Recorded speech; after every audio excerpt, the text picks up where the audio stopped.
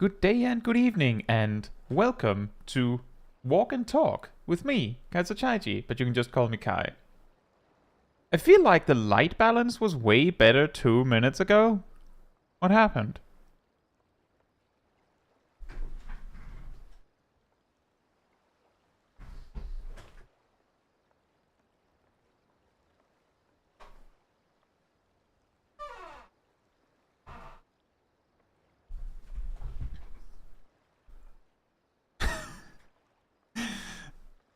I think that's it. I think that was it. Weirdly, removing this giant, just completely white blob on the door by opening it made the light balance a little better. Right, so trying to target. No one's targeting Derpy out in the distance. Thank you, ICA agent.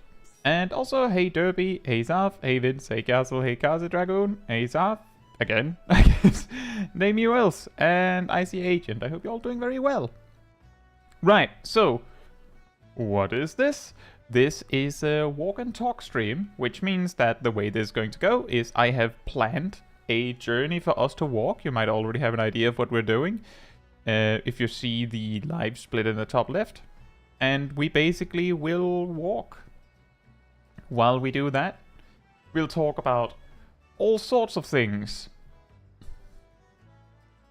So this is actually, if you have a question for me or something you would like to discuss, this is actually also a perfect time to do that. I'll see what I can do in regards to answering that. And once we reach our destination, we will probably look at some clips that the community has shared with me. And if you want to send your clips, you will of course have to find the clips review room in the Discord community server. Now, with that said, we should probably get walking. Hey Murfolk and Thundershocking, hope you're both doing well. Hey Aridel, hope you're doing well as well. So a thing here that some might not be perfectly aware of is the reason why we're walking as a gatherer job is because of the sneaking buff. Is it membership gifting hours? I mean, that's exactly when you want it to be.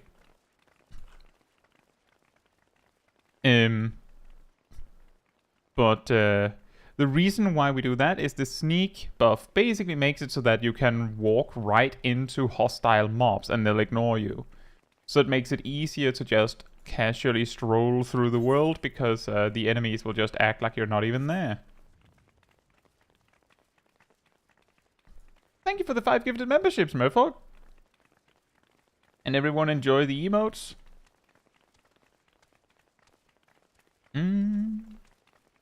Wait. I've walked the wrong way, I think. Hey Tristan, hope you're doing well.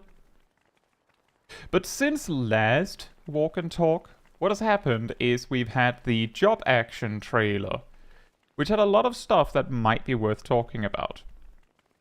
Something that I can of course say immediately is that regardless of whether you have watched the job action trailer and thinking, oh no, my job is ruined, or you haven't seen the job action trailer, but you have seen other people say, oh no, my job is ruined, or you haven't watched the job action trailer and just sitting there thinking, oh no, maybe my job is ruined. It's fine. It'll be okay. I've seen the job action trailer, and while some jobs have quite drastic changes, let's say, all of them look great. And most of them have I would say about the same amount of changes that you would have seen in from Shadowbringers to Endwalker. Some even less. Enjoy the jobstones. As the agent says, I was thinking about playing Dragoon and learning its rotation. Should I do it or wait for the rework?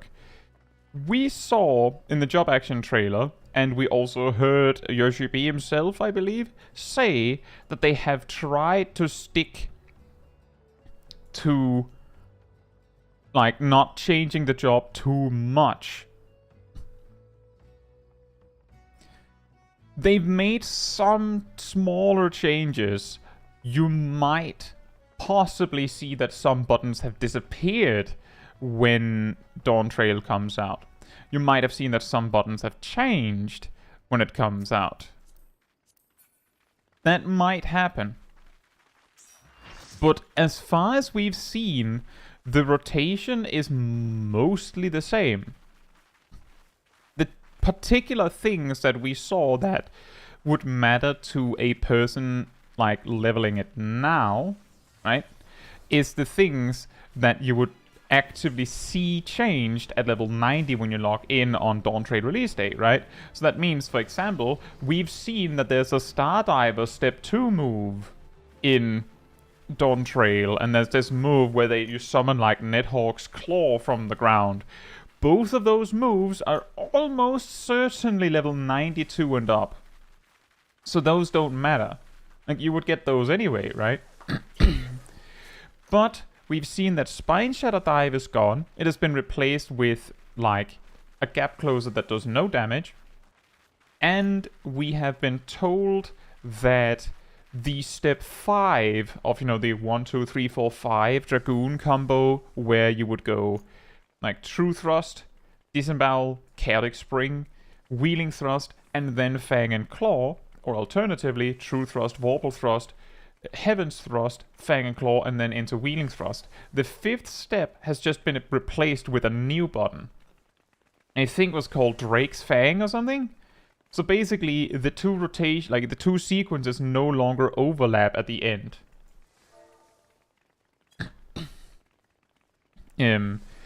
But that's kind of it. We also, like, as far as I remember, I didn't see Lance Charge or Dragon Sight in the job action trailer. That doesn't mean they're gone.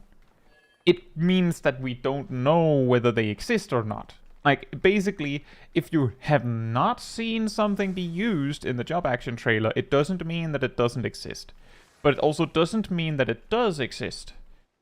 Which may be a little confusing, but the point is that there's a possibility that they've just smashed together all 3 damage cooldowns that Dragoon has and called it a day. And there's equally the possibility that they've decided to do something completely different, right? Maybe they decided to keep them, maybe they've decided to not keep them. We don't know. Exactly, Schrödinger's ability. We don't know until we see it.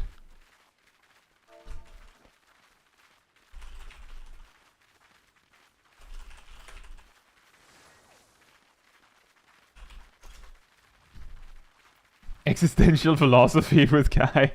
Also, hey Leah, hey Bronto, hey Zeros, and hey Cat. Hope you're all doing very well. But that is a very long-winded way of saying, ICA agent, that ever since the Dragoon rework was originally announced, I've said, sure, play. If you think it looks interesting, then play it. It's going to get changed anyway. It is going to get changed anyway. And like, all jobs will get changed. This wouldn't be the first or the last time that they would have just randomly also reworked a different job without having, like, warned about it. So basically, from what I have seen, Monk has gotten a more severe rework than Dragoon. And let me remind you that there was nowhere that they said that Monk was getting reworked until the job action trailer. That was when we realized that Monk was also getting a rework.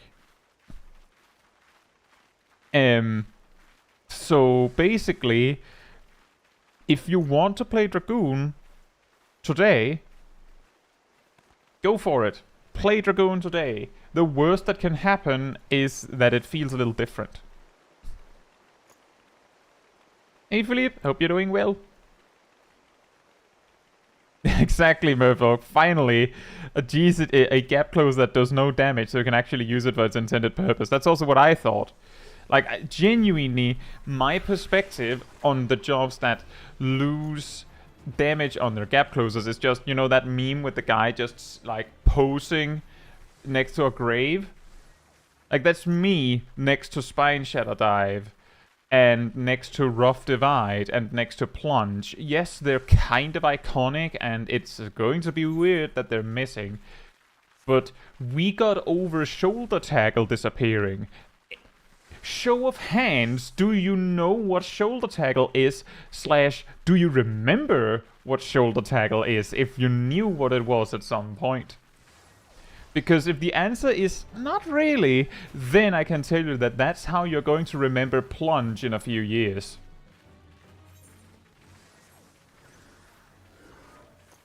Tristan says, also, hey Bronto, hope you're doing well as well.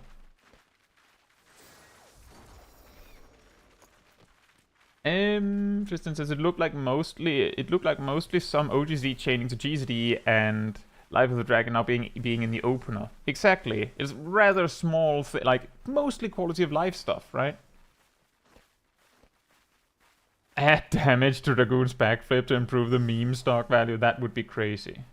Philippe says, if it'll be changed completely, why not learn the job now and then relearn it again? Isn't learning a job fun? That's also a way to view it. There's also the part that, and I will say this as many times as it takes, all of the jobs are going to be different in Dawntrail. Many jobs were completely different in Endwalker from Shadowbringers. And basically most jobs were completely different from Stormblood to Shadowbringers in one way or another. All tanks were different. Healers were drastically changed. How Enmity works was changed, which means all DPS felt a little different. All jobs. I just said hello, Bronto. Don't know about the monk rework. So in broad strokes, the monk rework is, from what we know right now,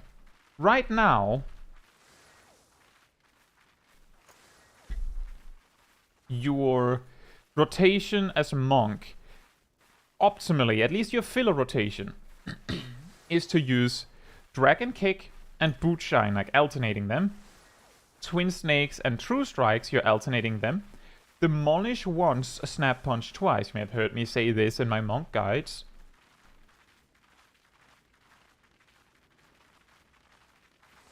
And what they're changing is more so the reason why, rather than changing what you're doing. In Dawntrail, they're making it so that Dragon Kick gives you, like, basically a gauge stack that makes your next Boot Shine do more damage.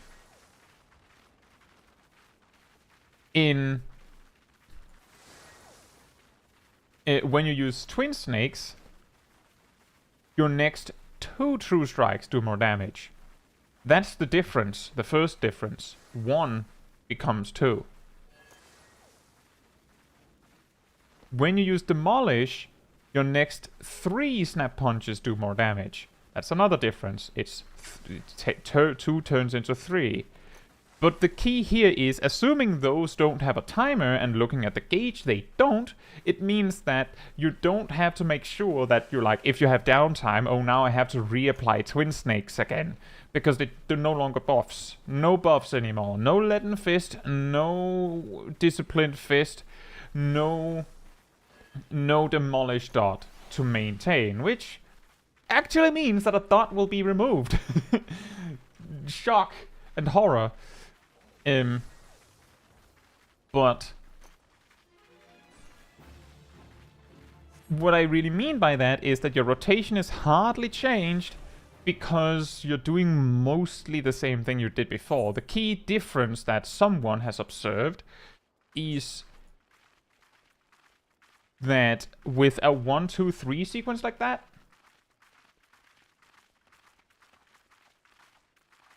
with a 1, 2, 3 sequence like that, it means that the looping rotation of Monk becomes 24 steps long instead of 18. That's a slight difference.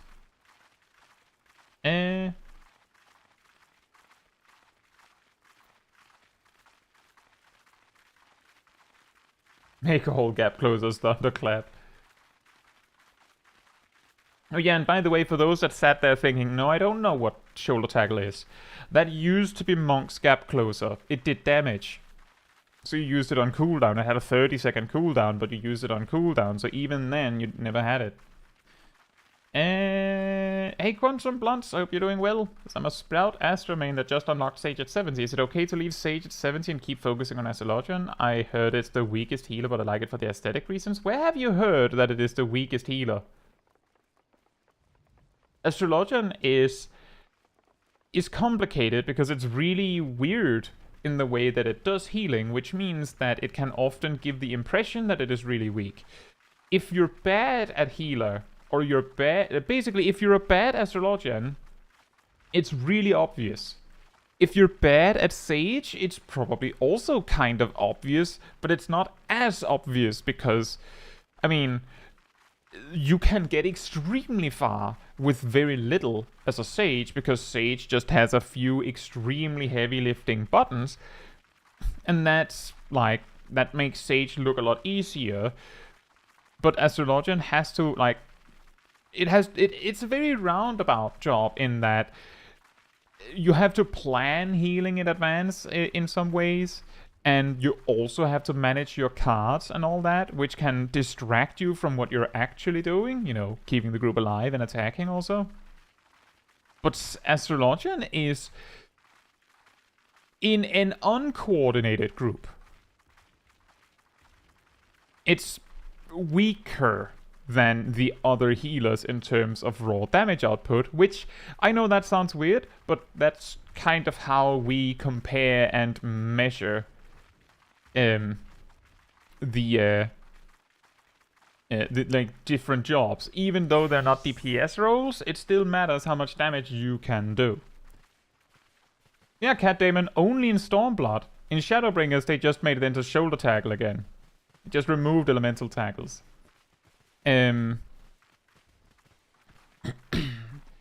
So, and in a coordinated group where you like line up cooldowns and bursts and stuff, Astrologian is actually on the stronger side. But here's the thing: it doesn't matter. In the content where you would have more uncoordinated groups, like casual content, it doesn't matter who's stronger or weaker, and even if Astrologian is weaker, even if it's weaker, all jobs are viable and strong enough, so it doesn't matter. You can play any job you want. ACA says, do you think Viper will be like Reaper? Most people are comparing it with Reaper. Based on what I saw, not really, no. No. Doesn't look similar to me.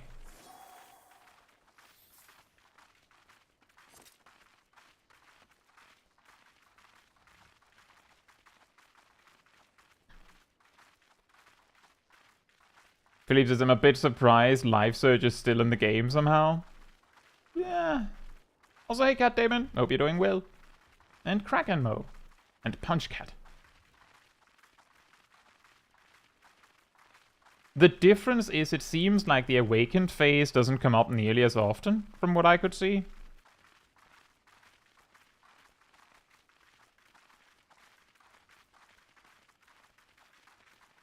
And then again, we've had the... I believe Brontome is our expert on comparing Reaper. Reaper's Enshroud is basically Red Mage's melee combo. It even finishes with a spell. So... does that mean that Viper's actually Red Mage too?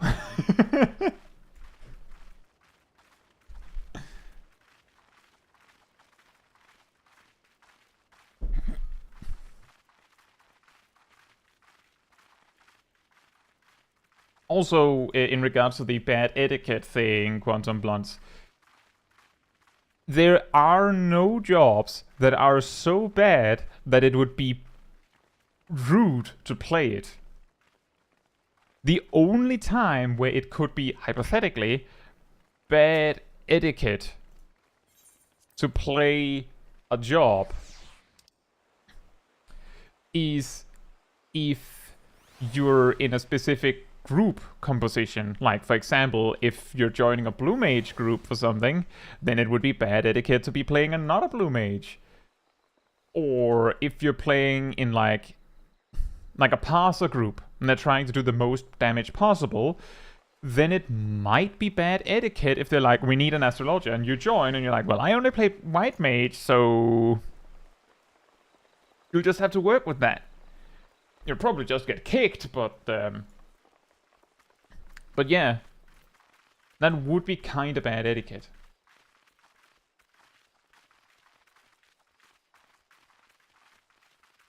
But yeah, back in Stormblood, shoulder tackle had different effects depending on what fist you had set up. It's just that you usually just had fists of fire on, which made it do more damage.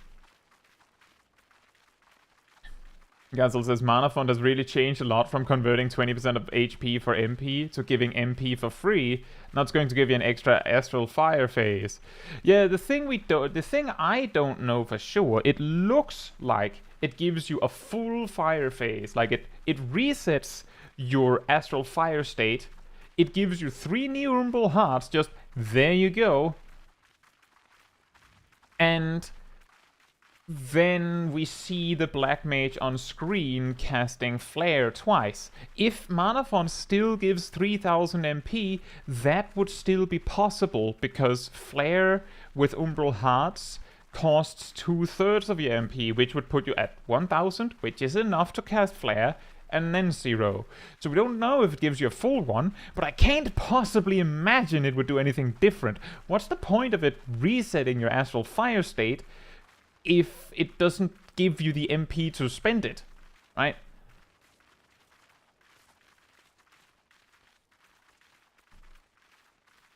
Reworks says, do we have the tooltips? We have no tooltips yet. And that's why the speculation is heavily like, well, that's what we've seen. And yeah, that's true, Leah. And that's also what it kinda boils down to. By the way, should I make a private party finder group so that we can have a big alliance raid?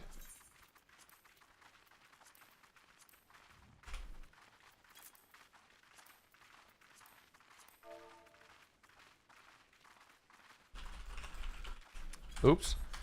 Zone change.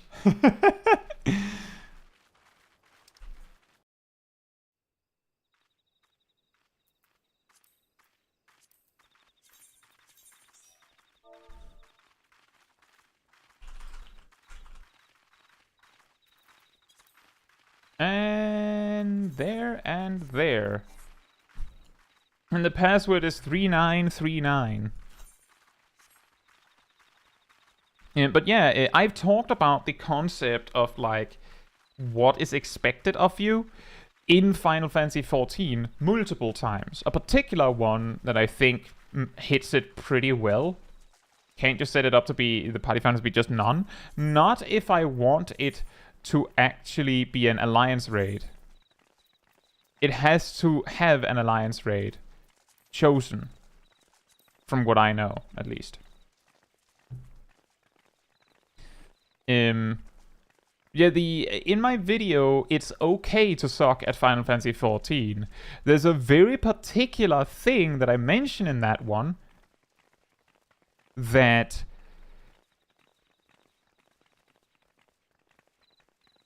it's okay to suck at Final Fantasy XIV if you actually suck at Final Fantasy XIV, right? It's okay to be legitimately bad at Final Fantasy XIV. No one's going to get mad at you for that. That's okay. That's allowed. We all have to start somewhere. Now, choosing to be bad at Final Fantasy XIV, as in intentionally playing poorly when you know better, that's an easy way to get people mad at you. That's why whenever I do those weird streams where I do challenges, the instant that I would, like, when we get to like alliance raids where I can't fill the entire raid out, I either do no challenge or I do something so small that it's just silly. Like, for example, just putting on all effects, making Bahamut large and things like that, so that it obscures my vision, but I can play just fine with that, so it hardly matters.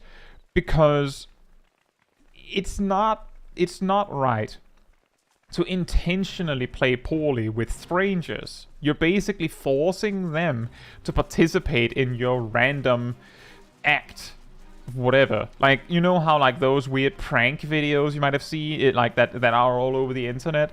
It's like that. But like 2/3 of the people participating don't even know that they're participating in a prank. So that's the reason why, like, the etiquette is play as well as you can. And I would also say that it's pretty good etiquette to actually to take advice when offered, especially if you're not that great.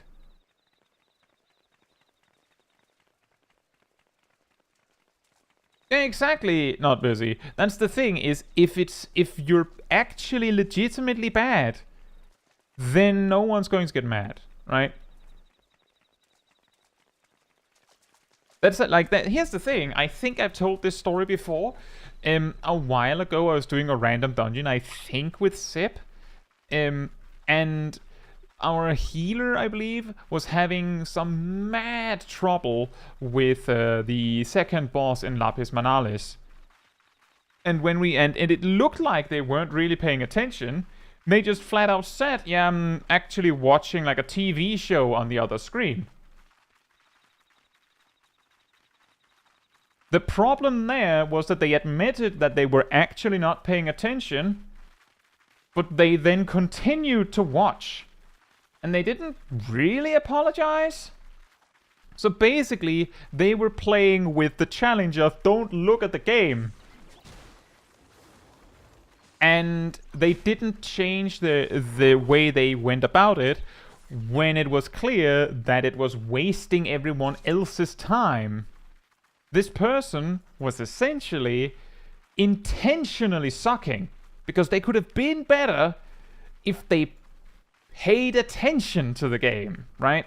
That is, I would say, a pretty good example of how it becomes very rude to intentionally suck. If this person had played fine with the TV show going, then no one would have noticed or complained. But the moment the person dies to mechanics they shouldn't be dying to because they're not paying attention, it means you're not good enough at this to do a challenge like this with strangers in the room. You'll have to do that with friends. Yeah, exactly. It's also arrogance. That's a very good point. Let's see. Philippe says that new Black Mage spell will probably also have an AoE component, I think, because it lines up perfectly with 2 flares. Yes, absolutely. I very much agree. I couldn't imagine it wouldn't have an AoE component. Imagine it, mana font, only resets your Astral Fire, but no MP. Now that would be weird.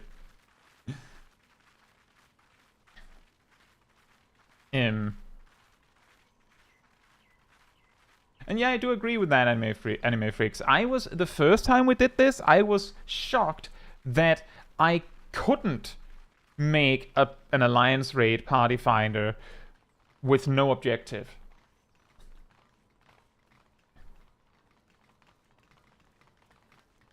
Also, hey Licky and Vyak. Hope you're doing well. Let's see, VX says, I mean, if you're bad at challenging content, the party will likely disband or kick you, but otherwise it's true, the majority won't get mad. Well, the thing is, if it's random content with casuals, then usually, most of the time, you'll just have to figure it out. Like, the key here is that if you suck so bad that it isn't possible to beat the duty, then I think the more likely scenario is that the group will use vote abandon. Was there a path over there that I didn't see? There was. Oh well, we're going this way now.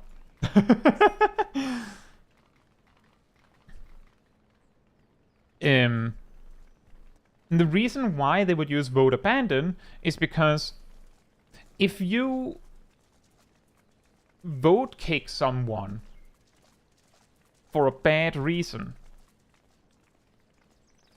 the person who got kicked could report you for doing so.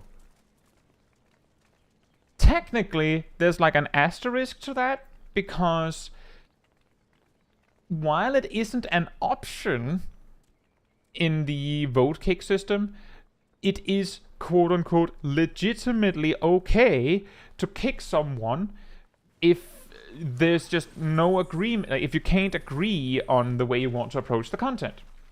Like if you just don't align in how the group communicates. What that exactly means is hard to say, but if the reason you're getting kicked is obviously because you're not strong enough, that isn't a legitimate reason to get kicked. So I would still imagine that the majority of players that knows this will click no if you try to kick the bad player for, I don't know, AFK when they're there. Because if they say yes, they're technically also in on it, right? If for the bad player to get kicked, all the three remaining players, I'm pretty sure it is 3, maybe it's 2, but at least the people that click yes are basically all in on it. VX says, do kicked players know who voted kick? No, doesn't matter. You just write all 3 names. And when it happened. And what happened, notably. It doesn't matter who initiated the kick, because everyone is everyone that clicked yes is at fault there. If you get kicked for an illegitimate reason, then everyone who clicked yes is to blame and could face punishment if they used the vote kicking system wrong. Punishment ranging from, you know, slap on the wrist to actual suspension time, depending on how often you do illegal stuff in the game elsewhere. Skill issue, I have a talking Dane on my second monitor. Also, I'm trying to keep up with what everyone's saying. It's just, you know, long tirades of me saying something to address something, and then I have to catch up. Quantum Blunt said, I feel like I should try tanking to understand what they have to do, to be honest. I have videos on the channel, one named Healers, but from a tank's perspective, and Tanks from a healer's perspective. They might help you, but the most effective way to learn of, like, how the other roles see the game is to play them. So I would recommend that you play tank, play healer, play DPS. In fact, I think a really, really healthy thing to try for everyone is try Black Mage. And the reason you should try Black Mage is not because I'm like, oh, it's the best job in the game, it's so complicated and difficult. That's because Black Mage is the job where movement is the most at a premium. If you understand how a Black Mage thinks when it sees a stack marker over there, but they're standing in ley lines next to the boss. What the Black Mage is thinking is, if you could come over to me, because my ley lines are here, and they can't come to you, but you can come to me. I put my ley lines in melee range so that you can come to me. And you see spread markers on all 4 players, you will often see that the Black Mage does nothing. They just stand there and hope you'll move. Again, because their movement is at a premium, where for most other jobs, it's not. So that's why I would say, try Black Mage. It might give you some insight into how a Black Mage thinks. Try Healer, gives you insight on how a Healer thinks. Try Tank, gives you insight to how Tank thinks. Try a melee DPS. Preferably not Reaper, I would say. Nothing wrong with Reaper, but among the melee DPS, Reaper is probably the one that most easily can just ignore their positionals. So if you try a different melee DPS, you might get the insight that, oh, that's why the melee DPS get mad when I spin the boss. That does make sense. Hey Cyanide, and hey Prof Young, and Diavola. Hope y'all doing well.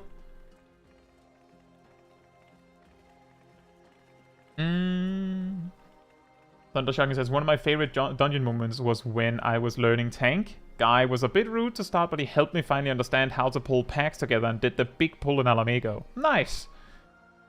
I actually had an interesting experience just the other day in Alamego. I had a warrior tank who didn't use raw intuition until they dropped below 20% HP, or, you know, around 20% HP. Oh yeah, definitely, Aaron. Stack markers should generally be put in melee range. My general opinion on that is, if I'm playing tank or a melee DPS, then I'll just look at you die in the distance if you don't come to me. So that's why my example was so specific. If the Black Mage was over in Narnia with their ley lines, it would just go, good luck if the stack marker lands on them. It's just too bad. That's funny, because I also had an interesting experience in Alamego the other day. Alamego's just something else, isn't it? So I had a warrior tank, one of those where they use raw intuition when they're nearly dead. The reason I knew this was because on the first few pulls, the tank only pulled one pack at a time. They seem to be a first timer, so that kind of made sense. The first pulls on Alamego are a little weird, so it kind of makes sense.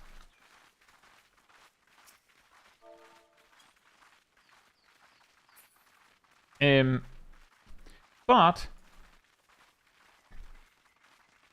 by like the third pull, I was like, let me see, will he use raw intuition? So I was playing Scholar, so I was just, you know, sandbagging it healing wise. I was just AoEing and just waiting to see, will he use raw intuition if I don't do anything? And like I was, you know, I had my hand over like excogitation just in case he didn't. But at 20%, he used raw intuition, healed up fully, and I was like, all right, he used it at 20%. So for the rest of the dungeon, or rest of the dungeon asterisk, I didn't heal him until I saw raw intuition, because clearly he wants me to do this. He wants to drop low. Well, let him. This worked until he did a double pull. So 2 packs, you know, the long hallway with the Giga pull in Alamego. The 2 first packs each has like a gorilla monster in it. Those gorilla monsters have tank busters with no warning that smack you for like 4k each, and the tank has like 22,000 or something in that dungeon, I believe. Something in that range. Which means that if you don't use raw intuition until you hit 20% HP, then the gorilla will basically look at you like you're an idiot and just BAP! And then you're dead. And what happened is that I knew this. I saw that the tank got double tank busted from full to like half. I looked at it and thought, maybe he will realize the danger. I'll wait. And then I, you know, didn't do very much because I was waiting for raw intuition. And then the second set of tank busters came, and the tank dropped to less than 1000 HP and then died to the auto attack before I could do anything. For the rest of the dungeon, he used raw intuition at 50% HP instead of 20%. Which I think is a good lesson. Ultimately, I think that was worth it.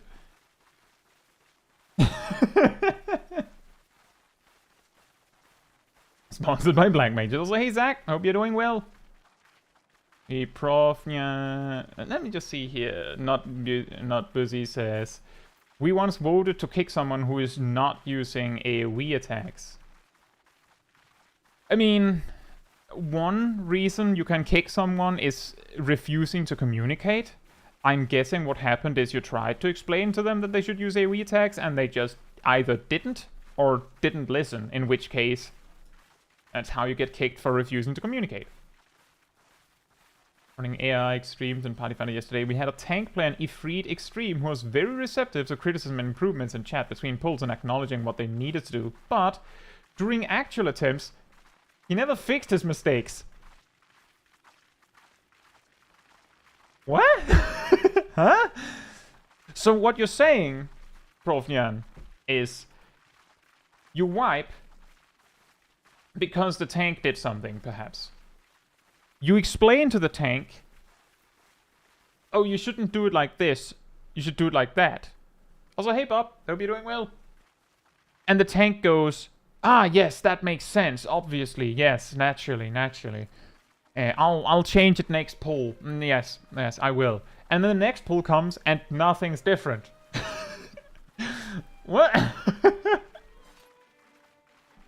Huh?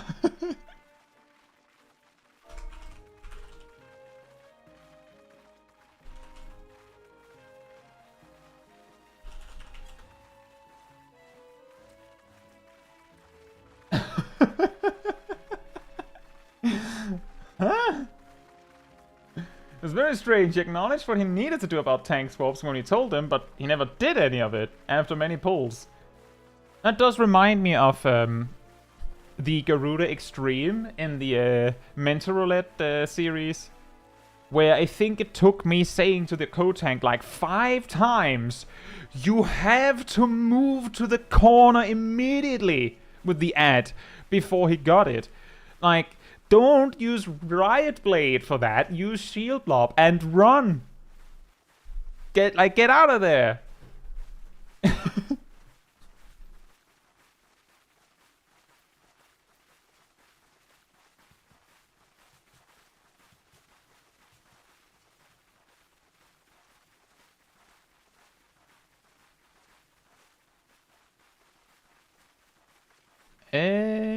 Oh, there. After this entire massive shortcut I was doing, it turns out that it wasn't that much of a shortcut after all. Cat Damon says, I personally find red mages less mobile than black mages. That is actually an interesting comparison, because back in Shadowbringers, I remember that it was like everyone typically said that red mage was like the super mobile mage, and black mage was of course the one that wasn't mobile by comparison. And Summoner was somewhere in between. But because Summoner could use, in Shadowbringers, they could use 4 Eggy Assaults, which were instant, and then they could use Ruin 4 times, and in the entire Phoenix phase, all of their attacks were again instant, and during Dreadworm Trance, which, again, are like 15 seconds,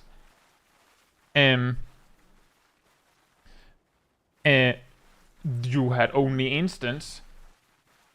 So I remember that I think I estimated that Summoner in Shadowbringers could actually move for like 80+% of their rotation. Oh, I didn't expect it to be this fast, but I suppose that was what I had kind of had in mind. Also, hey Ymir, hope you're doing well.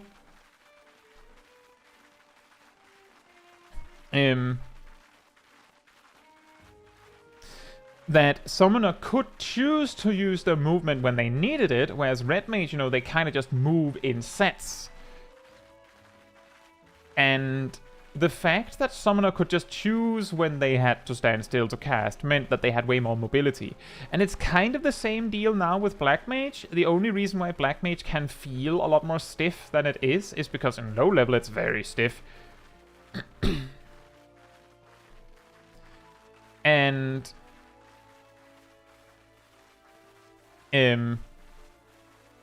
at higher levels, you can just, you know, like the problem is again that, well, if you want maximum damage, you're using triple cast for damage games, so it's not available when you actually need it, right? So it makes this weird situation where, like, if you go, well, if you're doing maximum damage, then triple cast is technically not a mobility tool. What do you mean Xenoglossy can be used for movement? I need those in my 2-minute burst. Well, you get 4 of them in every 2 minutes. Actually, you get 5 because of amplifier. So what? Damage. Which leads to this situation where red mage is more mobile in quotes.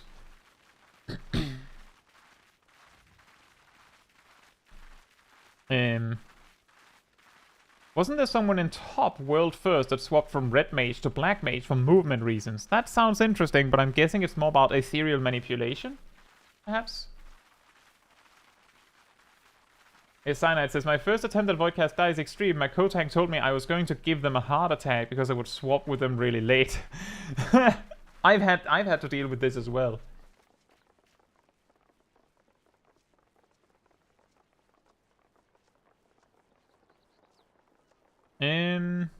Gazel says, you could move during Phoenix phase, but would you? Your Phoenix would just be following you around being all cute.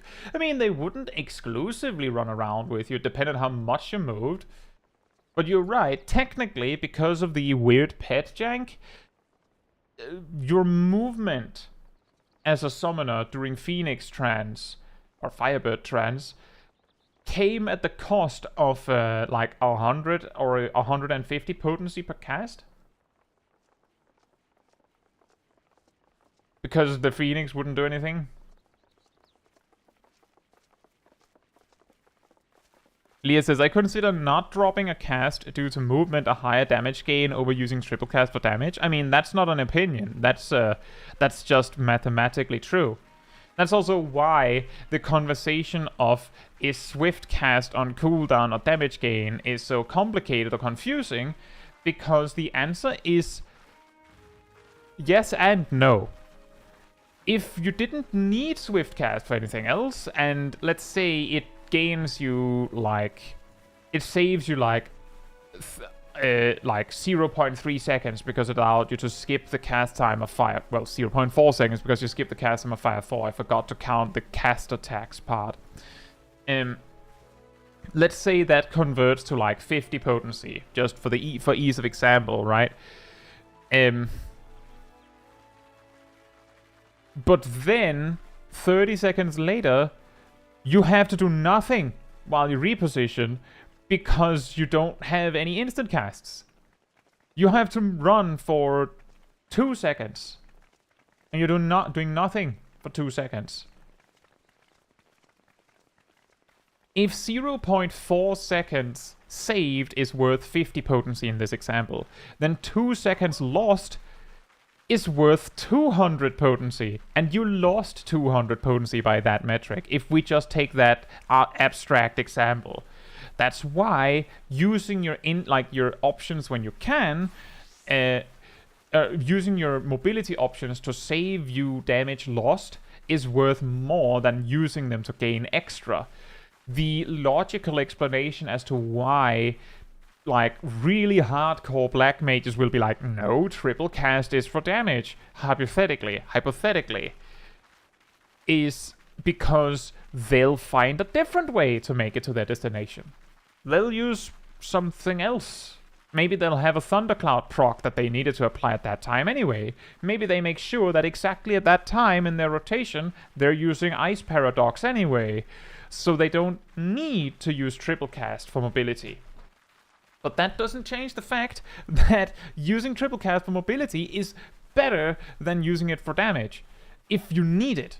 Also, I think I forgot your earlier Major Clang. I hope you're doing well. Using your movement tool for movement? Shock. Mia says, Guy, have you ever had a dungeon run that has just stuck itself in your head and pops up to ruin your day every now and then? Yes, the one with the guy that was watching a TV show and then failing incredibly at healing. And then admitting to that, and then just continuing to watch the TV show anyway.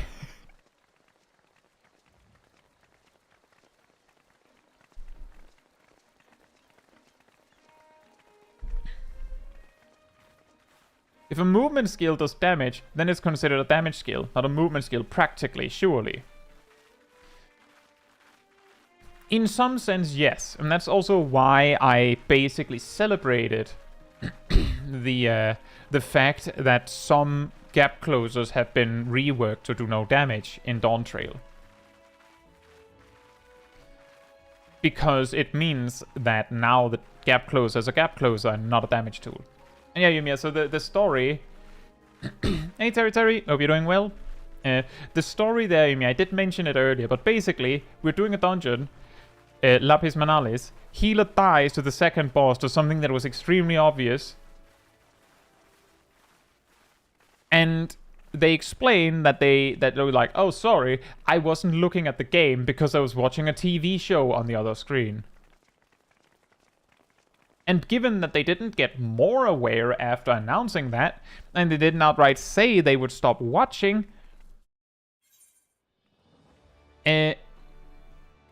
we can kind of conclude that they didn't stop watching. And this came up earlier because it's kind of an excellent example of why, like, how it is okay to suck at Final Fantasy XIV if you're genuinely bad, but if you're bad because you're not trying or because you're intentionally playing poorly, that's not okay. For example, if you're playing Final Fantasy XIV while watching something, but you play well enough that it's not obvious that you're, like, you know, kind of mailing it in, then no one's going to say anything. But if you're dying to stupid stuff because you're not paying attention, I'll have to try and find a good spot for us to be in. I think the plaza here is maybe a bit much. Then you shouldn't be watching a TV show. Like, genuinely, I would say I'm pretty good, pretty solid player. But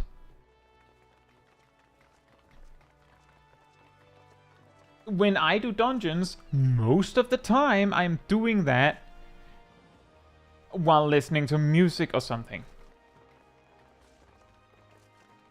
If I'm watching something, or like have a show on, or like a stream on, it's usually something that I'm not really paying attention to. Like, I might go, huh, what was that? If something really interesting happens. Oh, that's like a, you know what, you know what's missing here? Like a bench? Like, that would be nice. But I think this is a good spot. We have a lot of space. I hadn't actually planned a specific end spot. But this works. Only 50 minutes. I didn't plan for it to be extra long. I actually planned for it to be a little bit shorter, so that's good. About 50 minutes. As I usually play Kai's stream archive at the background when I do my dailies. Oh. Watch your stream while tanking Heroes Gauntlet. Just remember, don't stack the stack markers.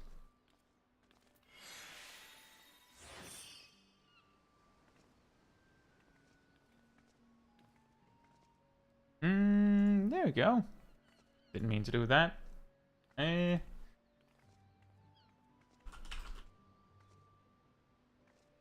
was just trying to close it quietly, and then it was like, well, you haven't saved it! You haven't saved it!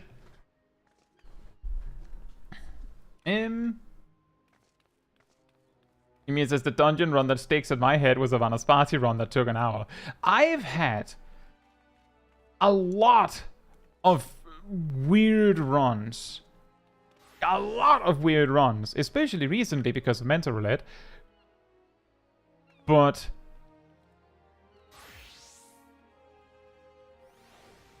that's the reason why, I suppose, the run where someone straight up just admitted that they weren't actually, like, that the reason why they were playing poorly was because they weren't trying.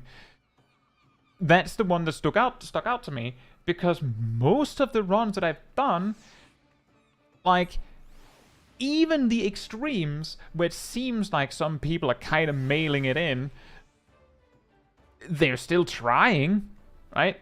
They might just not be very good, but they're trying. You can even go to the limb lane sign and the lighthouse view. You could do that too. We can also stay here for a bit.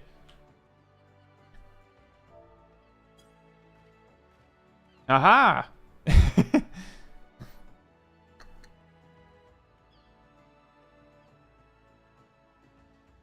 An hour in Vanaspati and then the tank rage quits. Ugh. And also an AF that times out.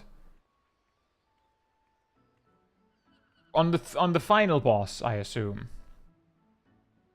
Terry says I had a dead ends run where my level 9 for my level 90 roulette, where literally everyone in my party died on every single boss and I had to solo them. I didn't quite have that, but I did kind of have that almost in one of my mental roulette streams. Not streams, mental roulette videos, sorry. In that there was that run where I basically went over the mechanics for dead ends, where on the first boss the only reason why the group didn't die was because the red mage repeatedly rested the other two. And I think the second boss I straight up soloed that one, and the final boss we managed to get through because suddenly the healer was playing way better. But yeah, the important part is that they're trying, which is why, like, when I have runs like that, that's fine. If they're trying and there's like progress being made, then that's fine. As long as something's happening and people are trying and there's improvement somewhere, then there is a chance we can beat it. Like, that's the reason why I feel like the biggest extremes, and yes, pun intended, absolutely, in my mental roulette series has probably been from Zorvan Extreme to, and that wasn't that long, but Thornmarsh Extreme. Those were like the extreme opposites. On Zorvan Extreme, there were first-timers that had, you know, done their homework, watched a guide, read a guide, like, prepared themselves for this. On Thornmarsh, in our final pull, actually in the final pull, we killed we had the first, Morg's Guard dies, heal up, and remember you have to do that twice. And the summoner in the group, which from what I could tell had been there the entire session, went, "Do we kill now?" And I'm sitting there, I had been there for like 20 minutes. And what went through my mind was, have you been killing them after the first one each time? Is that why we randomly would kinda screw up the second round each time? Or did you just randomly guess when it was time to go full blast? Like, we went over this multiple times, how it worked. And on the final pull, the summoner basically went, they basically said the equivalent of, I have no idea what we're doing. And we'd been there, like, I hadn't, because I was a late replacement, but the group had basically been there for 50 minutes at that point. 50 plus minutes. And this person gave the impression that they had no idea what was going on. Bit annoying. Also, hey Fila and Warcraft Traveler, hope you're both doing well. And in that case, Fila, good night. And Oscar, hope you're doing well as well. Actually, the reason why I decided to make this little Lanozea circuit for today's walk was that I went, is there a way I can make a path where we walk through all three of the start regions? And that's when it occurred to me that the only way to get to Lanozea from Thanalan or the Black Shroud is by boat.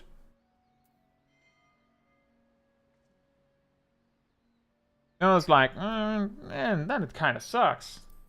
It's not as fun. And then I noticed how gigantic Laodicea is, and I could make a circle.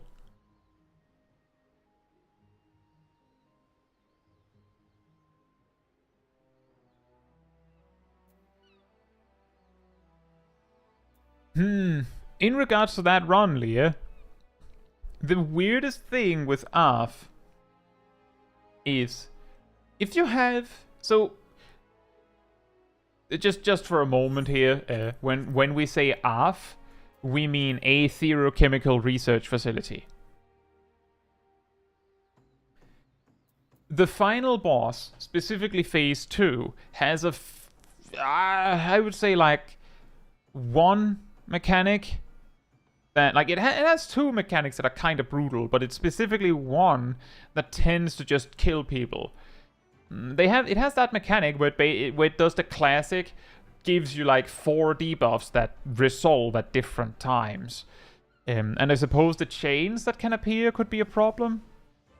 But the real danger, as far as I know, and in my experience, is the dual star mechanic, where it summons 2 ice orbs and 4 fire orbs. And then the ice orbs explode in a donut AoE, and the fire orbs explode in a massive circle AoE. The chains are not an issue because there's always a stack marker before that. Yeah, exactly. It's like the set of mechanics happen in a way where you have space to resolve them, and they kind of like fix themselves in a way, so it's no big deal. But dual star, the reason why it's so scary is because the way that it resolves is the orbs that start closer together resolve first, and then the ones that are further away explode. It resolves second. And I think it's random whether the ice orb is exploding first, ice orbs I should say, or the fire orbs exploding first. And there's not very much time between the 2 explosions, so if you don't know what to do, you will get hit by both. It is random. Okay. Of course, the key thing is that it's not random which ones explode. It's random how they're spawned. So, and where they spawn indicate what order they explode in. If the ice orbs spawn close together, then they explode first. If they spawn far apart, then they explode second. So the moment you see the orbs, you know where to stand if you understand the mechanic. But the thing that makes it really scary is that it has such a short reaction window that I could imagine that a lot of people just get hit because of latency. But, and yes, exactly, Leah, that's what I was getting at, is if you can't do it, then a winning move is just basically go over to the entrance. Like, just walk over to the entrance. That's a safe spot from the ice from the fire orbs, but not the ice orb. So you'll get hit once.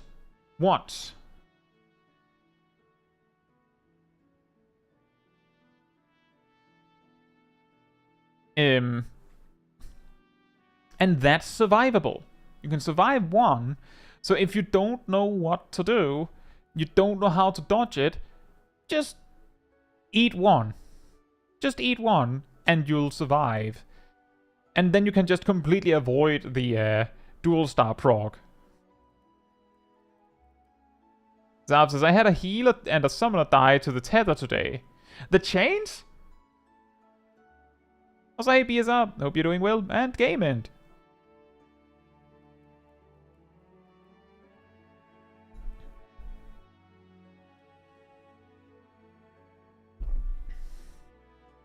Grab Traveler says, well, did you know that last time I joined a 42-minute going group that was wiping because of chains?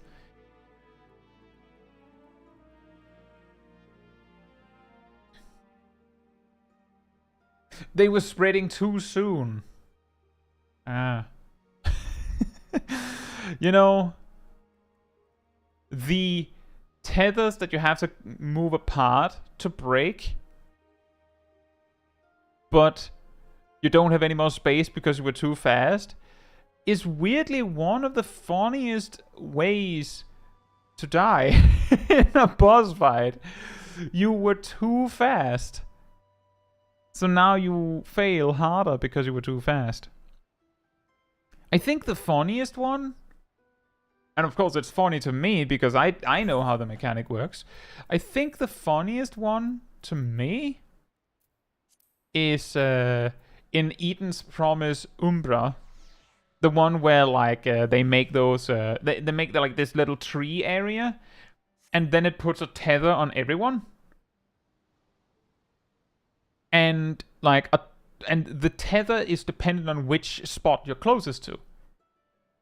And then like 1 or 2 seconds later, it solidifies into a vine, and that's when you have to run. But most people just like mash, sprint, and bolt the instant they have like the like orange beam indicating that you will get a tether. Like you don't have one yet, but you'll get one, and then they have to like run across the entire arena instead of just like a quarter or halfway through, because they already ran like 3/4 of the length of the arena before the tether appears.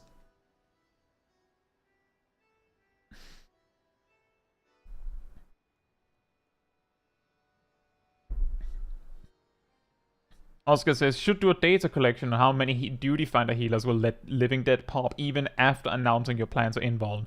Here's an interesting thing. I've talked like a million times about Living Dead, but something that I found really funny that got added to it when I made my tanks but from a healer's perspective video is that some healers will heal you through Living Dead because they don't actually know what it does. Some healers will, you know, let Living Dead proc even without you saying anything because they know what Living Dead does. Some healers will react to the announcement that you're using Living Dead and act accordingly. But some healers, and these were the weird ones, and I think if some of you might have seen my video about you pull it, you tank it, and all that. These players that I'm about to describe, I think, fall squarely in the healer god complex box. Because some of them, and they even made themselves known in the comment section, basically said, I'm going to ignore your invuln because I don't trust you to know how to use it right. I'll heal you through it anyway. As in, they see the Living Dead, they acknowledge that they know what you need to do, but they think you don't know.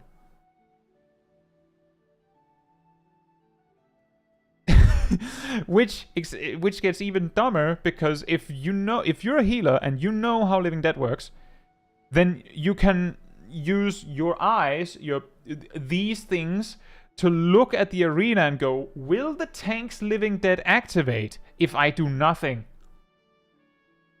And if the answer is yes, then do nothing. You don't even have to evaluate whether the tank has done it right. You just look at it and go, well, you're not going to die if you use Living Dead there, so I will just ignore it. Like, you clicked too soon.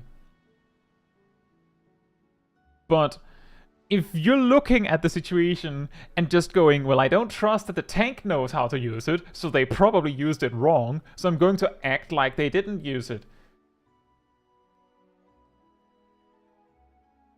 Huh?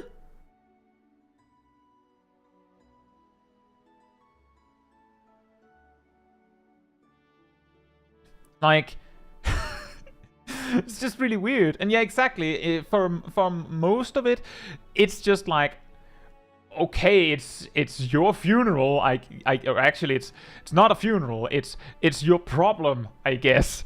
If you choose to ignore me trying to help you, then that's on you. Then you don't get to complain. But I think the reason why it becomes an argument is because those healers will actually go through an even, like, they might go through a bigger, weirder sequence.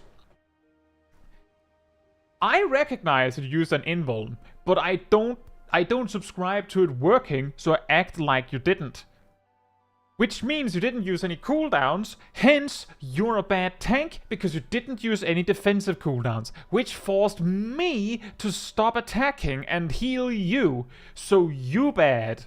Not me, you bad. And then you just sit there again. Huh?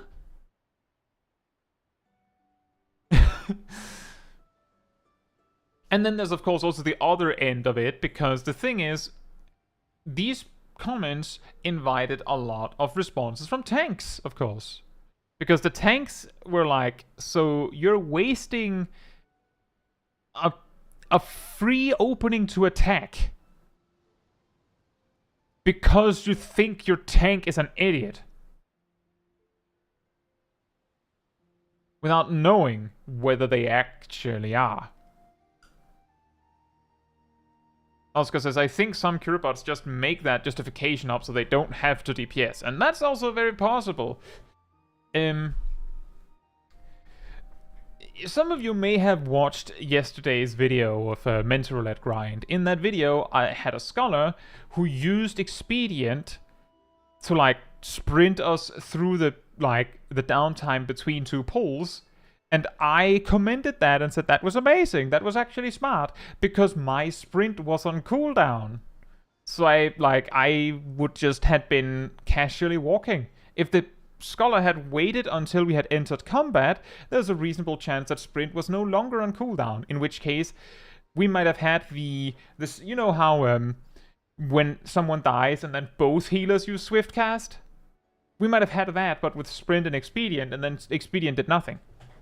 Which is why it made sense to use expedient at a time where I probably wouldn't use sprint, even if I had it.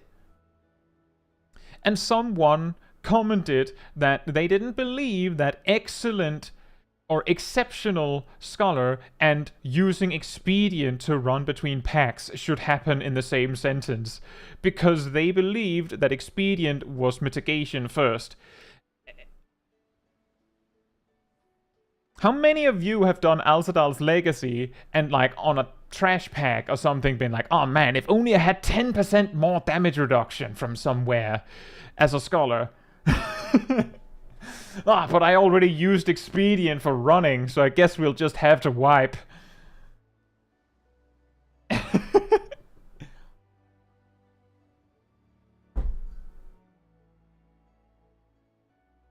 Yeah, exactly. Expedient being used for the sprint is actually more damage reduction than using it for 10% damage reduction. Like,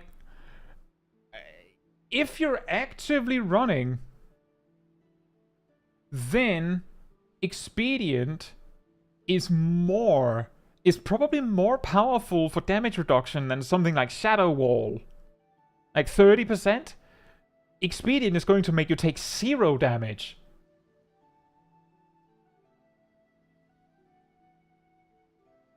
Expedient's damage reduction is also a lot longer than the expedient sprint duration. That's true, because the sprint duration was so blatantly overpowered that it had to get nerfed to half length. It was that good. Not Busy says, I have a challenge for you. What is the challenge? I wonder if they do the same with Paladins healing a full HP tank with Hallowed Ground active. I think, Licky, that part of what happens there... I think part of what happens is that Living Dead requires the healer to do something specific, and if they don't do that, then suddenly the healer's to blame, right? Like that, and the counteraction for that is to go, no, I'm not to blame. You're the idiot for using the button. So there. I think that might be it. Like, it's like a defensive countermeasure. Because I can see it. It's the same as the cure bot thing. A lot of cure bots originate from a point, like, from different games where healers are absolutely not expected to attack. And because they tried to get creative and attack a bit, they got blamed even though it was not their fault. Trying to play with the controller. I had considered it, not busy. It's not going to happen. I don't think I'd enjoy it. So I'd just rather not. So what you're saying is that sprint is an invuln. Sprint is actually close too.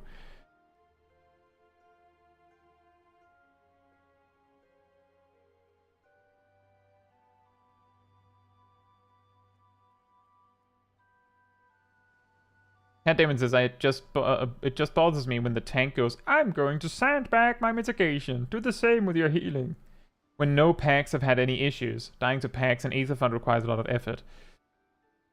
Well, I'm not saying that playing on controller is bad. I'm saying that I personally don't like playing on controller. Let me paint you a picture. Like a pictomancer. I will play Dark Souls on mouse and keyboard, even though it's kinda whack. I will play Monster Hunter on mouse and keyboard, even though it's absolutely not the thing that most people do. If I open a game that I bought and it says it's best played on a controller, I will say, okay, well, maybe I don't want to play. Legitimately, the first time I opened Lies of P, it said that. And I went, in that case, I don't think I'm ready right now, and closed the game. And came back like a few weeks later, and found out that the game plays perfectly fine on a mouse and keyboard.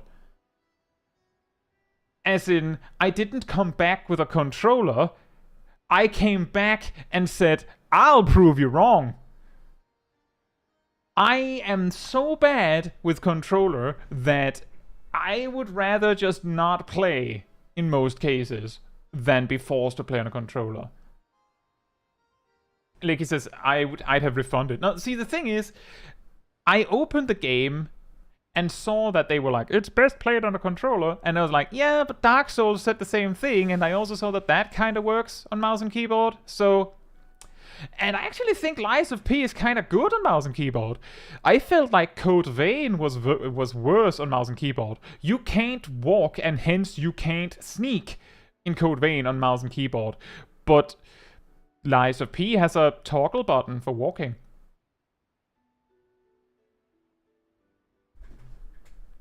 And that's also true, Giraheen. It's just that sometimes when they go, it's best played like this, if they have to warn you that the game is best played in a specific way, it sounds like it's kind of bad. Code Vein allows sneaking? It does, but only on a controller. It doesn't allow you to sneak, it allows you to like casually walk, and that's silent, so you can sneak up on things. But not on mouse and keyboard. There's no way to walk. I was gonna say, since you told me to kite mobs in emergencies, I've survived so many more sub 50 dungeons with new healers. It really does keep death away with sprint. And yeah, exactly. Kiting works. In one of my mentor roulette videos, I had the situation where someone did like the giga pull in Shisui of the Violet Tides. And the tank, for some reason, didn't use their invuln, but they started running, and I said that. They didn't do the thing I expected, but they started kiting, and someone in the comments were like, what's with the sarcasm? And I was like, it's not sarcasm, I was legitimately excited to see that they were kiting.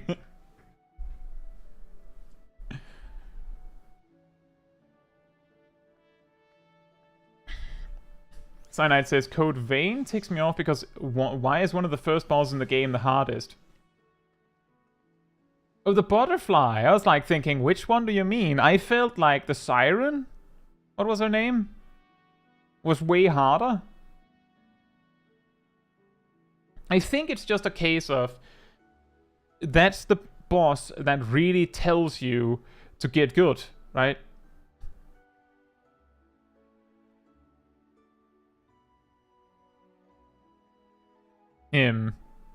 I didn't have, like, I think I died a few times to Butterfly. But I mean, the thing is, it's hard. Welcome back, Emir. It's hard. to like properly set the difficulty of a boss.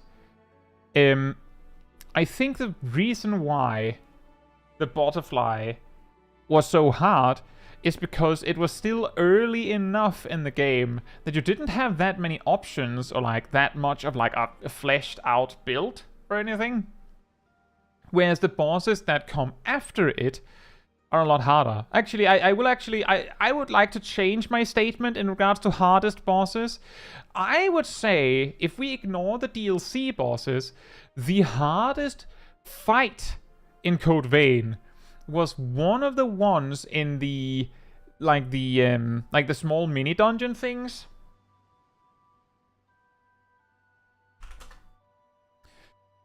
Where there's two of those dudes that just do like the speed roll at you.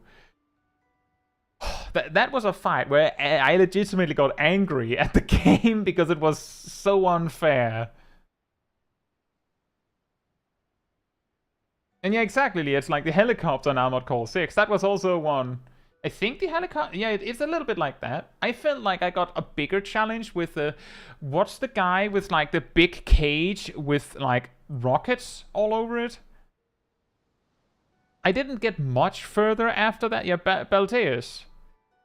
That was a hard fight. I didn't push much further after that because then I got distracted with other stuff, other games. But I beat that one, and that was hard.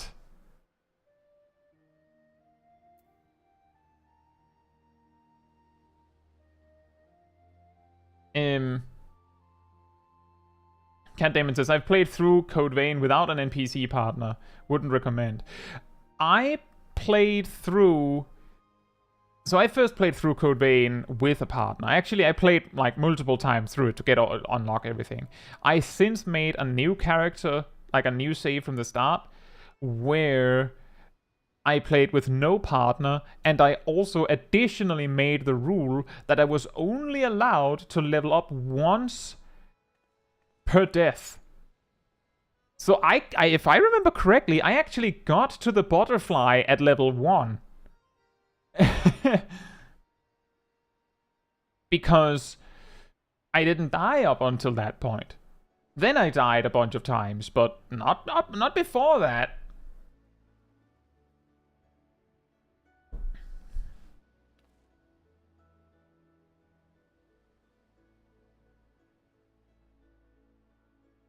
And yeah, that's the classic Cat Damon. The ice and fire fight in Code Vein. It's insanely hard. With no companion. If you have a companion, it's a little bit easier. Because then they at least help you. Here it says, I remember Code Vein for having awful maps. I don't know if they were awful maps, but I can kind of see what you're going for there. I can kind of see what you mean.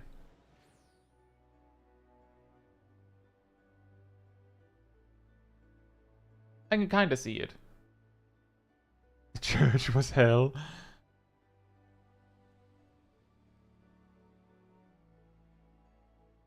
The church. Was it a church?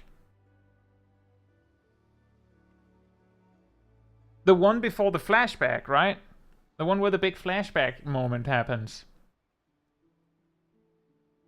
I remember that one was hard. It was so hard for me that basically when I got to the checkpoint like halfway through, I basically, like, to beat that Berserker boss, I had to farm levels the first time. Like, I had to farm levels to be able to beat it. Oh.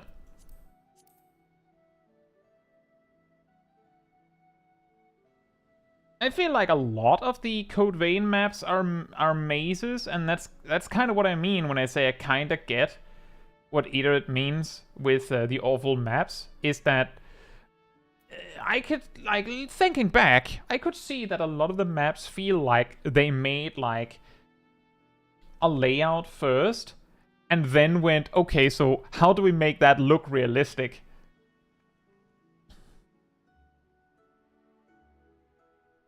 And yeah, it's also one of the bosses with a terrible boss run back. Exactly. The reason why I had to power level at that point was because most of the power leveling was actually as a result of me going, well, there's no point in me trying to beat the boss if I can't make it to the boss with full health.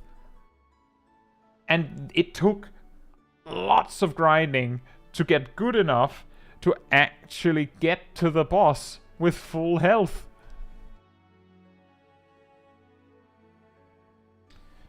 The Anolondo looking at. What does Anolondo look like? Can't remember. Let's see. Let me see if I can find it. We're talking about the... Let me see if I can... We're talking about the Cathedral of the Sacred Blood. Discount Anolondo is the church.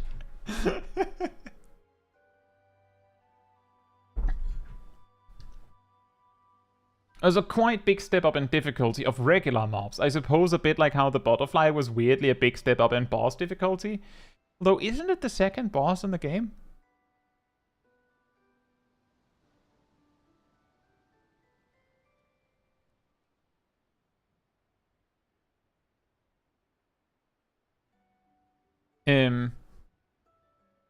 But yeah, my point is that I would rather play a game on poor mouse and keyboard controls than be forced to play on a controller. It's just easier for me. I have an easier time with games on a controller if it's two-dimensional. Either by being, you know, side-scroller or being top-down. The key problem I usually have is that, as you may have noticed from my streams, I often micromanage my camera all the time. Like, I'm looking all over the place all the time. So on a controller, I would basically have to play with claw grip, right? To actually adjust the camera all the time. And that just doesn't work. Like that's not healthy for your fingers. Hey Jack, and Weather Witch. Oh, you're both doing well. And Ogni. Right. We have also reached our destination. We did that like 20 minutes ago, so maybe I should find some clips. That's how does I actually do that. Hey Baron, hope you're doing well. We have a lot of clips. Short walk today. Yeah, it turns out that you can take a walk around all of Lanosea in like 40 minutes. I thought it would take longer. But we started here, went all around here, and then finished here. And it only took like 40. I expected it to take way longer. It turns out that just getting like out of Ultima Thule takes nearly as long, it felt like. Right, clips. We have clips from... We have a lot of clips, so let me see who we have and who we don't have. We have a bunch of clips. Hey, is Merfolk still here? Is Merfolk still here? Because I have a clip from a really, I suppose, months-old clip from Merfolk.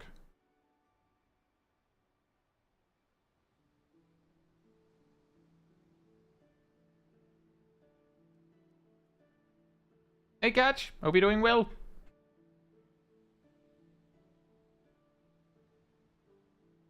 Well, hopefully Merfolk is here somewhere, but I will keep it. Actually, it was... Okay, was it 50? Fair enough. Well, then I haven't wasted as much time talking about other stuff. And also, hey, Fat Man. Hope you're doing well as well. And yes, I'll also say I also very much enjoyed Code Vein. I feel like the fact that you have a companion helps a lot. For some reason, playing through the game without a companion makes it just... it's very different. Hard to explain. I believe Viech is here, is that right? I don't know if Oscar's still here, but there were some clips from Oscar, I believe. Cengiz was your main companion. What was his name? Been years since I played. I basically exclusively used Yakumo. Exclusively. I also used a two-handed sword for most of it, so we were basically just big sword bros.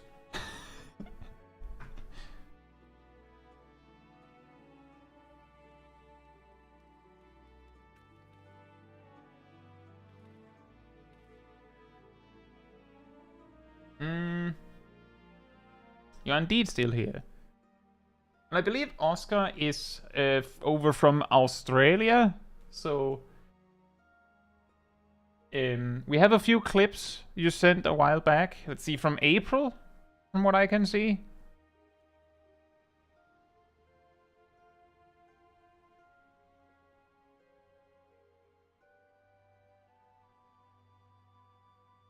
I believe the final build I used in Code Vein was like with that mace from the Berserker, yeah. I basically used a build where I just buffed myself up and used a lot of dash attacks. And later still, I made a build with a giant greatsword that still had the fast mobility. And I got around the fact that your swings are really slow because the dash or the roll attack is really fast. So just roll, smack, roll, smack, roll, smack. And it was really stupid. Didn't work super well on the DLC bosses though.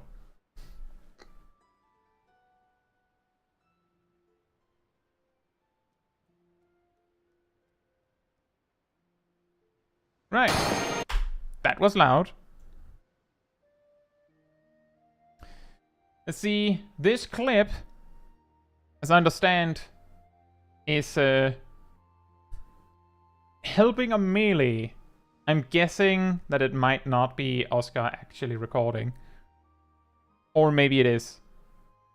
It's very interesting camera angle. This is not my fault. This is actually how it looks.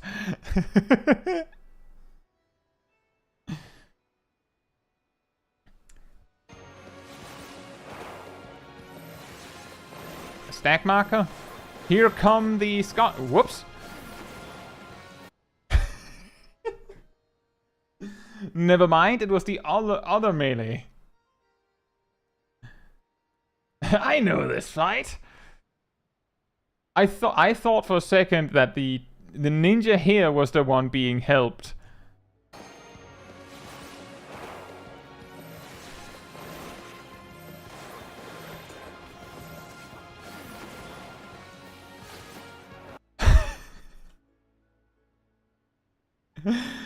Wow. I mean, I'm just saying, you could teleport now. You could teleport now. And you gave it like a good half second longer.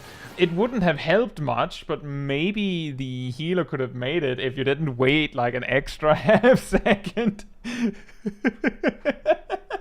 He was I don't know if he was undergeared, but he wasn't at full health. Like, he went from like 70% to 0, and you went to like 40%. It was just the assassination. Whoops.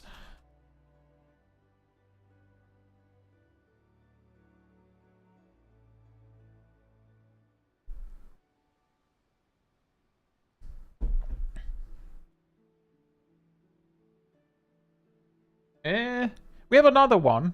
We have a... That's weirdly small.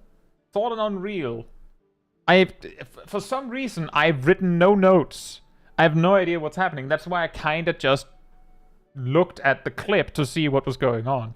What are we looking for, Oscar? Sell us on the clip. Ain't it? Hope you're doing well. Need hotbar? Oh yeah, I guess you have your actual hotbar hidden somewhere.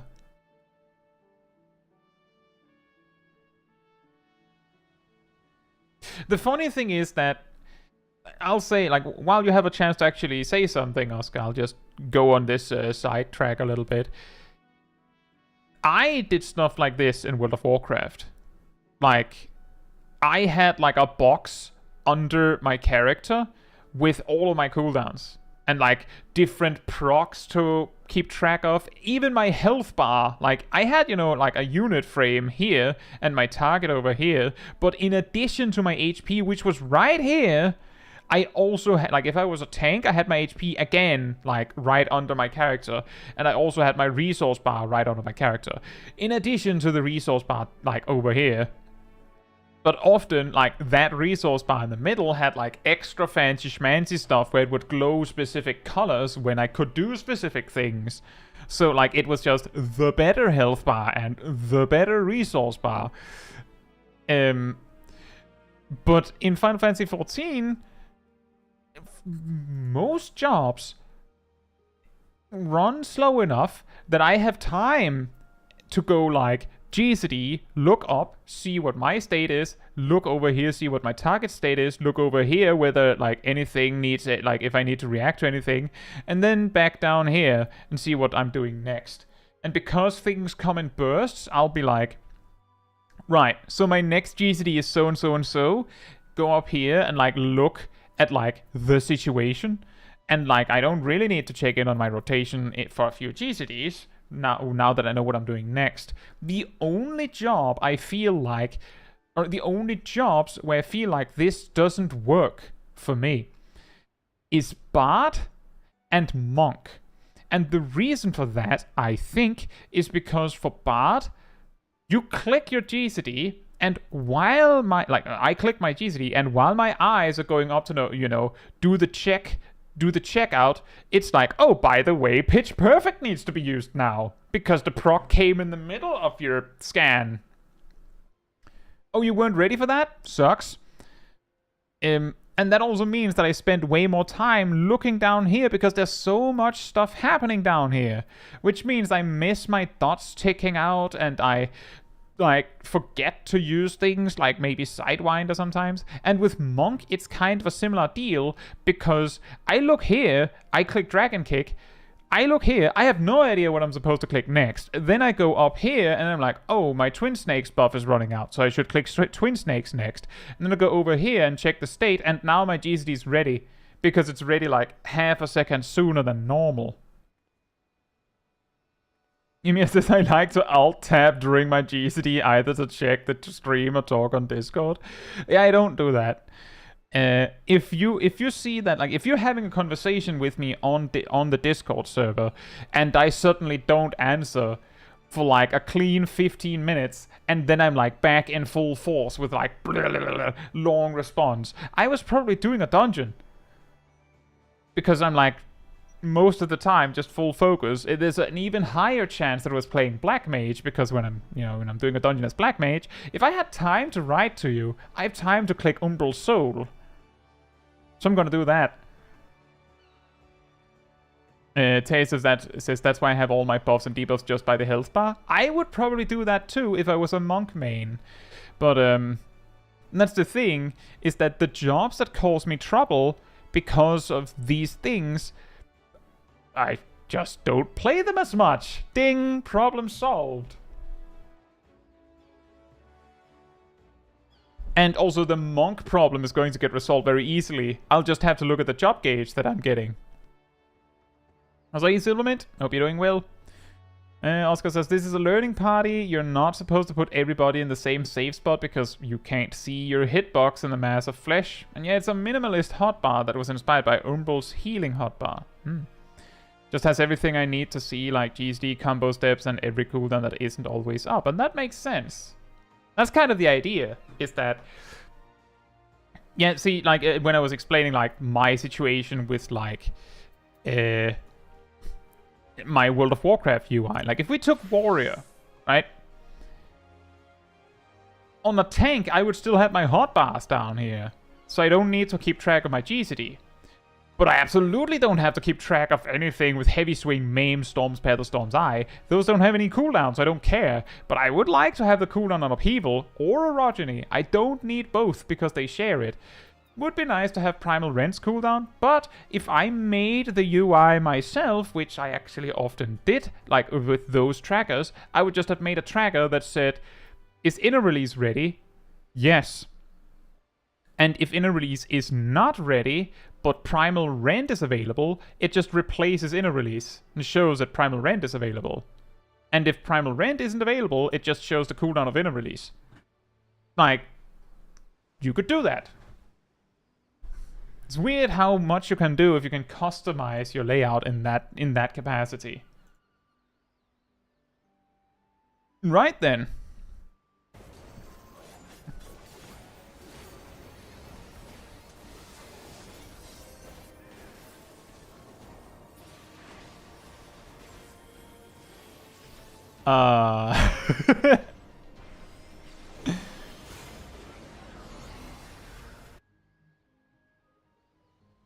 Wait, what happened?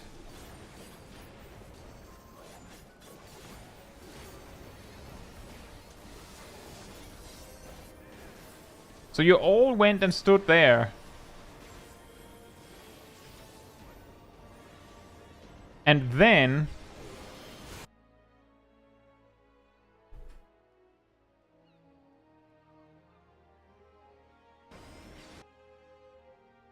Is it here? Was it here? What? Why is he over there now?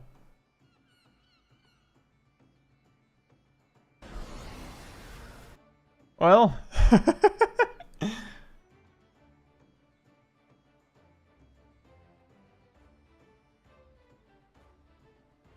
Ogni says, I noticed that when, let's say, Ogni said, I have my buffs and debuffs next to my health bar, but I usually check them by the party list instead of there. I noticed that when being not in a party, I have trouble seeing my own buffs and debuffs.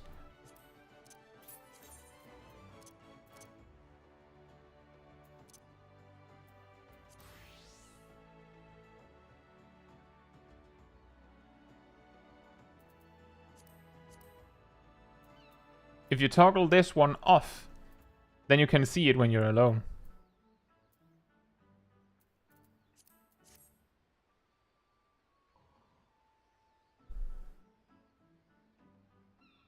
It was pretty funny for me because I had in some of my earlier, I believe in my, I think my first Scholar guide on the channel, which was back in Shadowbringers, I brought a friend to be in party with me so that I could see the party list.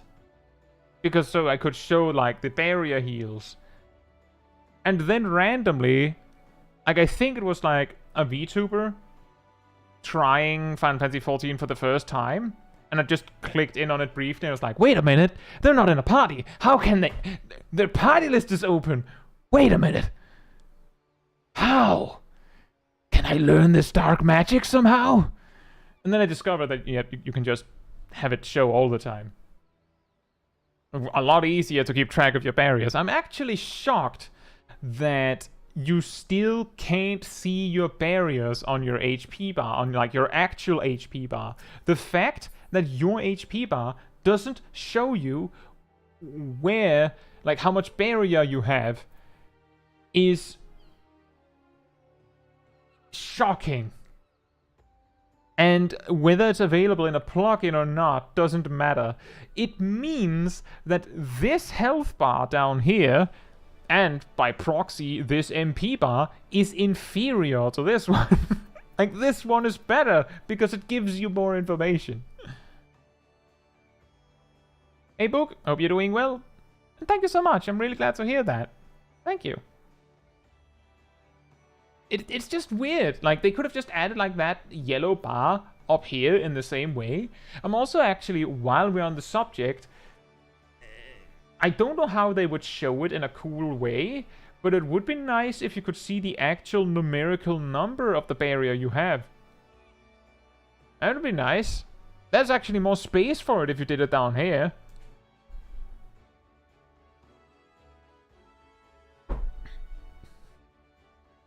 Philippe says, I need a little help. I'm leveling warrior for the first time and I'm now at 50.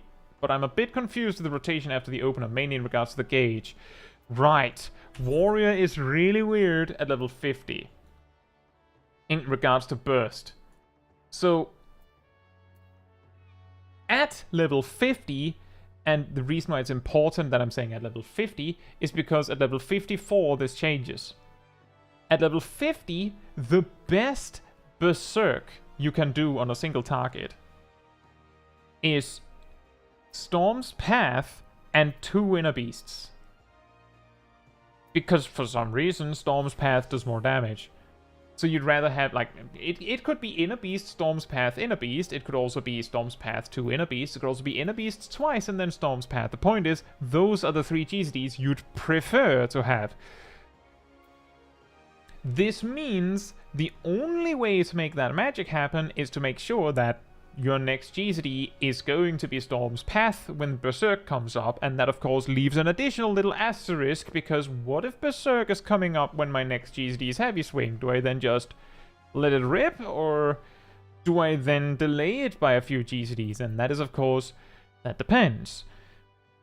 The only way to make the magic happen, that you get Storm's Path and 2 Inner Beasts, is you need either 80 gauge, and of course Storm's Path ready, or an Infuriate available and 30 gauge, or 2 Infuriates and no gauge, essentially. Like, if you have 2 Infuriates, or close to, then you can sometimes get away with not having anything. I think I go over this in my Warrior Guide. Like, I'm pretty sure I explain these details in my Warrior Guide at level 50, so you can probably get that there again. Thank you, Ardell. But to the asterisk then. MAME, notably, the potencies that I'm dealing with here are, of course, with the melee mastery boost, which means that MAME would do 50 less potency than listed. Storm's Path and Storm's Eye would do 60 less, and I think Heavy Swing would do like 30 less or something like that. If your next GCD is MAME and Berserk is coming up, you can choose to let it rip and you're losing like 80 potency if that's the case. If your next GCD is Heavy Swing, then it would probably be better if you could like Inner Beast 3 times, right? Like if you can see looking forward, my next Berserk is coming up with heavy swing. You could, stockpile full gauge and an Infuriate and just go Inner Beast, Infuriate, Inner Beast. And that's probably better than delaying Berserk to GCDs, unless, and here's the big asterisk, delaying a cooldown, not necessarily Berserk, any cooldown, to get it out at a better time. And yeah, I do the same, Leah. If you delay a cooldown to like get a better result out of it, the key question is, does it, 1, lead to you having less uses of that cooldown, or 2, does the delay like add so much value that it is better than getting an additional use? For example, at level 54, if you're going to use Berserk and you have no Beast Gauge and no Infuriates, then your Berserk is going to be 1, 2, 3, but Fell Cleave is so insanely good that it would probably actually be better to just not Berserk then. Like, it's better to just wait a moment. But under most circumstances, you would have Beast Gauge to do that, or at least 2 Infuriates. So you can do something. And in like level 1 to 50 content, delaying your Berserk a GCD or 2 to get a better end result is usually not going to cost you anything. Berserk is probably going to like get ready again the same amount of times throughout the entire dungeon. So getting the most of it is probably fine, like to focus on. And yes, It is strange how big brain Warrior is before 70. I'm pretty sure... is it in my tank comparison video where I make this joke? Where I'm like, oh yeah, Warrior is actually kind of complicated and you have to like, you have beast gauge management and all that. And then you hit level 70 and then just like throw Berserk out the window. And now everything easy. It's really funny that Warrior is like that. Big brain Palace of the Dead Warrior versus smooth brain Heaven on High.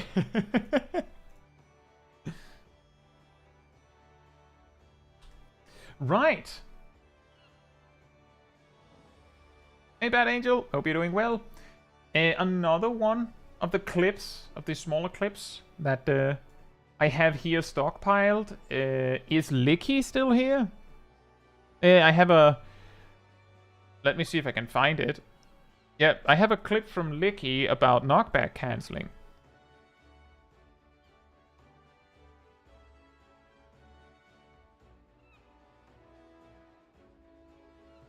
Fair enough, Derby. Thank you for coming. And good luck with your IRL tasks. Yep, basically, Philippe, the reason why we talk about this idea that you might be in an awkward spot coming up to the Berserk is...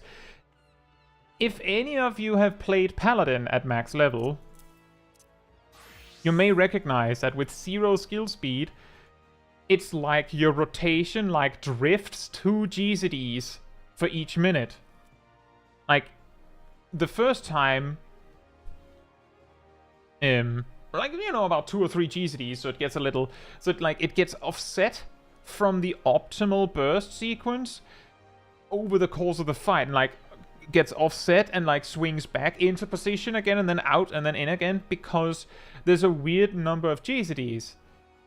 Like if you have a GCD of 2.5, then you have 24 GCDs per minute, but in that minute you have 1, 2, 3, 4, 5, 6, well, 1, 2, 3, 4, 5, right? And then, well, you're going to use Holy Spirit and Atonement and 1 to 3 combos as you need. And each full set is 7. So you go 5, 12, 19, 26. Which means you have 2 more GCDs in a full loop than you'd actually want. Elliptical rotation instead of circular. I suppose that's a way to explain it. And it's kind of the same with Warrior, in that your optimal burst, you're basically sprinkling in 2 extra GCDs, and if you're maintaining Storm's Eye, if we just ignore Inner Beast entirely for a moment, you would basically go 1, 2, 3, 1, 2, 3, 1, 2, 3, 1, 2, 3, because that takes 30 seconds. So about every 4th 1, 2, 3 combo would be Storm's Eye, but for every 5 Storm's Path combos, you would have 3 Inner Beasts. And for every 5 Storm's Eye combos, you would have 2 Inner Beasts. Which often makes it so that, like, at higher level, it's almost like you go 1, 2, 3, 1, 2, 3, in like, and then you have like an inner release coming up, and you have your Infuriates coming up. And that also takes up space. Oscar says, but don't fight or flight and Requiescat never drift at 2.5. That's why I called it weird, Oscar, because it's not actually drifting. Like, fight or flight and Requiescat are used on cooldown when your GCD is 2.5. But your actual rotation is 65 seconds long.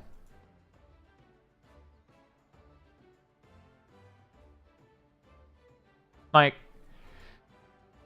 before the rework, it was somewhat common for Paladins to have some skill speed and skip 1 atonement, because that meant that their full loop was 60 seconds, like on the money.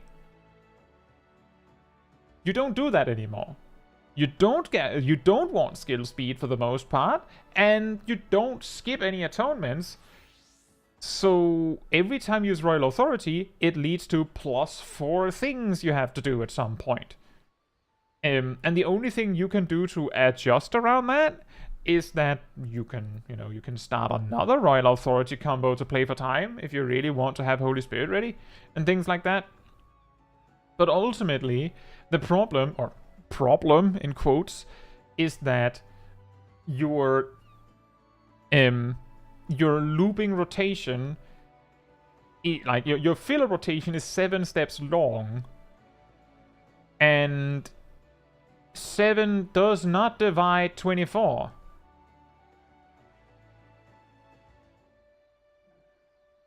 Not exactly, Oscar.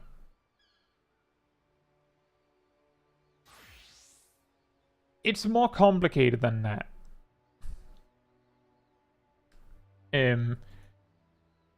Paladin's burst is 8 GCDs, but only 5 of them come for free, because it's Goring Blade plus the 4, like, confetti on the 3 blades. Which means that you have 3 GCDs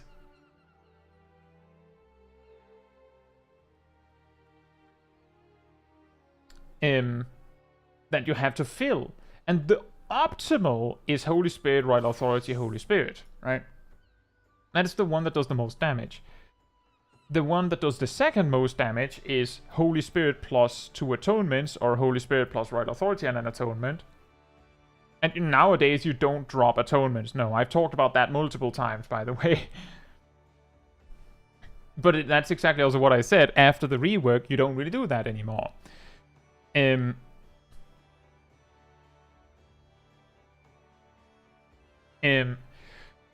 But to make that magic happen, to get Holy Spirit, Royal Authority, Holy Spirit, you need to have already done Fast Blade, Riot Blade, and 3 atonements before you enter Fight or Flight. And then you enter Fight or Flight, bam, bam, bam, in. But because your rotation is... because your loop is 7 and not some more convenient number like, I don't know, 6 is a multiple of, like, 6 divides 24? So you could have just, like, that would have maybe worked. But 7 doesn't. It means that... Let me actually try and write it out.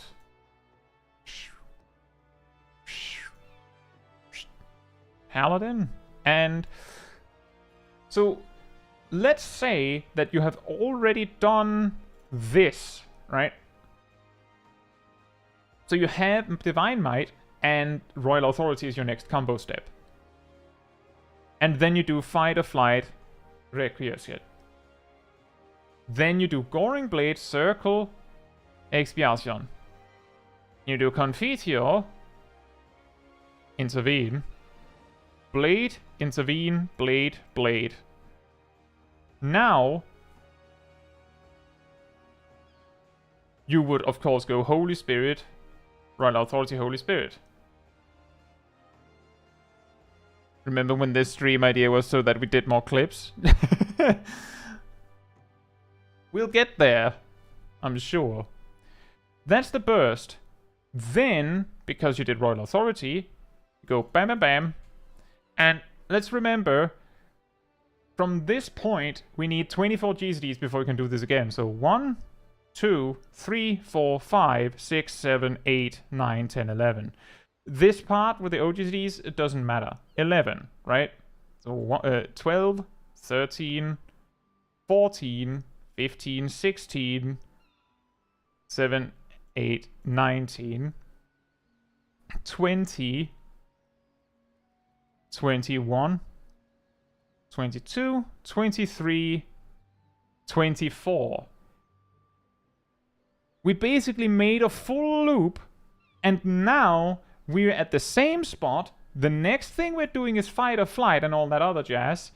But now we have Royal Authority as our next GCD, we have Holy Spirit at the ready, but now we also have 2 atonement stacks. And those 2 atonement stacks is GCD number 25 and 26. That's the problem. Or problem? That's what I meant by it kinda drifts in a way, in a weird way. That's what I meant. I hope that makes sense, Oscar.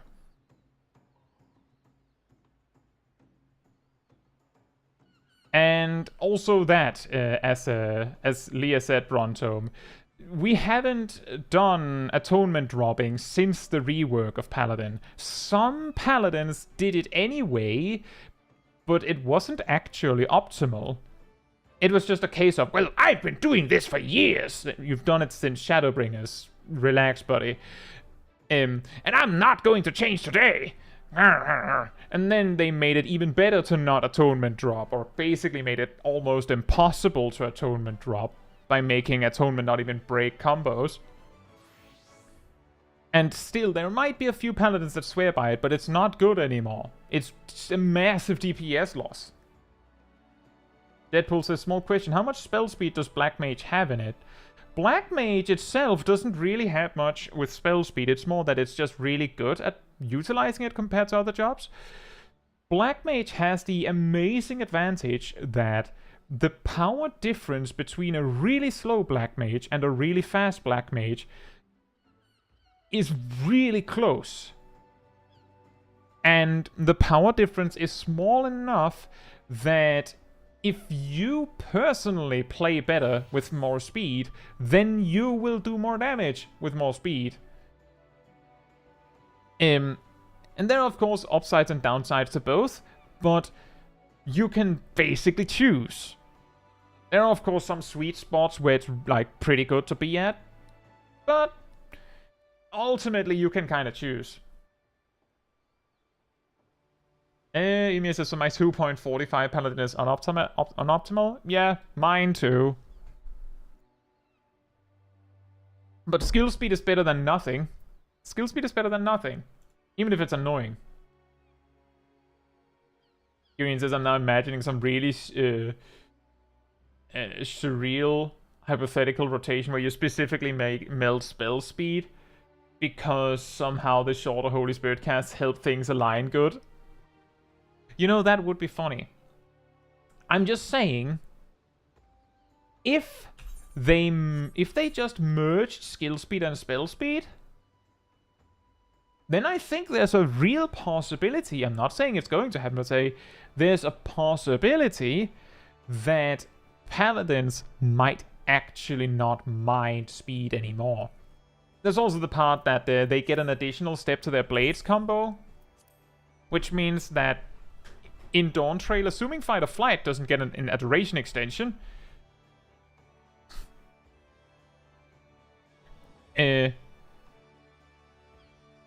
only need to find 2 filler actions, which means that it would be Holy Spirit and something, which means that as long as you have Atonement ready or Royal Authority ready, then the optimal burst sequence for Paladin in Dawn Trail will basically be Fight or Flight, Requiescat, Goring Blade, OGCDs, blah blah, Confiteor, Blade, and then Holy Spirit, Royal Authority, or Atonement, which means it basically every single burst you'll have will be good.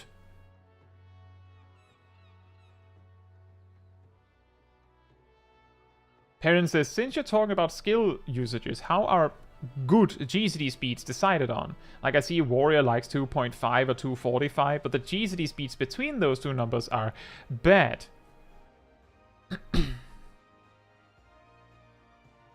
Oh, thank you for celebrating a year with the channel, Emir, as a member. Thank you so much. It has really been so long. Thank you so much.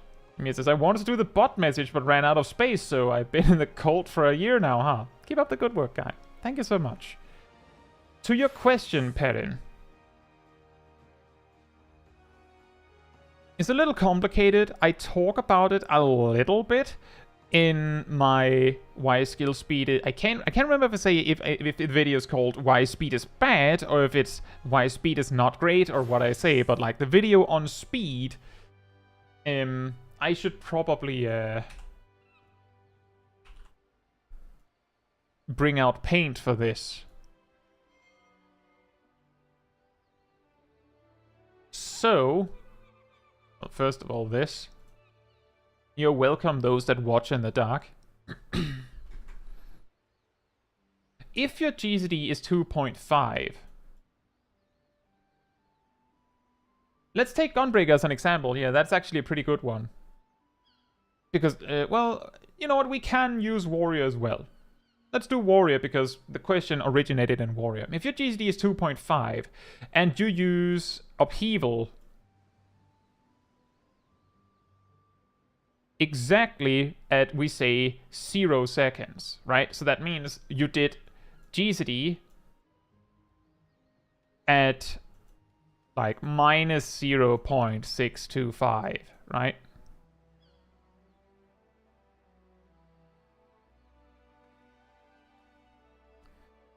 And Upheaval happens at 0.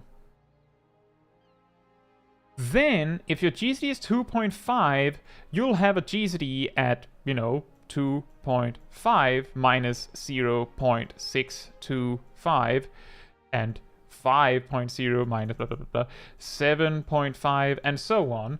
And when you reach exactly 30 seconds, you will use Upheaval as an early weave. This is basically, this is using Upheaval as an early weave. And it'll come up as an early weave again. And if I use that rotation planner again,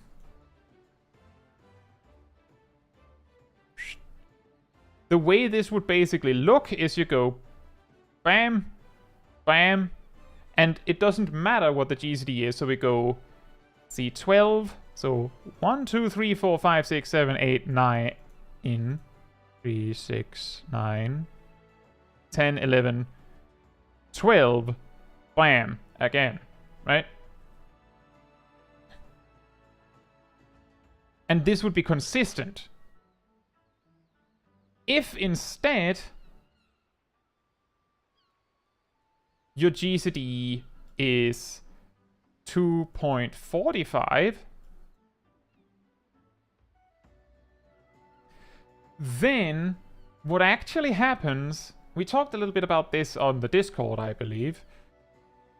What will happen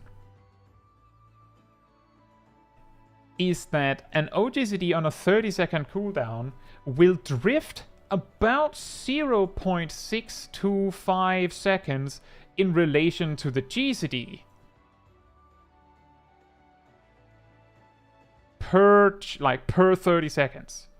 So basically, if we have, we have a GCD here, right?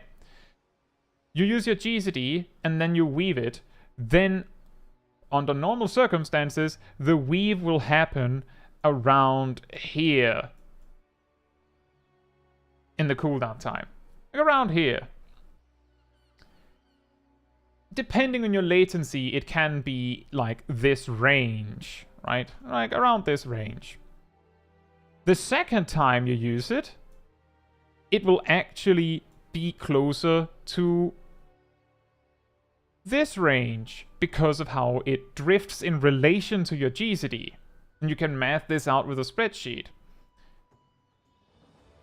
And the third time you do it, it will pretty much land up here somewhere, which is where it becomes a problem. Because the fourth time you do it, the weave will actually land in this area. The area where your GCD goes. That's why it can be a problem. Now, the thing is, 2.45 is pretty fine because this is 2 minutes. This is 2 minutes of time. If you don't get a single delay on your GCD or Upheaval once for 2 minutes, it might cause problems. But that's unlikely.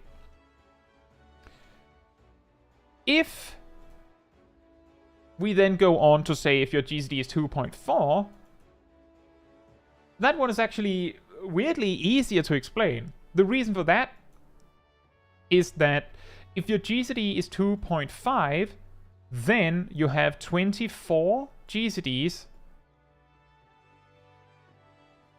per minute. If your GCD is 2.4, then you have 25 GCDs per minute.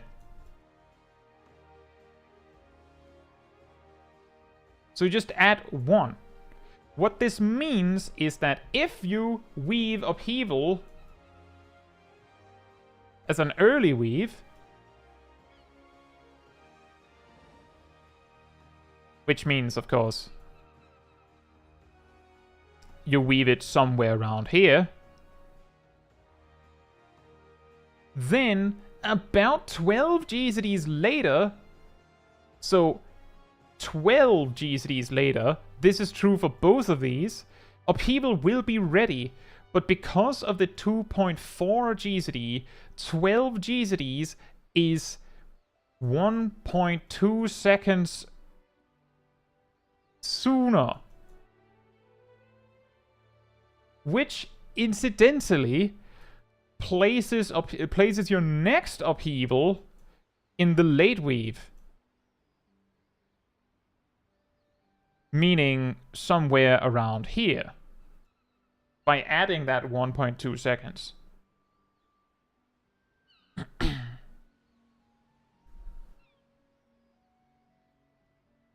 Weirdly, the way this plays out, because 1.2 seconds is half of a GCD, is that if you do this right, like if you weave it correctly late and correctly early, then the next time it comes up,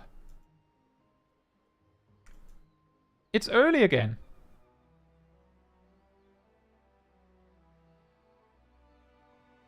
And this works. This actually comes up specifically with Gunbreaker in that if you use Blasting Zone as an early weave in your opener, so basically you go, blah, blah, blah, and then usually you go Gnashing Fang, Blasting Zone, continuation. Then 30 seconds later, in your Gnashing Fang, you have to instead go, so you go Gnashing Fang, what's the next one? Savage Talon? Savage Claw, because of your skill speed, if it's 2.4, believe it lands in Savage Claw, you go Savage Claw, Abdomen Tear, so continuation, and then Blasting Zone, because it flips between early and late weave, and if you mess it up, then weird things happen with your rotation.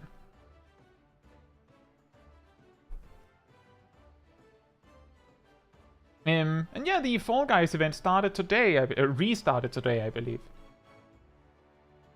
And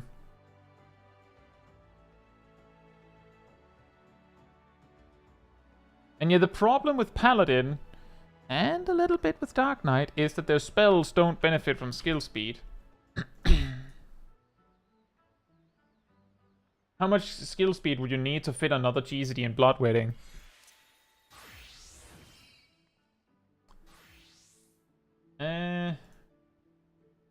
Let's see, 0 GCD and 0.625 Bloodwedding, then 3.125 GCD, 5.625 GCD. Oh wait, that's an early weave. That's wrong, and this is completely wrong. If we assume you have perfect latency, right? If we assume you're actually sitting next to the server, then we go 2 seconds. If we assume no skill speed at first, then you do Bloodwedding. Half a second later, which you would be able to do if you had 0 latency, you do 2.5 GCD, 5 GCD, 7.5 GCD, and then 10 GCD as the buff is ending. Like, as it is ending. To fit an additional one in, you would basically need to have that GCD happen here. The reason why this and this works is because you click Bloodwedding, and then it takes like a good half second before Bloodwedding actually activates and starts. So if we assume that this is soon enough, then we just need to figure out how fast your GCD would need to be to fit 5 things instead of 4.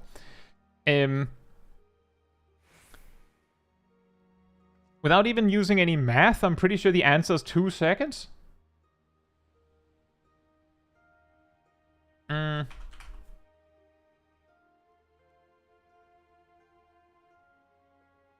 Yep.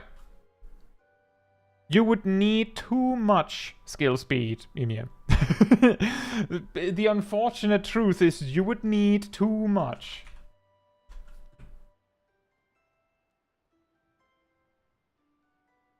Yeah, sure. Just want to see your spreadsheets for a second. I would like to see the spreadsheet. Why is it so wide?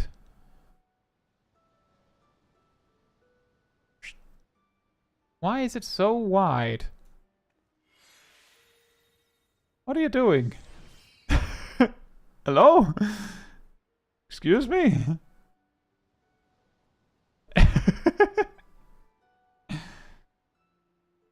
This is... Whoops. This is in broad strokes as much skill speed as you could feasibly accumulate, and that is probably still beyond what a player would be able to attain. That would land you at 2.1.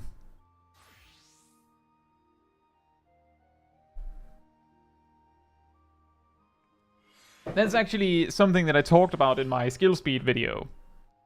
The problem with speed is that speed is one of the premium stats, so to speak. It is one of the stats that cost more point for point because speed actually scales in like almost like an exponential fashion.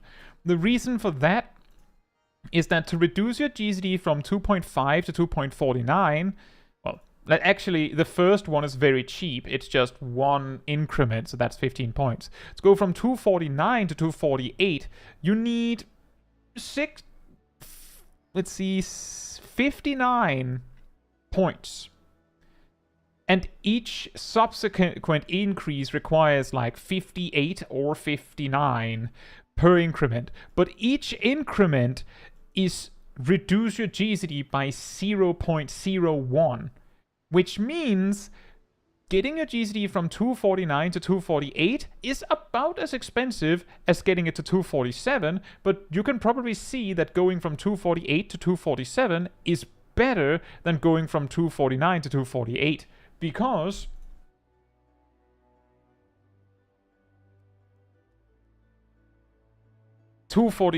whoops, didn't mean to do that.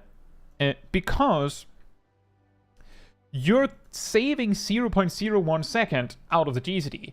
But if your GCD was 249, then 0.01 second is less than if your GCD was 248. So basically, as you remove time, the price is the same. Like, the price is linear, but the value is actually exponentially increasing, because as the GCD goes down, it becomes more and more and more valuable.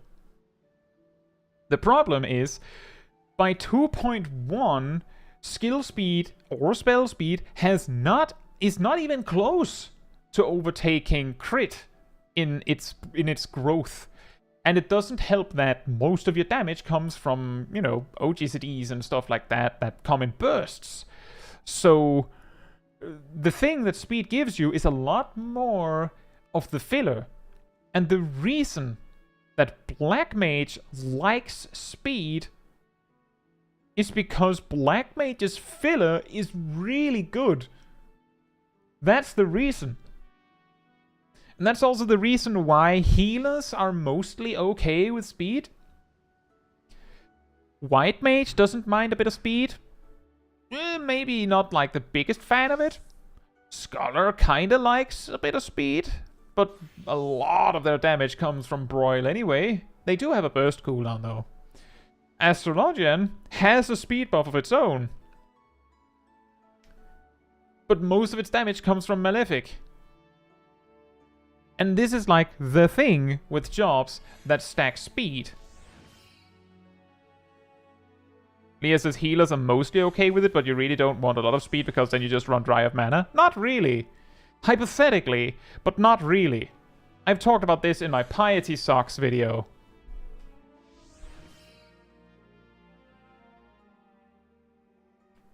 Scholar is the healer with the worst MP management of the 4. Because Scholar gets 3,850 from Lucid Dreaming and 2,000 from Etherflow per minute. Then, with 0 spell speed, they also get 4,000 from existing.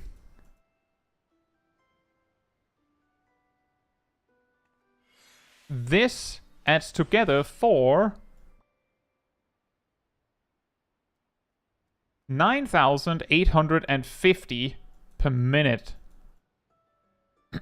Now, what are their expenses?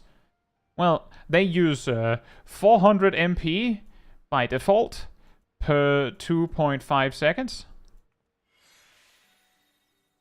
on Broil.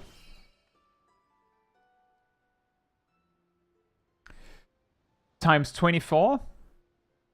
See, 4,000, 8,000.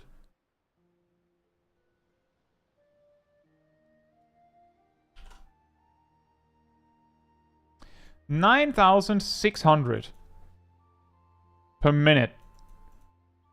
Which means this plus this 200 leftover.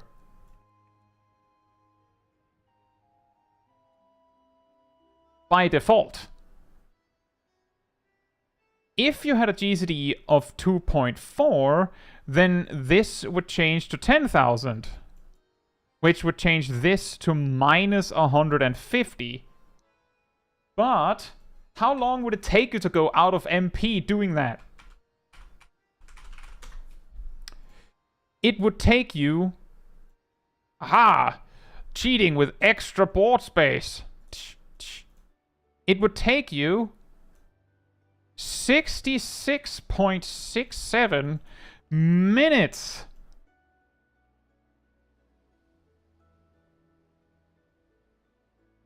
to go out of MP. If this is the only thing you're doing, right? In a real fight, that's assuming a constant MP gain when it comes in burst via Lucid and Etherflow. That's true. That's true. But watch this, Leah. Let's say that you started at 5,000 MP. Then you have the space for this. Like, then you have the space to use these on cooldown. You would still have 33 minutes.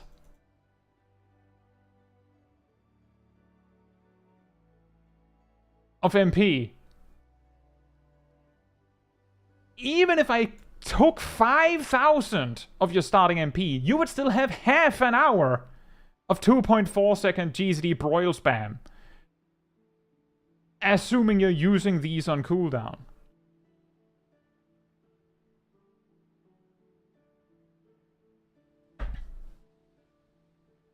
And that's also why I said hypothetically, Leah. That's also why I said hypothetically, because you're probably going to have to cast some GCD heals at some point. But then again, there's also the possibility at some points that you don't get to finish up Royal Cast. So it's a little more complicated than that, right?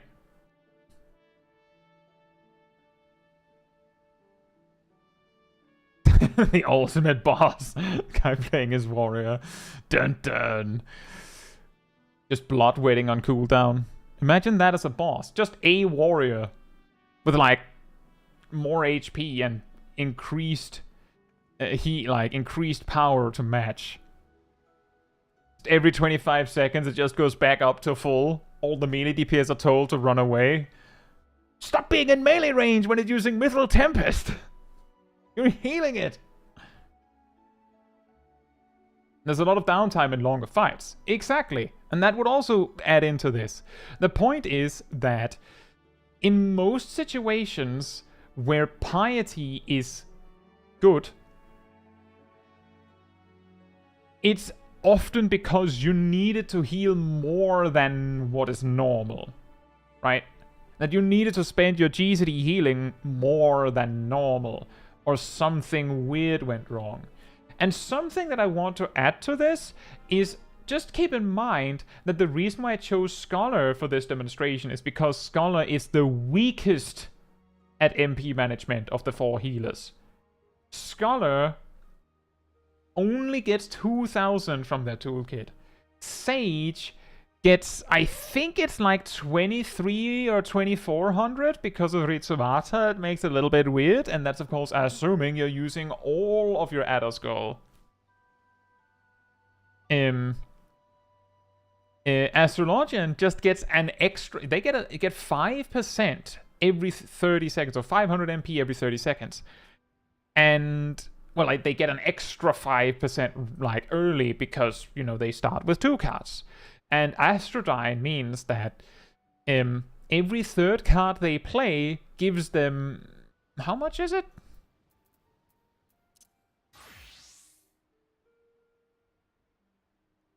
$2,500 every 90 seconds, essentially.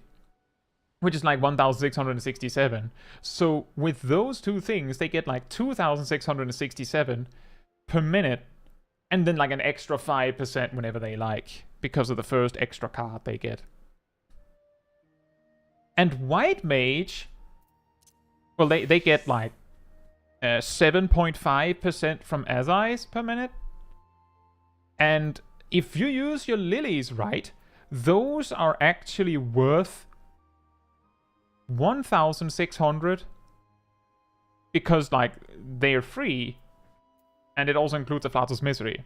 So those 2 combined mean 2,350.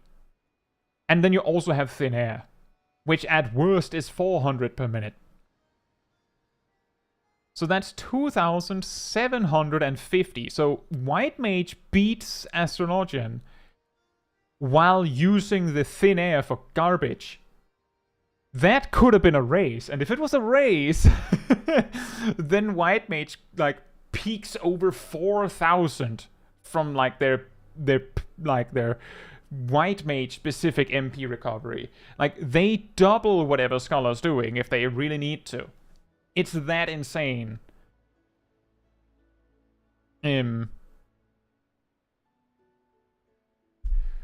So basically, yes, if you need your MP, right? If you're actually running low on MP, then spell speed is a terrible idea as a healer. But if you're not, then it's just something to be aware of, right? The key thing that Astrologians are taught when going for spell speed is that spell speed has so long between their increments that you could go, well, I have a materia slot open and I can't put crit in it, so I might as well put spell speed in it. You might think that, hypothetically, but you might be situated so far between 2 breakpoints that you just put in a spell speed materia and it just goes like, and nothing happens. You don't reduce your GCD because this distance between 2 breakpoints is 58 or 59, right? Which is significantly more than 1 materia. Although I sure hope you don't need to use all your Thin Air on reses. Yeah, indeed. And that's exactly it, is that the thing that makes White Mage's MP management so insane is that it grows with the burden. If you need this much MP, then you have it.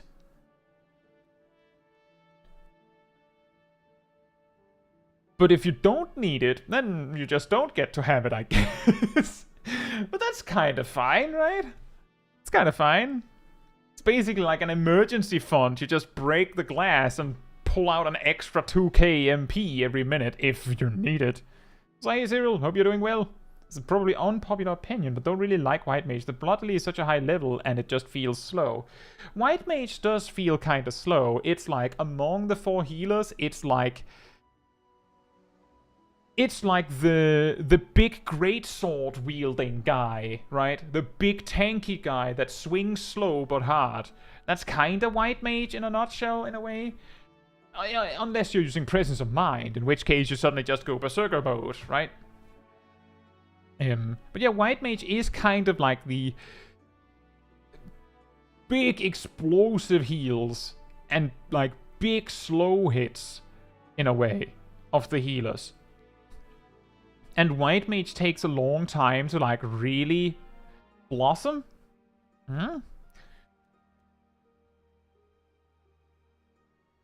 But I understand, Cyril. I get the impression from what I've heard from people that white mage might be like, it might look more popular than it is. Given that it is like the first healer, if like a lot of players, if you've played a healer, you've probably also played specifically white mage among the healers. Like, if I don't know the numbers, but it wouldn't surprise me if there's more characters that have unlocked and used white mage than any of the other healers. You can tell that white mage was designed first. I mean, technically Conjurer came from 1.0 and Scholar didn't, so yes. Technically, yes. Technically, you could argue that all healers except white mage were expansion editions. Although white mage itself was an expansion edition because jobs were added in 2.0.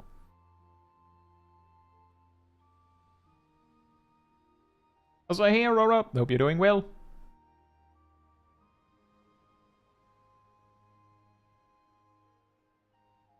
And yeah, exactly. The problem with white mage that makes it look more popular than it might actually be is it's the only healer you can start as, and it's the only healer that's available from level 1. It's essentially, if you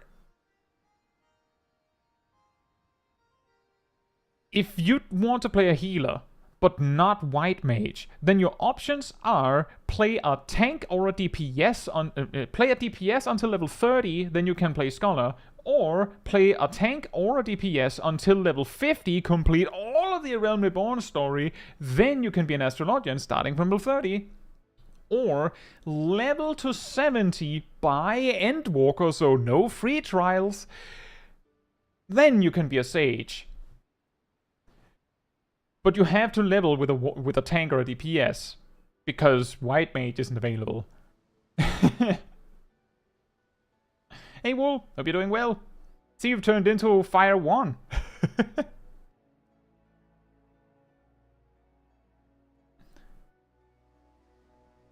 There's also that possibility, Brontum, that there's probably a lot of scholars that haven't been used.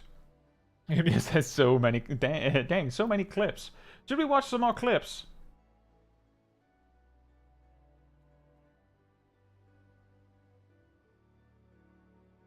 There are actually a lot of clips. It's a little overwhelming, the amount of clips we have.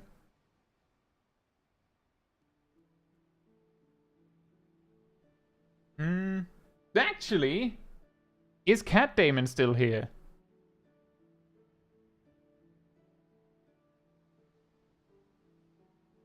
Or did we lose Cat Damon? Is that Fire 1 in the chat? I mean, Cat Damon had a new excursion to solo Bells' Wall. So maybe we should check that out.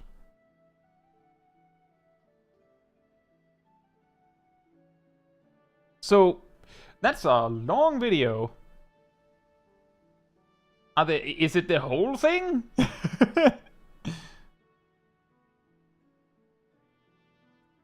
Yes, doing fine. Looks like it wasn't the first attempt.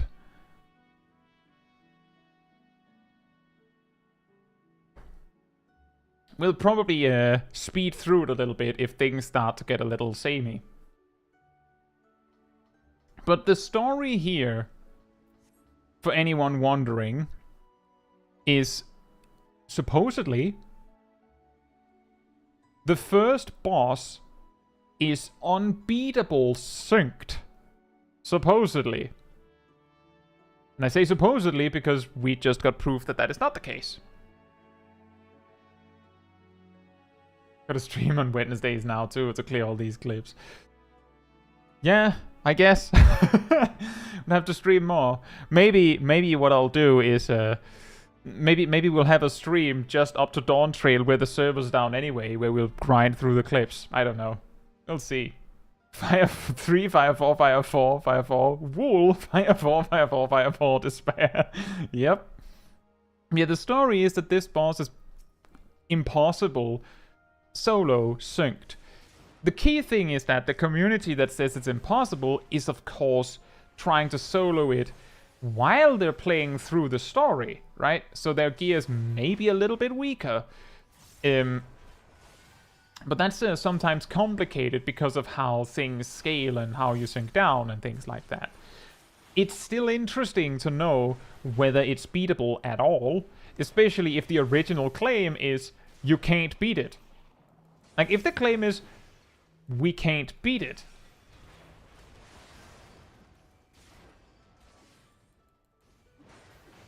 Tathio says, I'm surprised you don't just die to Sloppy's chain attack. The funny thing there, Tathio, is basically that Sloppy doesn't use a chain attack if there's only one person. It's less gear and more potions. That could be, but Cat here is using potions that are legitimately available in this level range. Right? Yep. Super potions. Don't worry, this stream will be hours long. We can probably go a little bit longer. Super potions are not available in this level range? I'm pretty sure that you specifically said those are available. I thought you said hyper potions were the ones that were not available.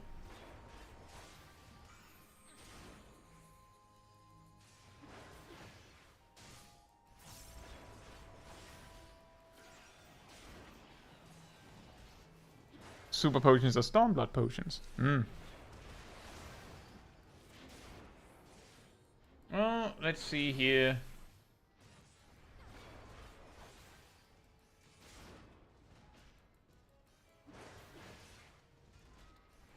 Yeah, max potion would be about a third weaker.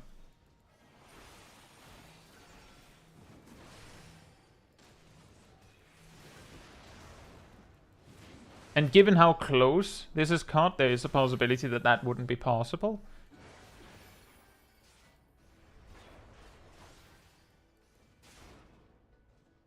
But it does matter. Because of the way syncing down works, it does mean that there's a possibility that Cat Damon has a slight advantage in like determination, in crit, in tenacity even, depending on their gear. Because if you're using max level gear, then you're also getting basically... It's like I talked about this in the Mythbuster episode, but long and the short of it is that the stats are the same on your gear. It's just that the item level reduces how much of the stats you're allowed to use. So that like you would have, like if you're using legitimately gear for the duty, you will have, you know, one stat maxed out and the other one not entirely maxed out. Whereas if you have max level gear, like level 90 gear, then you basically will have both stats maxed out because of the additional advantage there. It's not a huge difference, but it is a difference. But then again, the thing is, I will say, and also true parent, Materia is also ignored on synced gear, which can be detrimental if you use speed Materia to hit a GCD. That is true. And you will also basically not have access to direct hit as a stat, as a tank. But the reason why I'm really emphasizing that I think the important part here is that it is at least possible to do synced is because if the original suggestion is, and that's what I said, and that's also what others agreed with when I said it, Bales' wall is unbeatable synced, was the claim. And I said, I think it's impossible because Sloppy will just chain you. And in short order, we discovered that nope, he doesn't use it if like there isn't someone else to use it on. He's not that unfair. That means that he is probably beatable. And then Leah brought it to my attention that the first boss is a nightmare because it does so much damage. And I guess it's HP, it's percentage based with that Magitech missile. But the reason why I think it is important to say that this counts is because I feel like basically going, Bales' wall is unbeatable synced, no one has done it, then Cat Damon actually does it, and then we go grab the goalpost and move it further down and go, well, actually, you had to use it in your underpants. You had to do it in your underpants, and also you can only drink regular water, no tea or coffee. Like, let's take it one step at a time. Now we know the dungeon is beatable. Now we can see if it is beatable with the things that you could legitimately obtain in like at that point in the story. Like it's just, you know, one thing at a time, and I think this is still impressive. Thank you, Riaglita. But it's like a classic that I've seen, like, it not in this case and not with anyone in the chat here. That's not what I'm talking about, but it's a classic, that one with someone going, something can't be done, then someone goes, no, you can do it, or something shouldn't be done, and then you go, yes, it should, and then they just move the goalpost or change their original statement so that suddenly it's like it's different. Like, so if, I mean, Cat Damon went through the trouble of doing this, and I think that's still impressive. I do think, if it was me personally, I think I would have stepped out when the timer went under 30 minutes, because I would have hated it if the timer hit 0 before I reached the final boss. Bales' wall is a nightmare every time. I get it. What this reminds me of is the second boss in Alamigo. No, wait. Doma Castle. It also has like a rocket from above like attack, but that one is a stack marker. And also it's, you know, I believe Doma Castle is a level 67 dungeon. The difference is that the boss in Doma Castle, I believe it does like 10 or 12,000 damage. Oh, Omgang. 10 or 12,000 damage with its stack marker, but it ignores damage reduction. The Magitech missile also ignores damage reduction from what I can see here. So, plus 8 levels and like plus 25 to 40% more damage, something to that effect. That, I remember that was really funny, because that meant that the second boss was harder than the final boss. And I believe that was also the case in a lot of other dungeons, actually.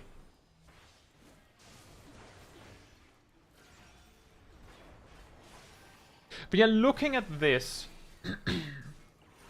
I could imagine. So Cat Damon also said, I believe Cat Damon said, if Raw Intuition had 1 more second of cooldown, it would not be possible. I can agree with that. Which also is the reason why I'm like, I don't know if it would be doable if you couldn't have super potions. Like, that 1.2 thousand is pretty huge.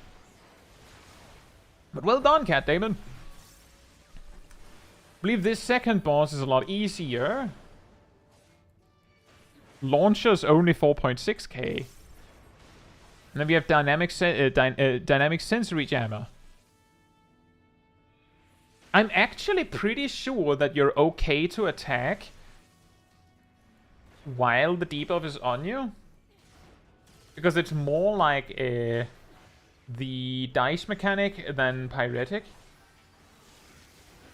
And yeah, this boss gets a lot of... The really weird part is that it's... I always forget what the dice mechanic is, like what the common name for it is. That's what I said, Zaf. That's what I said.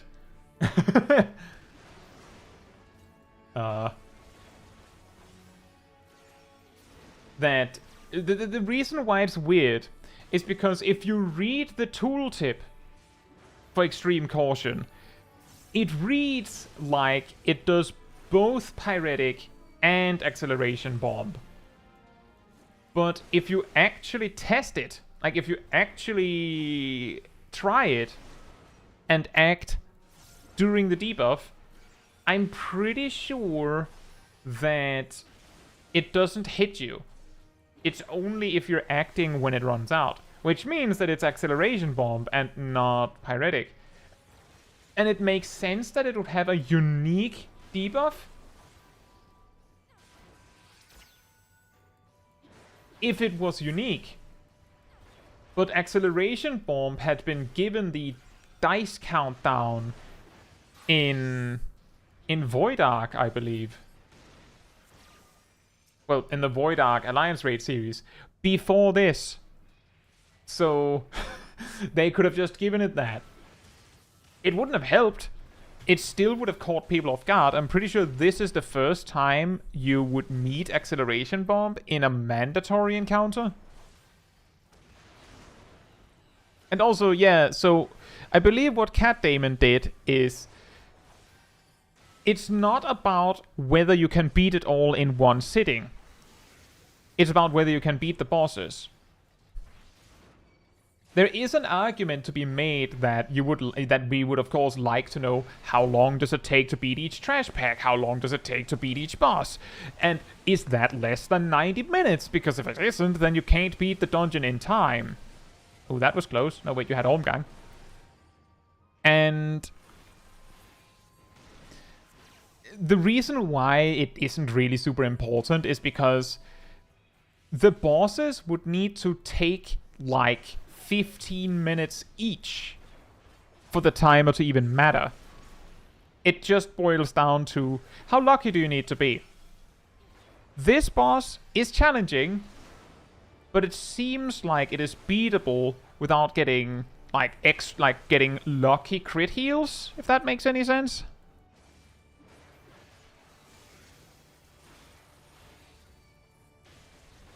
Whereas the first boss was so close that... What was it? I think Cat Damon said I couldn't do it again. Or did I did I misunderstand that? I'm pretty sure Cat Damon said I went in and tried again and I couldn't do it. On the first boss. And that reminds me of when I went in and did the Black Eft as Scholar. And when I finally got it, like, I didn't go in and use, like, a massive amount of time. I could probably have gotten it again if I, like, sat down and, like, took my time for it. But the kill on the Black Eft in Castrum, I was really lucky with Adlo crits. Like, extremely lucky with Adlo crits. So there's... And it's possibly also lucky with Ruin 2 crits. And... if you need to be lucky to beat the boss, then it hypothetically it means that if you don't, like, if you know you need 30 minutes for the rest of the dungeon, then it means that if you haven't killed the first boss that requires luck in time for that, you'd have to go out and try again.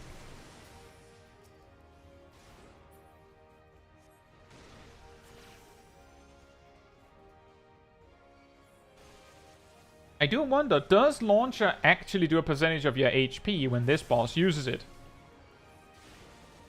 Knowing the timing for the ads would help as well. Is it consistent? There's time for ads to spawn multiple times still, I'm pretty sure. We've had ads twice? How much is it? Is it now? 56.15 at a third HP. No, wait, those are not ads. Or do they come in and be ads after this? I didn't actually notice closely enough. Nope, those were not the ads. Let's try again. How many ad phases are there in this one? I feel like I only saw 2 of them. It's the bits or the ads. 3. 3. Take it or leave it.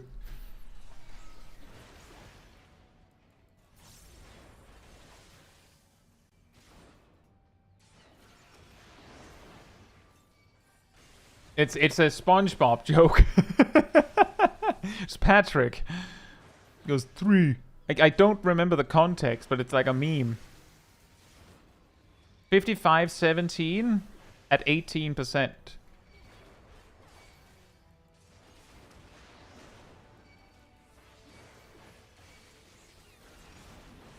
When the boss is dead, I think I'll rewind and see if we can find the spots where the ads spawn and see if there is a system.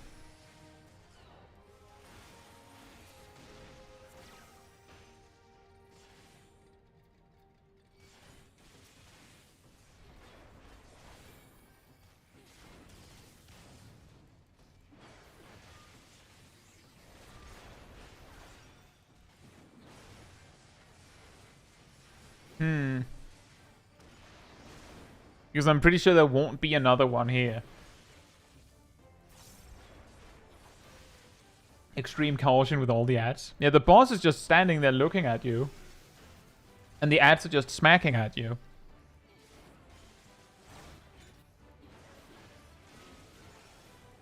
It does seem like it does bits and then ads. And then bits and then ads. And it's every minute, almost on the minute. Almost. Like there's like, it looks like there's like 3 or 4 seconds sooner, so it's like every 57 seconds or something like that.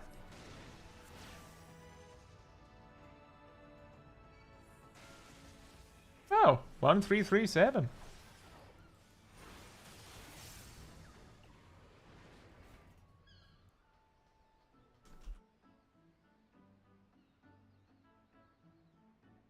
Actually adds then bits? Is it specifically that order?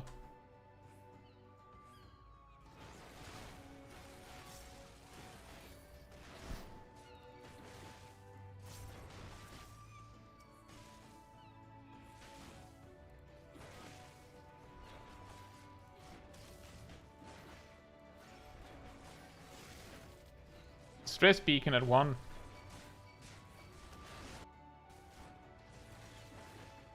And the Magitech bits at 1.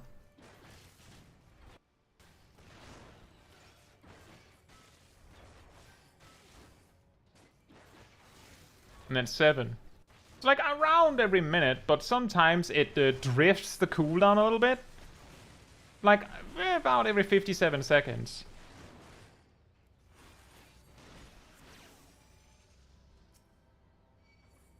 So the way to do that would be to keep track of when it uses it the first time. Like just look at the duty timer.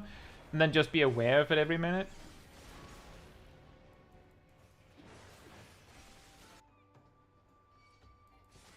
And then we have the Griffin. That could have been the same attempt.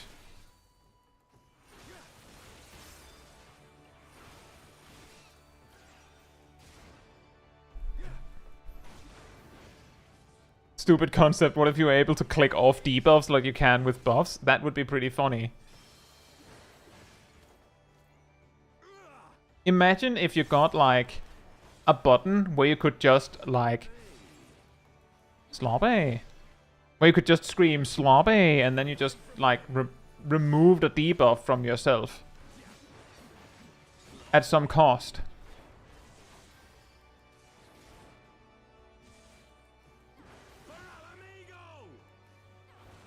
sloppy. I am very curious how he does that, by the way. Like, all of his other attacks seem, like, kinda natural. Like, yeah, a guy with a sword could probably do that.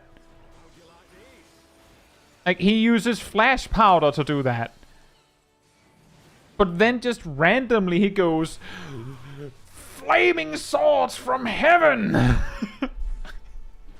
How?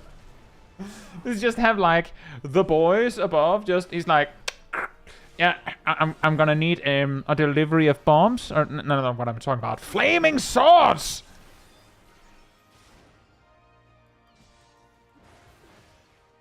See, the gaze mechanic is him using flash powder. Like, he straight up just goes like, blam, and blitzes you so you get flashed.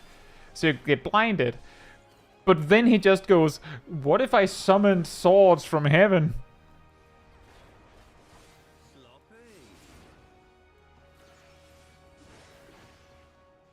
He called in a favor.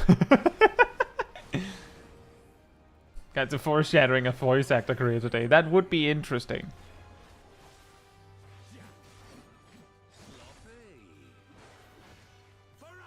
That would be interesting. For an amigo! Oh, the Nidhogg eyes. I suppose so. But wouldn't he be, like, holding one of them up to do that? Like, it feels like if it was from those, wouldn't it have made sense that there was like an indicator that was the reason? But yeah, I get it. That is true. That could be it. What do you mean, Zav? The best part is the voice acting in this dungeon. Although, when the fight drags on, some of the lines might, like, get a little bit grating. But why would you turn off sloppy? Who would do that? Also, I'm genuinely a huge fan of that sanguine blade mechanic. I think it's so funny that they make it so that he jumps twice to fake out you. Like, I think that's incredibly good design. Especially because obviously he would do that. Griffin was beaten on the first attempt, didn't even need equilibrium. That feels like a classic.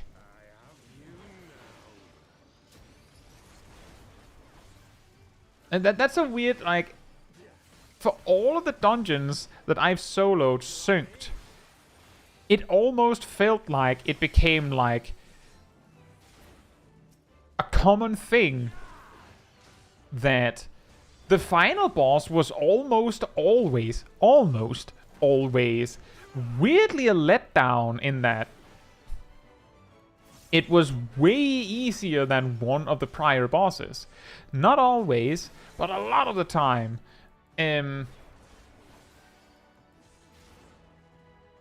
Like, for example, Don Meg, and I am going to say this because I'm reasonably confident that it's true, cannot be soloed synced by a warrior because the second boss actually has a hardened rage. Or it has an emergent hardened rage that is unstoppable. And when I gave it everything I had, the boss had like 25% HP left. And over the course of the fight, the boss does so much damage that you basically need to use healing potions on cooldown to stay afloat. Which means you don't have tinctures.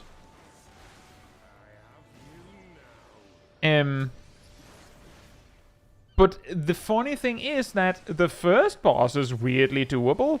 And if you could reach the... I don't even need to try to know that the final boss is almost certainly beatable. You can beat the weird illusion DPS check on the final boss alone, as far as I know.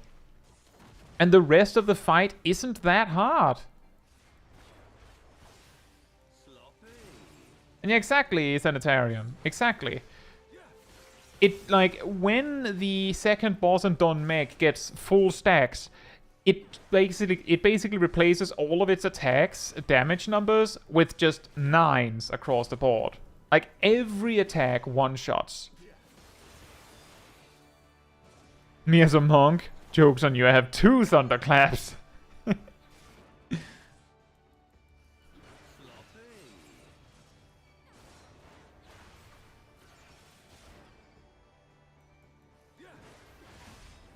Like a knife through butter.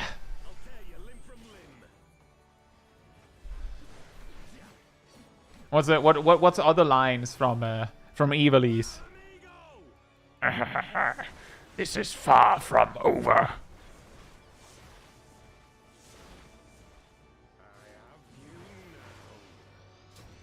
Now, Cat did check. Yeah.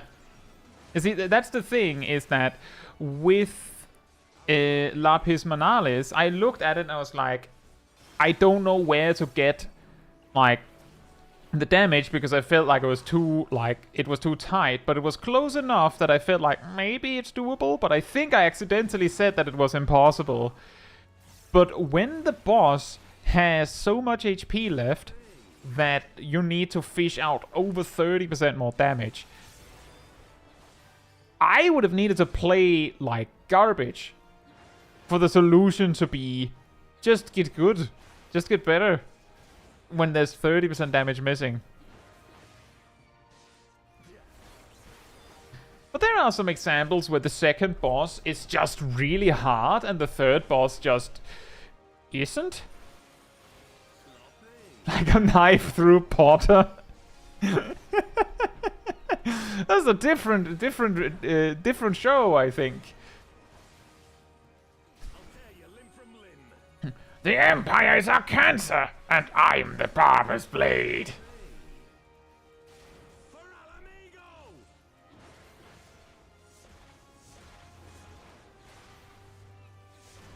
We go together! I think the funniest part of when we did Doma Castle was that I think like 4 or 5 minutes, like when the fight really drags out,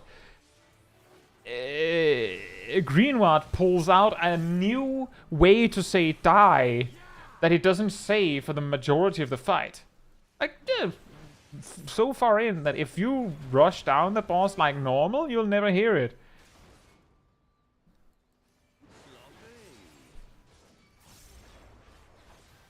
If only the math robot had voice lines.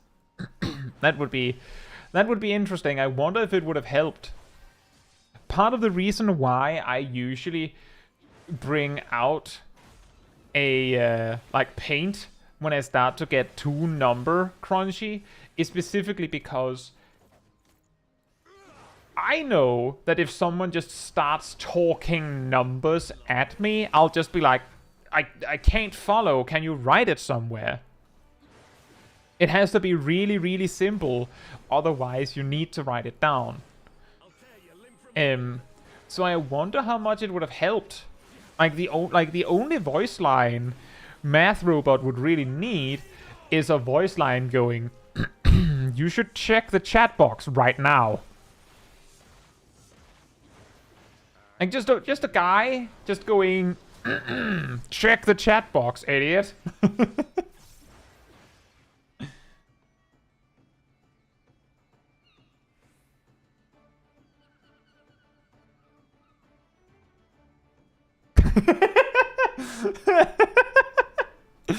All right, Griffin.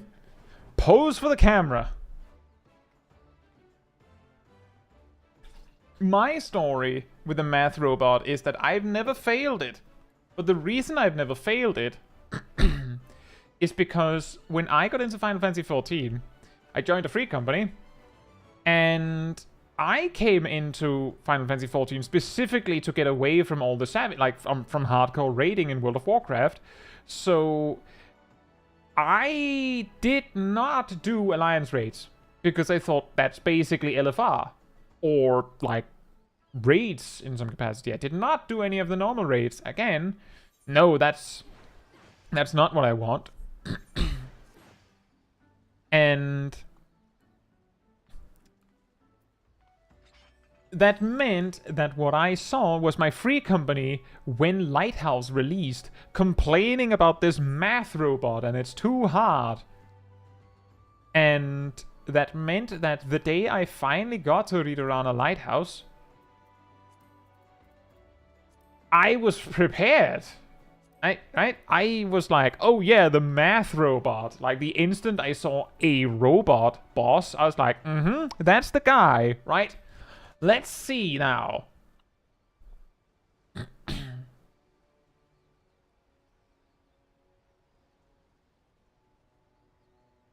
Sam says, I hate that C-Post doesn't override the last attack done. It is a little bit weird, but at least you can do it by sitting down and standing back up.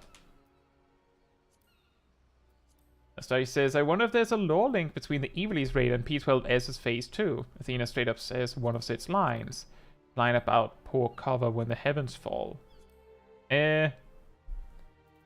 Exactly as Aradil says, there are a lot of overlaps. I'm pretty sure that there's a whole section of like the end of the story in Pandemonium that you only get if you've also beaten Evilise.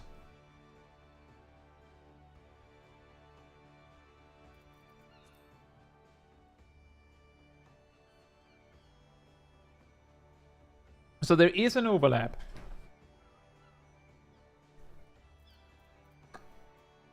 Castle, if Kai started playing the game in Shadowbringers, no, I'm not going to do alliance raids. This isn't what I want.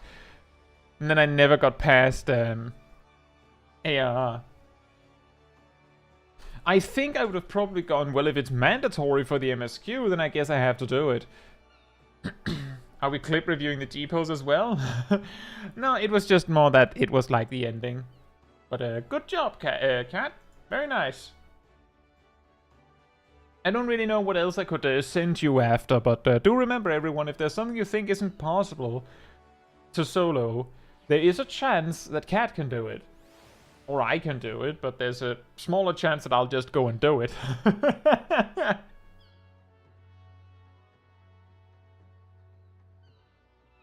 Solo P3. I don't think that's actually possible, even on normal. I don't think it is. It might be. When, at least when Dawntrail comes out. Castromabarnia is on the list. Yeah, for me, it's the final boss in Castromabarnia that I haven't beaten. Can we duo it? Maybe, but you can't. But it's one of those where you need a full group beforehand to enter. Right then, so I have clips from... I have a clip from Nef. And so that's BSR. I don't know if BSR is still here. I have clips from Viech, Vivi, Emir, Gazel, and Zaf.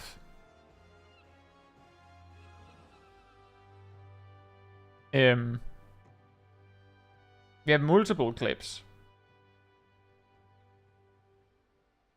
Viech is here. We have a lot of clips. From Viech, I see 2 clips. I think one of them is a test of something. Let me just check here.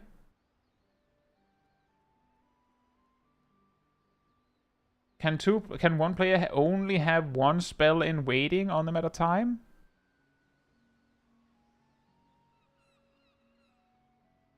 Hey, Hauptson, I hope you're doing well. And yeah, Arth is also unbeatable. It's about the same, I feel, as Don Meg in like lacking percentage of DPS, or maybe it's more. I feel like I only got that one to 50%.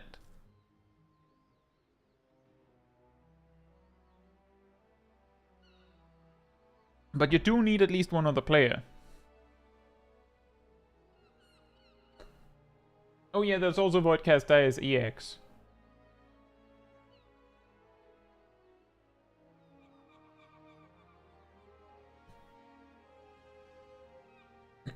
Well, we can do this one. If the thing we're looking for is the spell and waiting thing,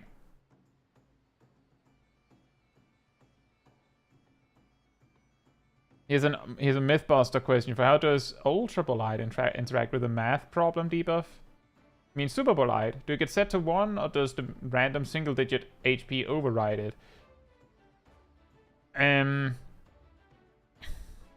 If I remember correctly, if you step on one of the platforms, it will set your HP to that anyway.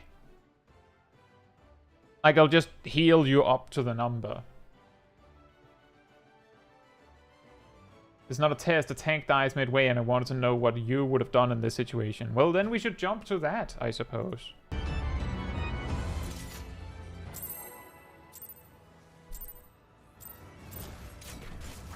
Or at least rush to that.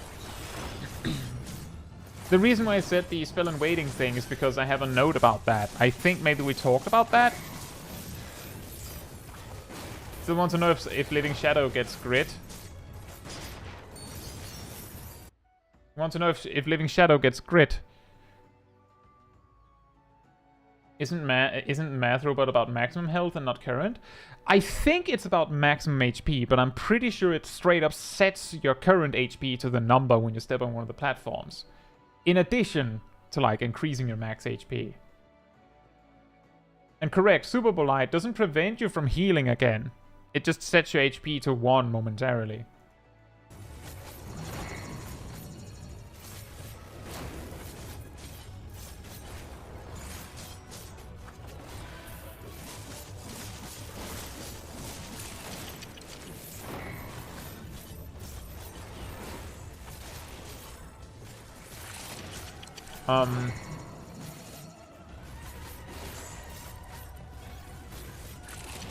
Did the tank turn off their tank stance?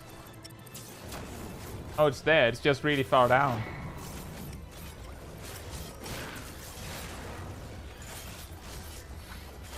And it's a massive gear difference. The Viek has more HP than the tank.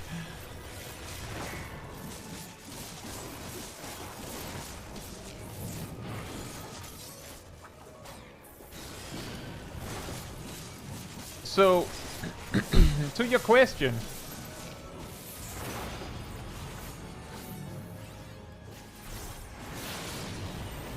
Hard to say because this is unsynced and you actually have more HP than the tank.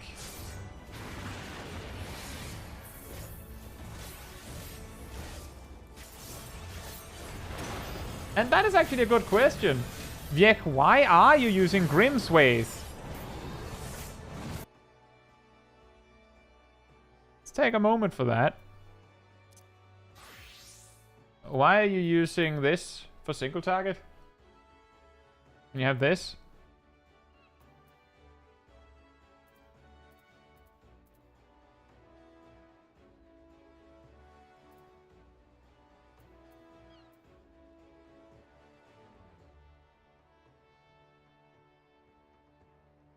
Hopefully just a misclick. You did it enough times that Ymir noticed earlier than me.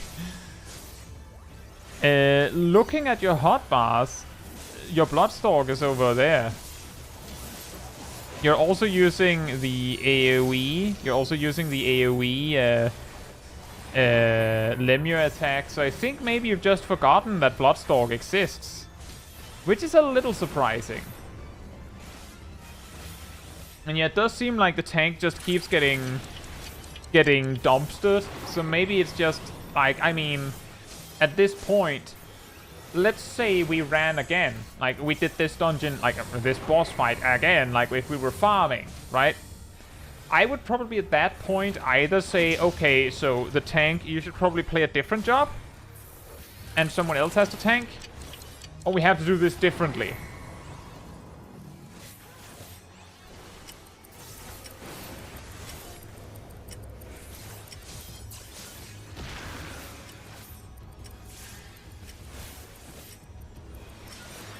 Ymir says, why is your single target attack on your AoE crossbar? That actually kind of explains a lot. If you swapped those two's position, it would actually work more correctly.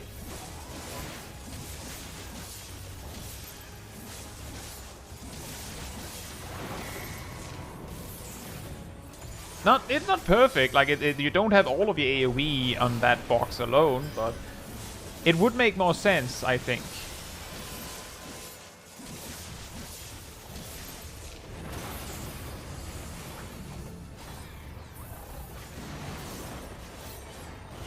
But yeah, looking at this, advice, I mean, what you should have done differently is that if the tank isn't able to survive, then this is going to be really hard for them to tank, right?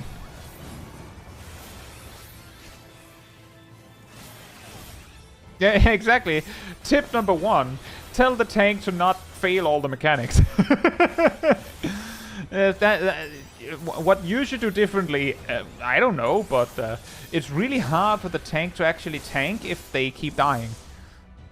And that's not meant to be mean, it's just there isn't really anything you can do different. The tank is going to keep dying anyway, there's not anything you can do about that. Like, legitimately, there's nothing you can do about that. Like, that's not a you problem. It's a group problem. Like, if I was, like, let's say I was doing that boss with my friends, like my friend group, and one of them just kept getting dumpstered like that, I would probably say that we needed to change strategy to something where it doesn't matter that that person dies. But I would probably, unless it was like a really good friend, I would probably also be like, maybe we shouldn't be doing this. Like, maybe we should be doing something different with our time than basically carrying one of us through this repeatedly. Hypothetically, if it's repeatedly.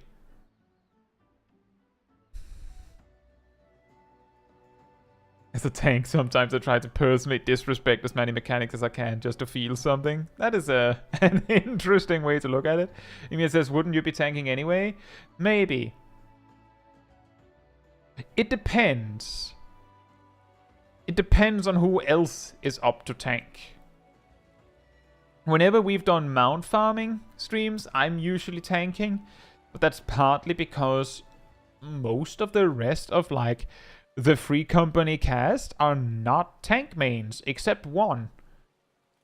And I think it's safer to have me as the main tank.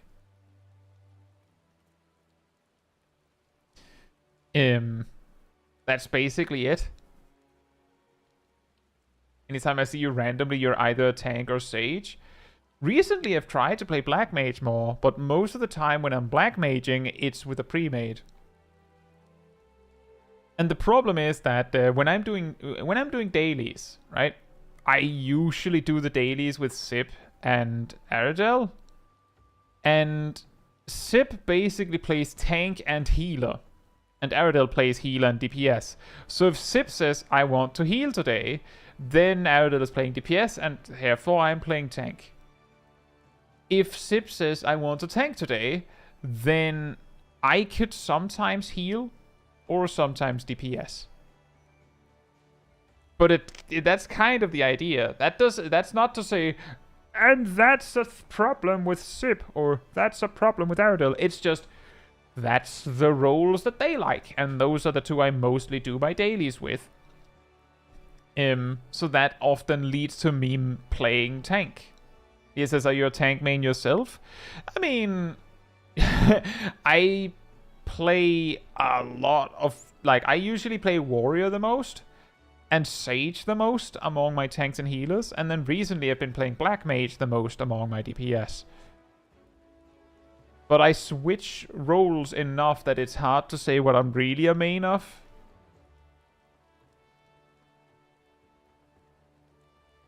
Brovnian says, I think I've iterated on my hotbar setup like 6 times over the 600 hours I've played since AR. I think I've finally gotten close to what's optimal for me since this last one. That's good. I could say, I think the only thing that I've changed about my Reaper hotbars since I got into the job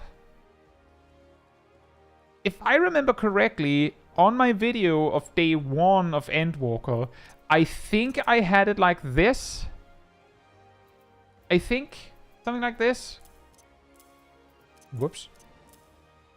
That's the only thing that I've changed. And for Sage, I think I might have swapped 2 buttons, like something like this. Or this. But I've had this, like, you can check. You can check the hotbars that I made day 1. That was the first, and then the second iteration is whatever I have now. Emias, this sounds nice doing dailies with other people. Well, I mean... a lot of the time, like, I get to my dailies... Like, today...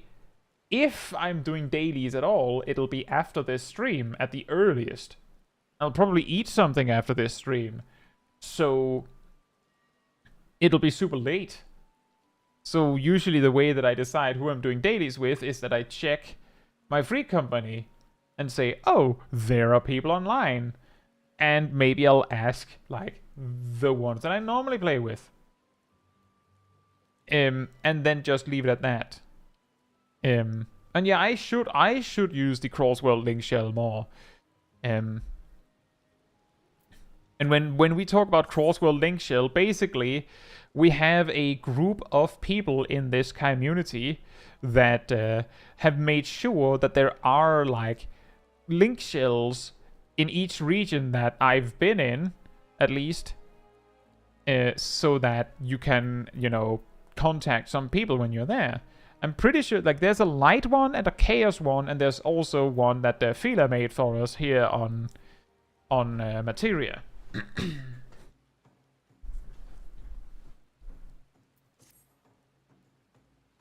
Yeah, then you could also try. You could also try. I feel like when it's something really time sensitive, like I'm going to do dailies right now, then like you could try doing it in the looking for group room on the Discord server. You could also try just announcing it in general chat. See if anyone wants to join. You could also go like, I'm doing this thing, and then in 30 minutes I'm doing dailies. Anyone want to join? Like, you could try that. And depending on how large you are on the subject, you could just go, I'm doing dailies, and if anyone wants to join worldwide, we can do it over on Materia. And then suddenly way more people might be going, I could do some dailies, I don't mind the latency. And then you have a group.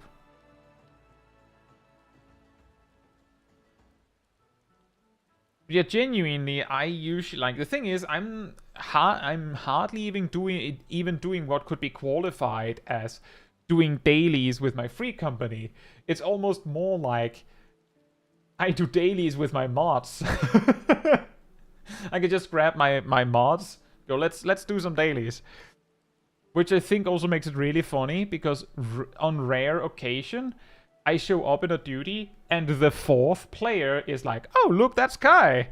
And I'm like there with, like if I'm doing dailies with any of you as well, like off stream, there's also the case where sometimes someone goes, oh, like, it's been a while, but I do remember a long time ago where people recognized people from the chat, as in they saw other cultists out in the world and was like, hey, I know you from the streams and stuff like that. So that can also happen, I guess. I don't know how much that happens to y'all. I don't know if people have started recognizing Cat Damon on the streets as him, the one who solos. Right, more clip. Thankfully, no. Hey,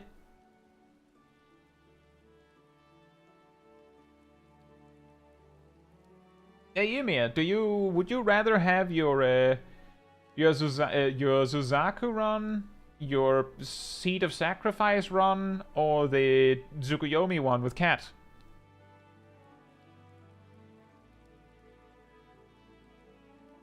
I think those are the 3 that I have stocked here.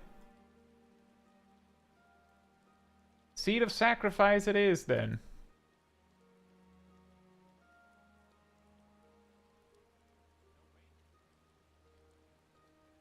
Yes?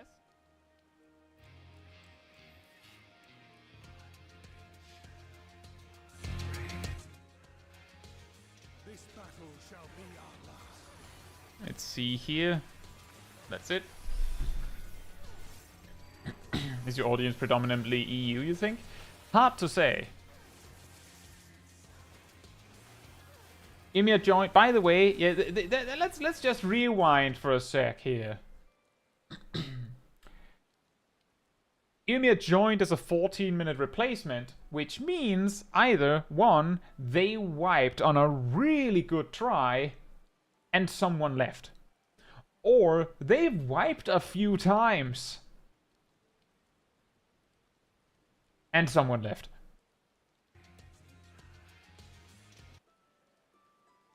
It says in chat. Okay, let me see here.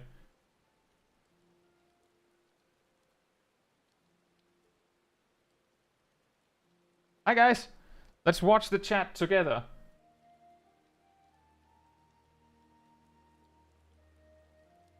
Ymir says what happened? Someone fumbled the QTE twice in a row. So one of our healers left. Well, how did you get a machinist then? Then we got past the QTE, but we had no LB3 because 7 players. Oh man. You know what would be really funny? If the healer that left was the one who was causing problems. That would be pretty funny.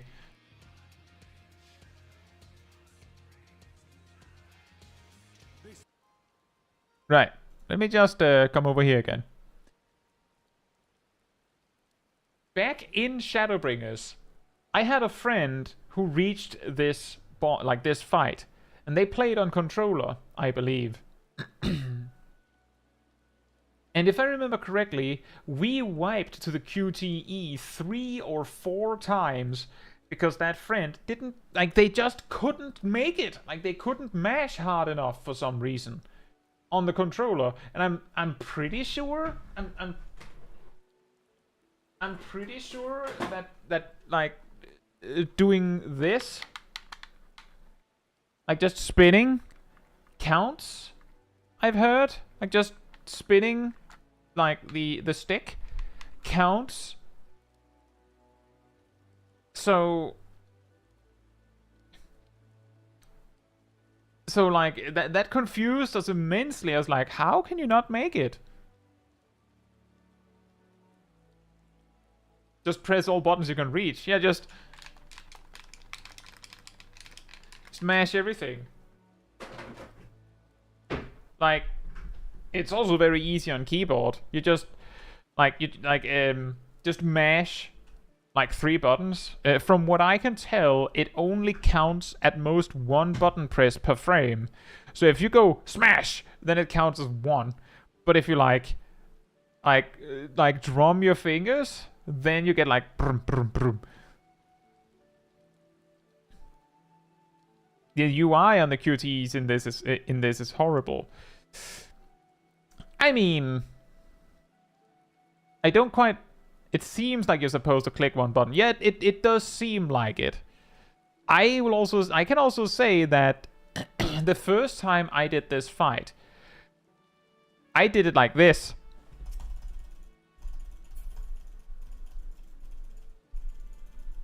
Because I didn't know you could use the keyboard.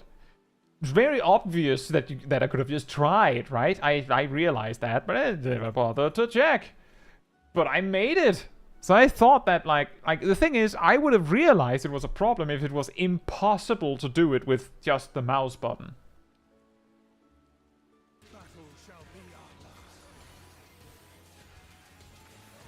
But that is something that really sucks about this fight, is that if one person fails the QTE, then full wipe. And I'm pretty sure it doesn't show you who failed. Like, not obviously. I'm pretty sure it's like the person that failed is the one that doesn't do the animation right or something like that.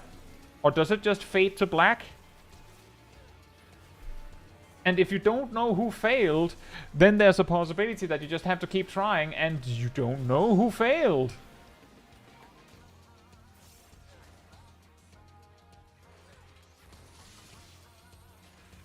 Doesn't that QTE scale a bit based on the speed you start at? From what I've heard and seen,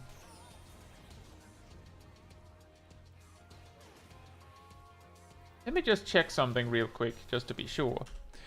Just before that, from what I've heard and seen, the QTE on this fight specifically works on the same kind of rules as the newer Doom games.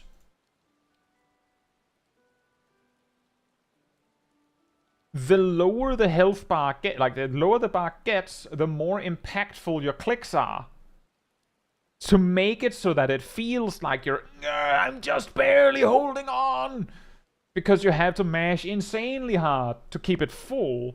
Whereas if you, like, if it manages to get, like, further, it takes less to keep it up. Exactly to give that effect. Aridel mentioned that it's trying to make it so that, oh, you just barely made it. Exactly, the last bit of HP is longer. Thank you for coming, whoever you were.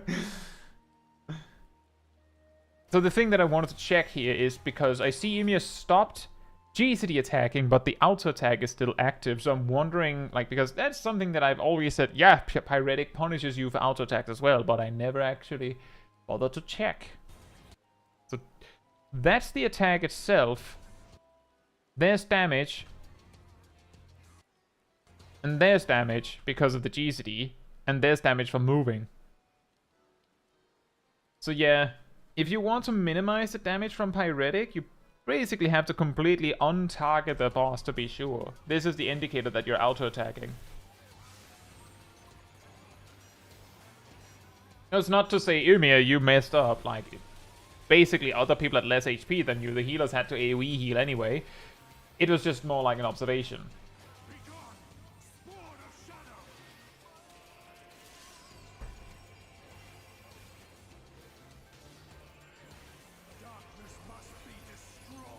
Darkness must be destroyed. And wham, Pyretic.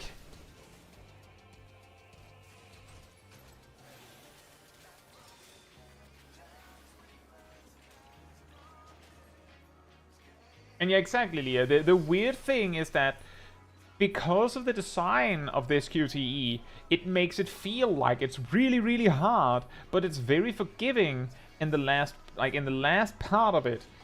So that's what actually makes it even weirder when someone fails it, right? Because if it's that forgiving, how would you fail it?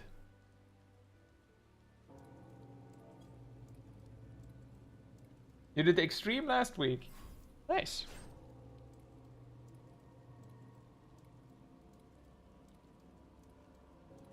That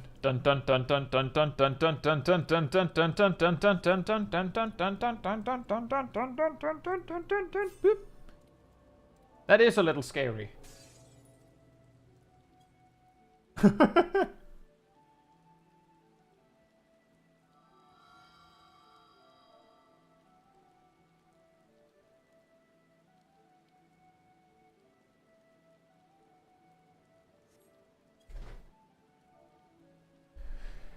It is funny. I do think it would be interesting if they made something, or I think it would be interesting if they made the QTEs more interesting than a button mash. Excellent sentence, Kai. Don't you also think so, everyone? Wouldn't you think that it would be more interesting if they made it more interesting? Yes. This warrior would heal for more if we gave it more healing actions.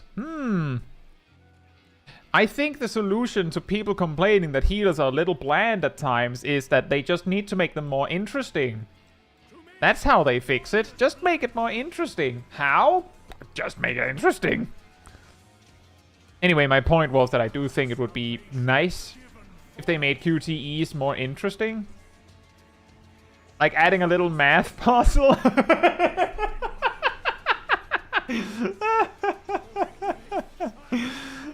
New math robot returns in Dawn Trail. Puts you in a QTE and it just shows up 2 + 2 is what? And just shows like 4 boxes that show 1, 2, 3, and 4. And half your raid dies and you're just sitting there like, how? This boring thing needs to be a bit less boring. Quick find Waldo. They just put your character in a huge blob of people in Limbs Elementa and go find yourself. You have 15 seconds. What is the Starlight the Chocobo rhythm mechanic? Find Warrior of Lido. Waldo.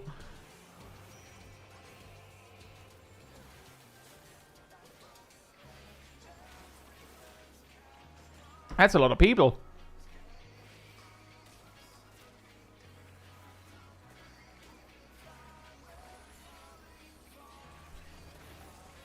What? Ah, yes, the classic. Well, I need to move to the next spot.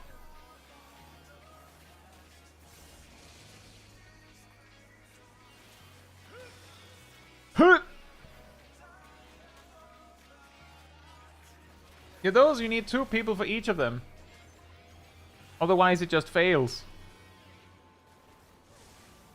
But there's usually only 1 resolving at a time, and they're close enough that if you just have 2 pairs, everyone else can ignore them. It's pretty funny.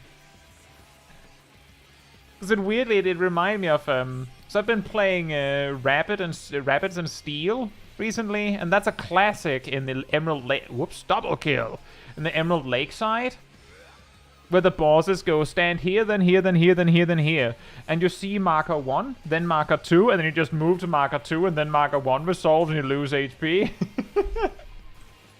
Like, all right, 1 wasn't finished yet. Nice stack, double kill.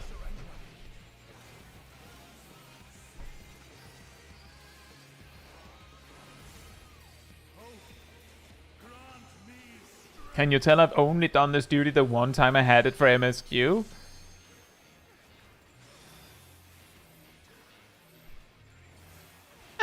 I could imagine. I've done it a bunch of times. And that's nice. That's nice, Perrin. Was that on normal? Or hard?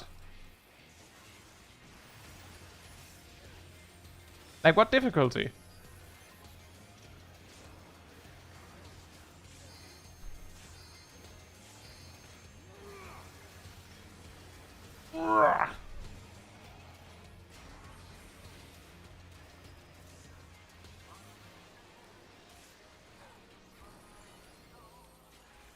Yeah, I of course did this fight day 1. Incidentally, Bee's Knees, I believe, was added to the game as a dance you could unlock the same day as this fight. And people discovered, I believe it was that, or maybe it was just like really closely together, and people discovered that the Bee's Knees dance had like dances in the same beat as this song. It's just normal difficulty. Fair enough. That's still good, Baron. It's just that on hard, it's way, way harder. And it's usually just they add 1 more mechanic to each mechanic. They basically go, you know, exhibit, yo, I heard you like mechanics, so we put a mechanic in your mechanics.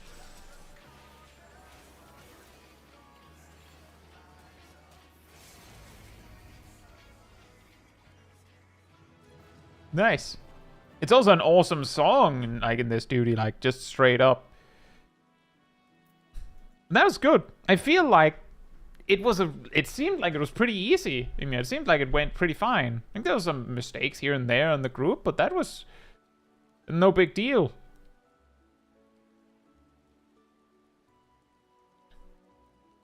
Caetsu Dragoon says, this duty was the first time I main tanked a trial. Me and the other tank was waiting for the other to turn on our stance, and the black mage decided to help our decision. Well, if none of you are going, then I guess I will. And yes, the song is To the Edge, by performed by Jason Z. Miller. That is correct. To the Edge was also written while our wonderful music creator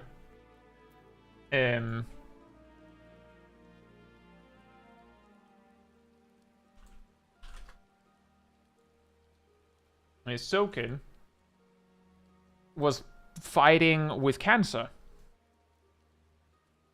which is really fitting for the song in a way, isn't it?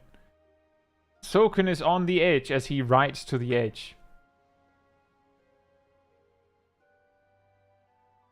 Black Mage Tank Stance, aka Mana Ward. I'll say, I have sometimes landed in duties as a DPS or a healer and seen both tanks just kind of stand there, like, and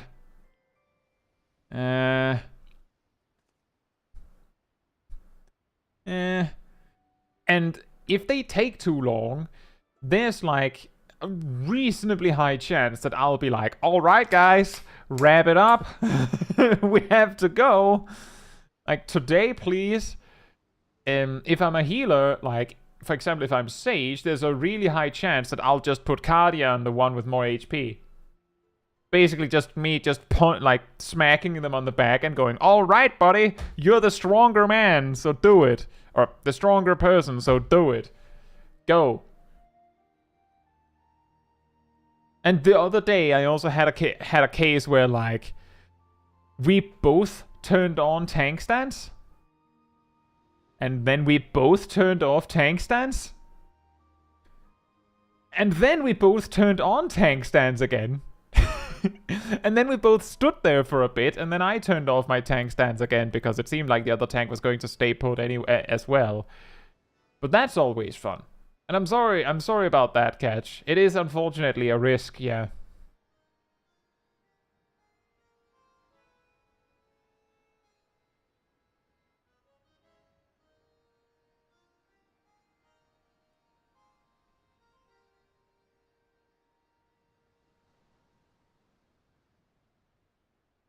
But that is something to look forward to, Catch. I can't remember if you're still working on, like, in the free trial, or if you went into a full version yet. I think I remember you bought the full game. You're on Shadowbringers, okay. Well, it is a fight to look forward to. Douglas says, in that situation, pull, and then if the other tank wants it, you shirk and go from there. Yeah, I agree.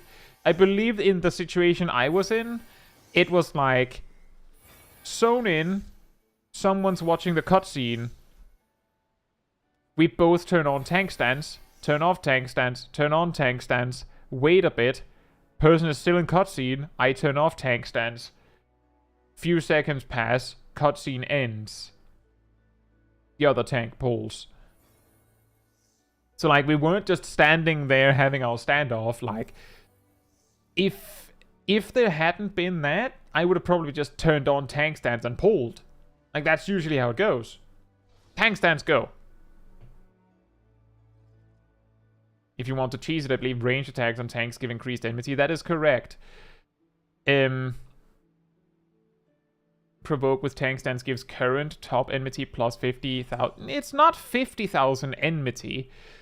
It's, from my tests, it's more than 4,000 potency worth of enmity, which is affected by your tank stance.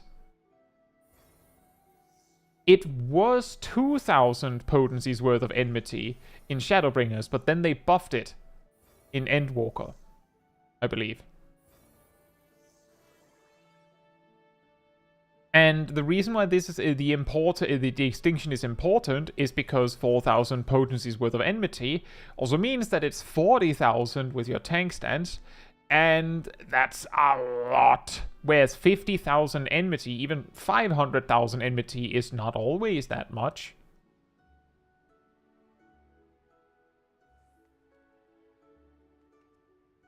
50,000, 500,000, right? But it's basically a lot.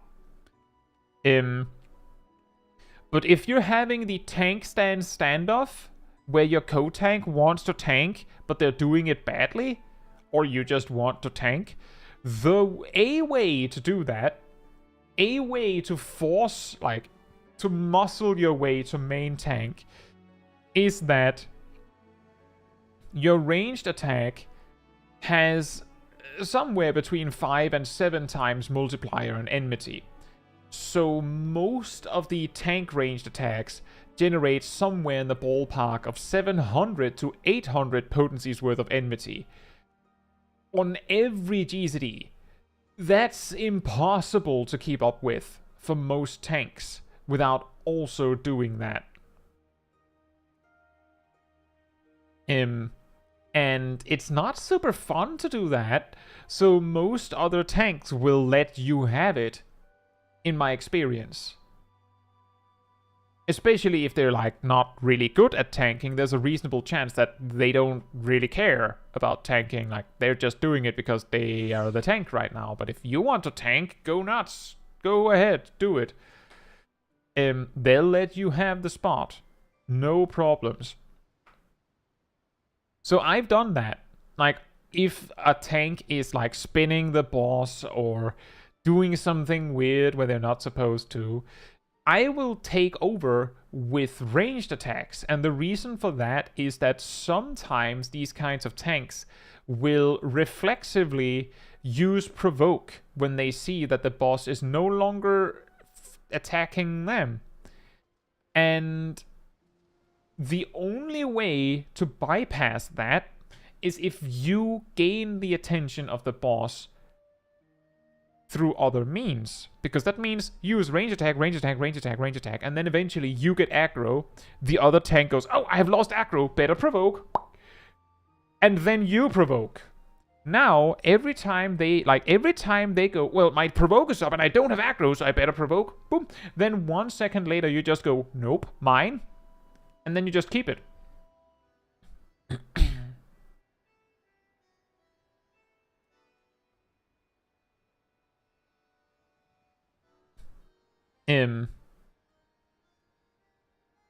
Can free trial players accept trades? I'm pretty sure they can't.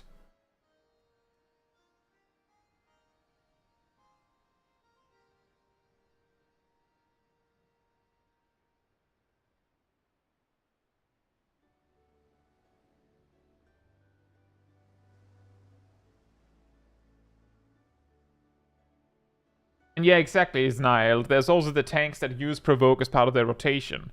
Those you also beat by spamming ranged attack. And the problem is that if they're using provoke on cooldown, you have to, like, climb past their regular enmity generation and then also past the provoke. And only then can, or like, either that or you have to wait until they provoke and then you can fix the problem, right?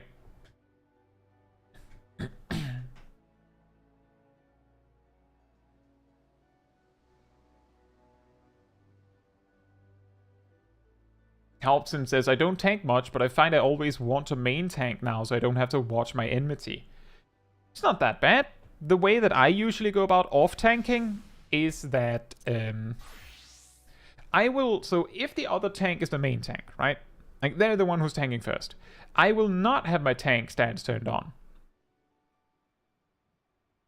Then the pull starts, and I will do my opener. When my opener is over and, like, raid buffs are gone, if any, I turn on my tank stance. And most of the time, I will not need to turn it off again. But I am, of course, sometimes glancing over here, so I'll see it if my enmity is, like, a fraction of a fraction away from over-aggroing, and then I'll turn off my tank stance. And yeah, I will turn off my tank stance instead of just using Shirk, even though that would have been probably easier. Yeah, that is true, Leah. The reason why it might not work super well is because if the main tank is using Provoke on cooldown, that's not a problem. But they will use Provoke on cooldown, and then, you know, maybe 10 or 12 or 15 seconds into their Provoke cooldown, you start to go, this isn't looking too good. Like, they're doing some weird stuff, like spinning the boss that does random cleaves that can kill people and things like that. Maybe you can fix the problem sooner, but if you provoke now, then the other tank will mess it up again in 15 seconds. So, better to not do that.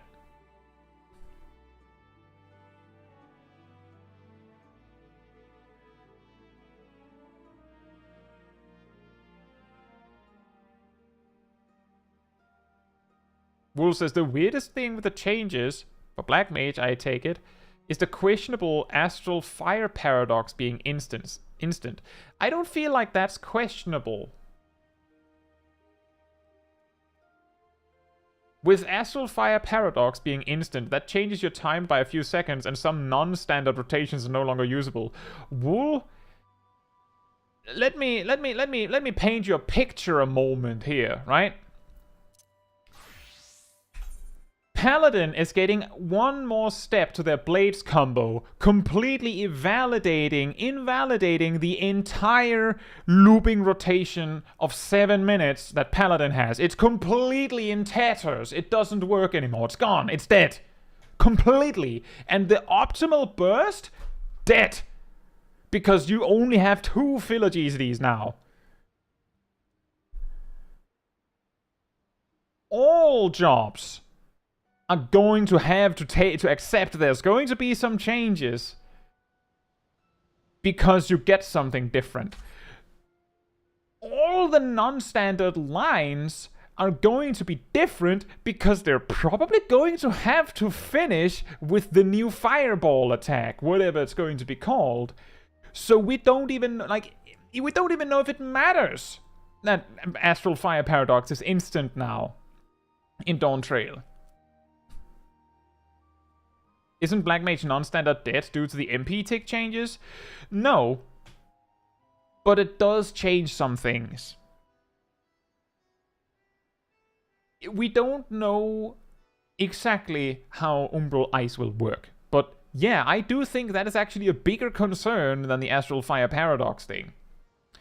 For those that don't know, in Dawn Trail, the way Black Mage Umbral Ice will work is that Umbral Ice makes your ice spells, quote unquote, recover MP. We will probably have to assume that Paradox is going to be counted as an ice spell in the same vein that it replaces Blizzard 1. And Blizzard 1 would give you MP, so naturally Paradox would also, but we don't know.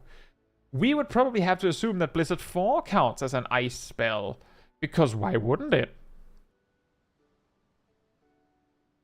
And if those 2 spells count, then the only question left is how much MP do you get when you cast an ice spell in Umbral Ice 3? And if the answer is 5,000 or more, then you need to cast 2 ice spells in every Umbral Ice state, aside from Blizzard 3, unless Blizzard 3 recovers MP.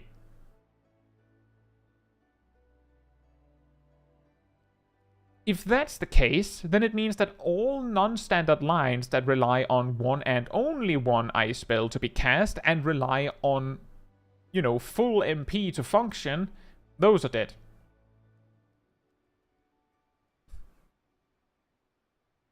Emia says, current non-standard is different, but doesn't it change every expansion? I'm pretty sure that the concept of non-standard Black Mage either hadn't like come into existence really in Shadowbringers, or was in like baby stages if it did. But a huge impact, like a huge part of non-standard is also Paradox itself. So most of what makes non-standard exist is Endwalker. My point in bringing up the Astral Fire instant is that it changes the way you can backload Fire Force in your Astral Fire rotation. That's true, but then again, having Paradox in Astral Fire be consistently instant also means that you can greed a lot more in the earlier part of your sequence. Like, legitimately, you can, with instant Astral Fire Paradox, you can cast 4 Fire Force and Astral Fire Paradox with 0 spell speed with no issue. You would be able to do that. 4 Fire with 0 spell speed, and let's not kid ourselves. Most Black Mages at least have some spell speed.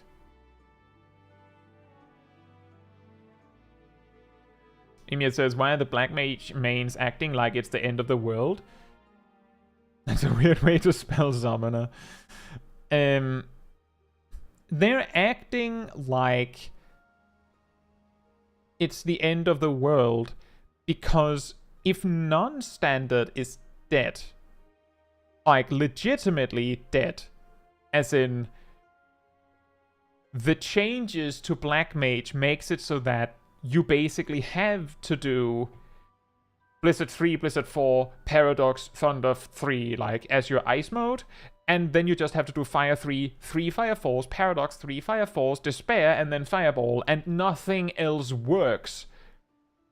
Then the thing that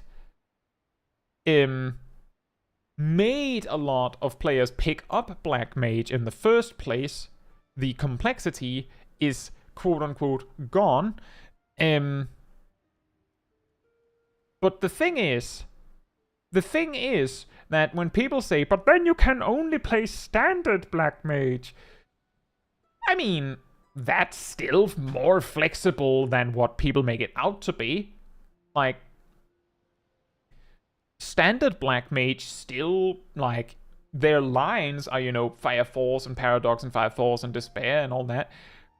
But they still weave in other stuff and get a little weird with it sometimes. But just not in the same capacity that non-standard does. But yeah, as Leah says, the people are always acting like it's the end of the world. The reason why I brought up the Paladin specifically is because when Paladin got reworked, before the rework, the way Paladin functioned is that it had a 1-minute looping rotation and a 2-minute looping rotation, and which one you used depended on how much skill speed you had. Slow used 2 minutes, fast used 1 minute.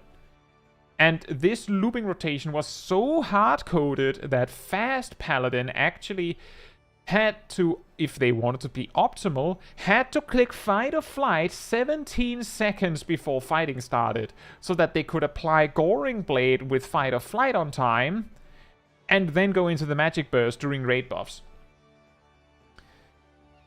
This was so ingrained in Paladins that when the rework came, and I would like to let you know that when Paladin got reworked, I worked on Paladin guides from the moment that the servers went live, basically. I actually started the day before and, like, used the patch notes to try and, like, figure out what things were what for the manuscript beforehand.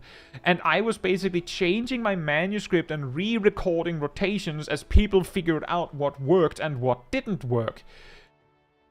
And the thing that worked was the priority Paladin rotation, which initially was presented as a priority rotation, and the people grasping at the straws were like, but minute looping rotation, what do we do? And then someone, a genius, came up and was like, guys, it's fine. It's not a priority rotation. It's a 7-minute looping rotation. It loops at 7 minutes. You can see it right here. And then just like unfurls like a scroll of spreadsheets. Just you can see down here, 7 minutes in, it loops. So we can call it the hallowed rotation because hallowed ground has a 7-minute cooldown. Yeah? Huh? What do you think? Nah, that's too involved. Okay, how about the 7-minute looping rotation? And then it's not really the 7-minute looping rotation. It only loops if you actually manage to do it for 7 minutes. Which you don't. It's the priority rotation. But legitimately, people were basically acting like the end of the world. And yeah, some paladins basically just went, I'm not playing Paladin anymore. After the changes. Which, fair. But that is genuinely how it goes. When job changes happen, then jobs change. And when jobs change, then the things that we knew no longer apply necessarily. And we just have to accept that. Warrior got changed enough in Endwalker that it is difficult to compare it to Shadowbringers. But last I checked, there was no warning that Warrior was getting reworked. So, you know, take it with a grain of salt. I'm just saying, I saw the changes to Black Mage and I went from before the job action trailer, I was like, I'll probably like play Warrior or Sage. Maybe I'll play Summoner so that I have a healer and a DPS for the MSQ. After the job action trailer, I was like, maybe I should play Black Mage. Maybe I should do the MSQ's Black Mage. And then I also saw Monk. I was like, maybe Monk. And I've never mained Monk. Ever. Like, actually, I've never mained Monk. And I've always had a hard time with Monk. And then I see the changes and I'm like, you know, maybe this could work. And I didn't have, like, the jobs that got much less changes were like, for me, it was like, I mean, Summoner seems to be pretty steady. Not much changing there. That's a safe choice. But I'd rather have something new and cool. Also, hey Hound, hope you're doing well. Have a friend who's like, the class is ruined! And it's just because they took a single move out of it. I'm glad to hear that. My perspective on Paladin is that old Paladin I really liked. I found it really cool in concept. It was very interesting with this, like, the other tanks had like varying degrees of like chaos in their rotation, where Paladin is like, you know, like the reliable knight that just like does the rhythmic strategy that it has trained, and it just repeats until you tire out, like kind of like that. And because of the way that the rotation was, you couldn't really like go very far away from that. But a particular thing that I always hated about old Paladin is that it felt like Holy Spirit was there to pull with and to spend Requiescat on. Which meant that it felt like Paladin was Knight 2/3 of the time and Mage 1/3 of the time. It makes more sense if it was more mixed, which is why I was like, Divine Might is genius. I would have wanted more of that. Like, more of this, please.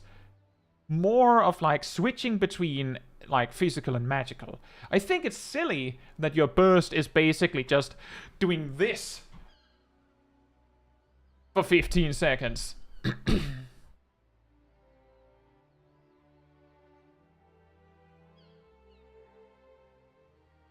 Hound says, I still remember Fight or Flight only affecting physical damage.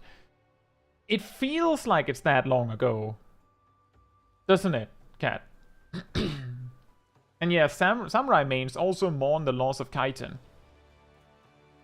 Can you spend Divine Might on Clemency, please? That would be interesting. What would it take? Interesting question, I think. What would it take to make Clemency good? Wool says, my only hope for Black Mage is that it's easier for everyone to pick up the job, but it keeps its fluid kit. Black Mage is so hard to pick up at the beginning. Here's a start, I think. if they actually put exactly what Umbral Ice does on some of the actions that apply Umbral Ice. Exactly what it does. In detail. How much MP are we talking per action? Which actions? And how much does it reduce fire damage? Because it also reduces fire damage done. Astral Fire, same deal. How much more damage does it make you do? And how much less damage does it make your ice spells do? It's 10, 20, 30% in both, on both sides in the damage reduction department, and it's 40, 60, 80% in the damage boost. But it has to say that somewhere. How much is it? That would be a good start.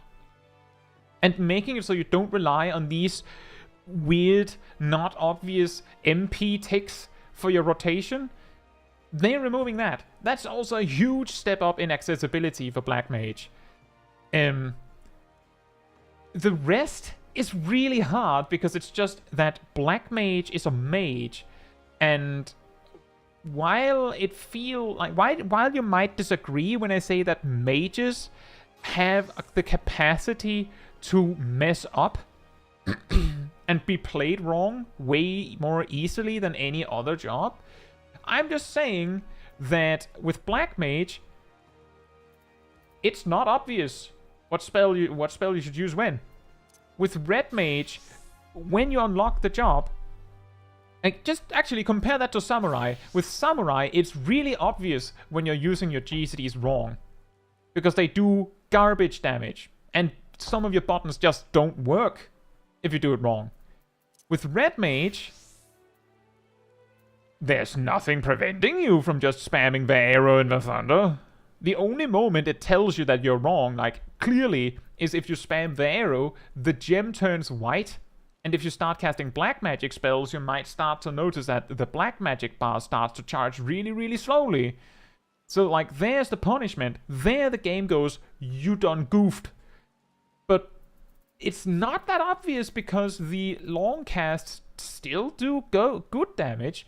Bad, relatively speaking, but good damage when you cast them. So Red Mage can totally screw up, where Samurai, it's harder to screw up. I mean, you might have seen that Samurai in one of my Mentor Roulette videos, but most of the time it sort of helps itself.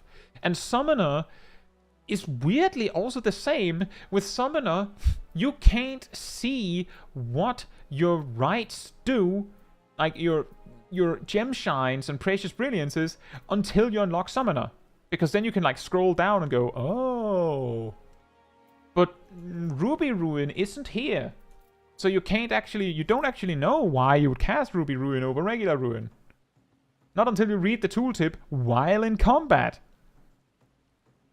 So all three mages are really weird. Black Mage is just the weirdest.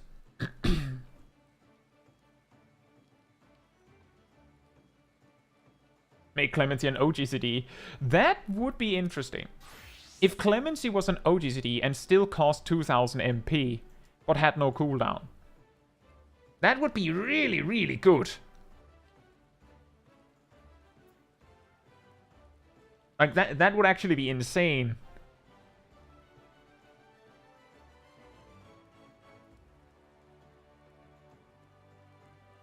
Who else remembers running out of TP while tanking as a warrior? Or only having flash as your paladin AoE aggro move? Yeah, I remember that.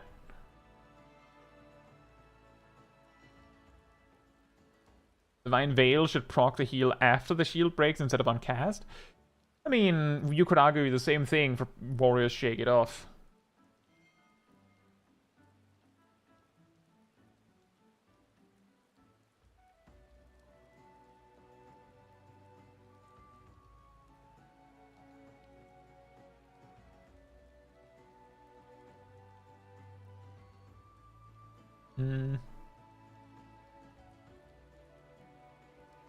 I remember one red mage who only used impact through the whole dungeon. Well, I mean, they were impactful. I guess they left an impression.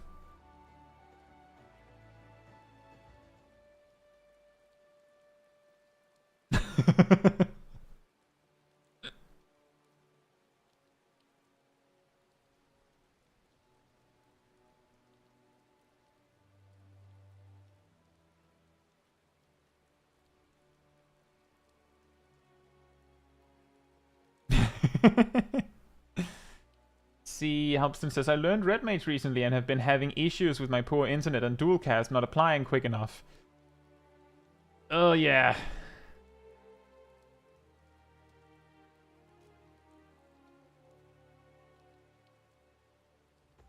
That's a classic. There's not, like, if your latency is that bad, there's nothing you can do.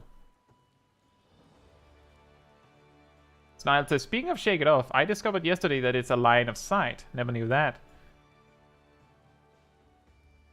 I mean...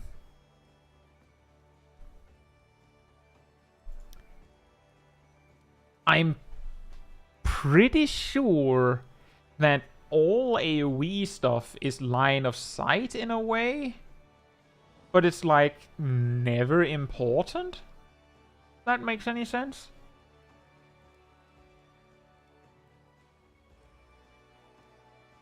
Can double down just delete the mob in front of me? Well, I think you need more than a double down for that.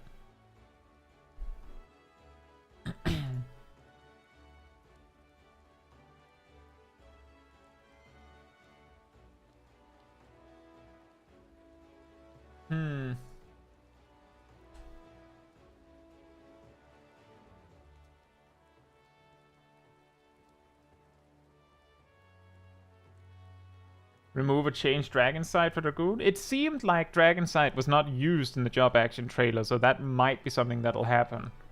Might.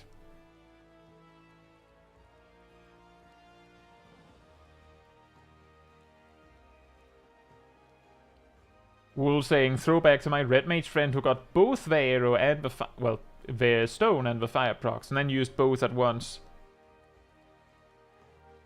It is weird. Because if you read the tooltips,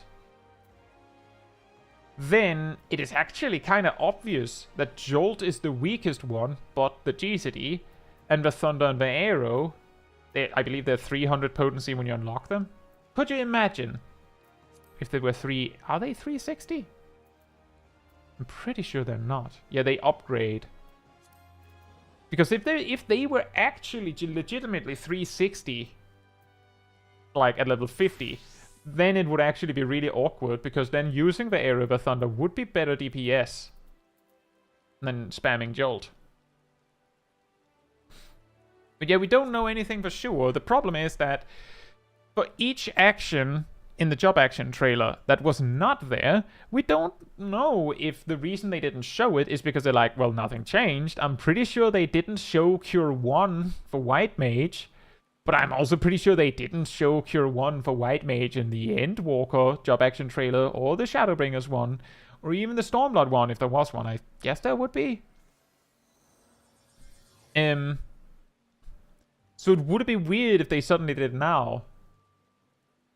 So, like, the likely scenario is that the actions that they show are the ones that are either, like, necessary to string together a rotation, or they lead to something new, or something changed.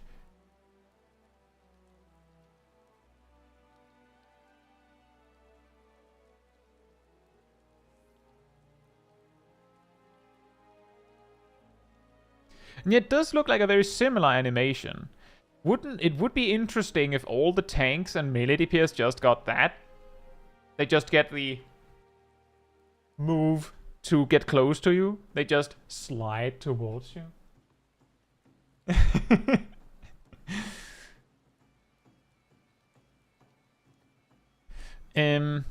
Right. Well,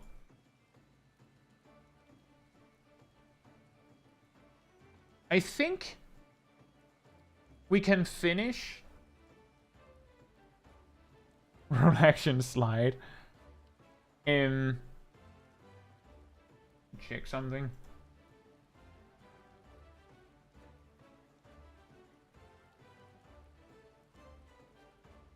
Roll action Norm. I think we could finish with Zav's final day run as Black Mage. It feels weirdly fitting. Before I start, though, I could perhaps be reasonable and say if there's anyone in the chat who's not completed the Endwalker story. This is like the big finale fight of the Endwalker story. And I warned you. We will probably watch that, talk a little bit, and then finish the stream. I think. Now I've said it. So you can escape if you don't want to see it. Here we go.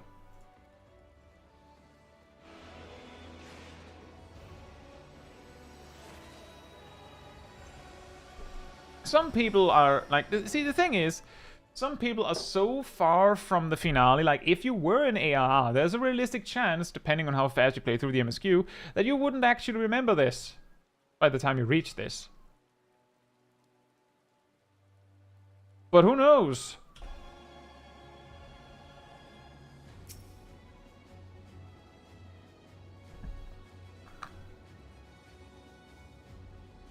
Yeah, same, Shaq.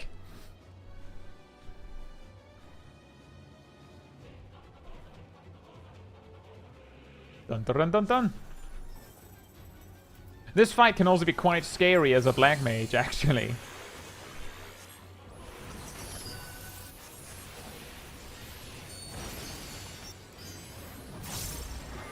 Oh, nice.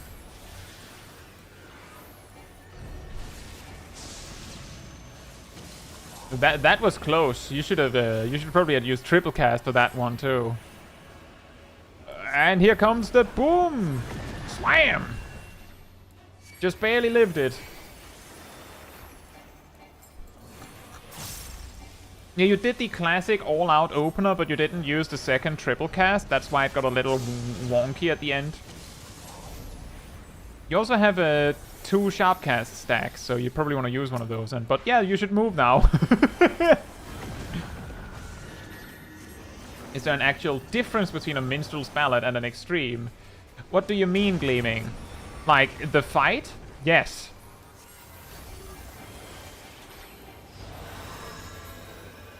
Oh wait, now I know what you mean. No, the minstrel's ballad fights are just like an older way that they used to call it.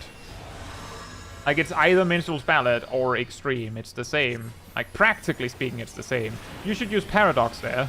You did.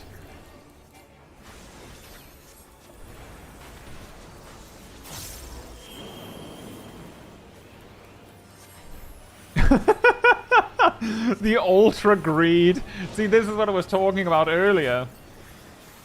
If you try black mage a bit, you'll understand why the black mage refuses to move.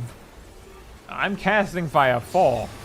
You have to book an appointment if you want me to move that fast. Thunder 3. You should probably have used sharp cast. You should use sharp cast.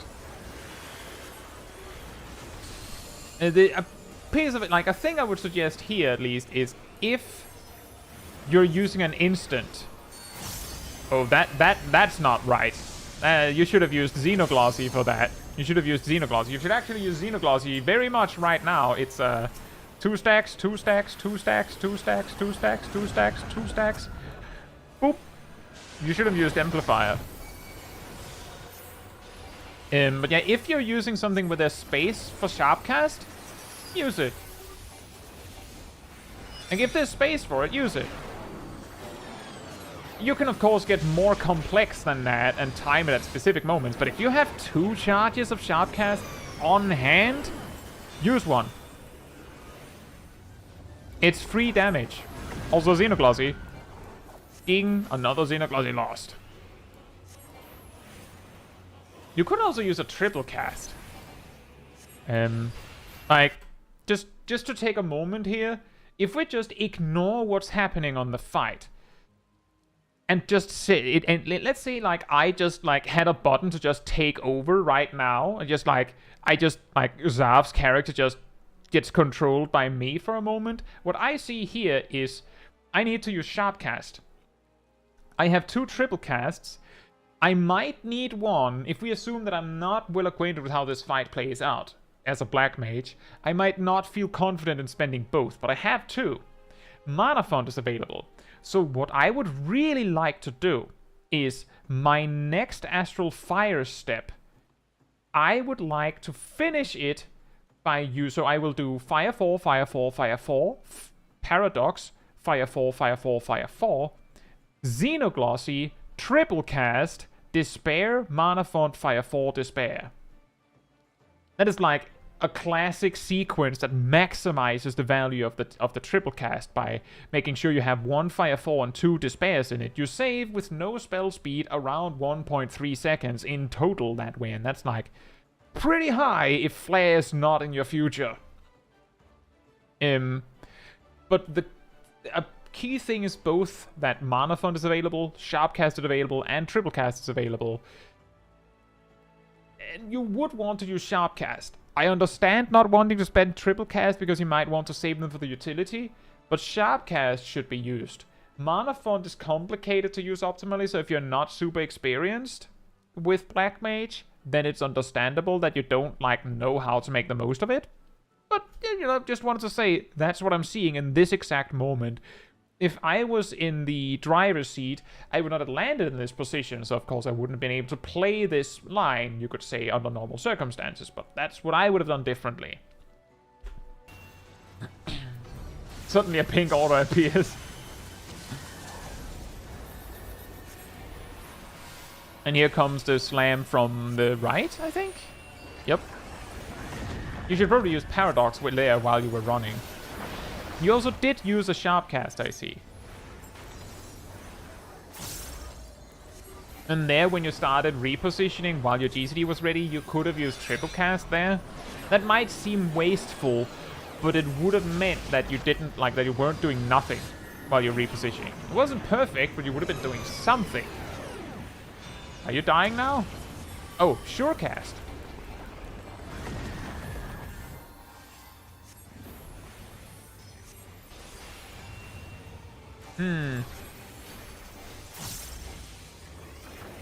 Are you clicking Sharpcast but it doesn't go through because you click it too soon?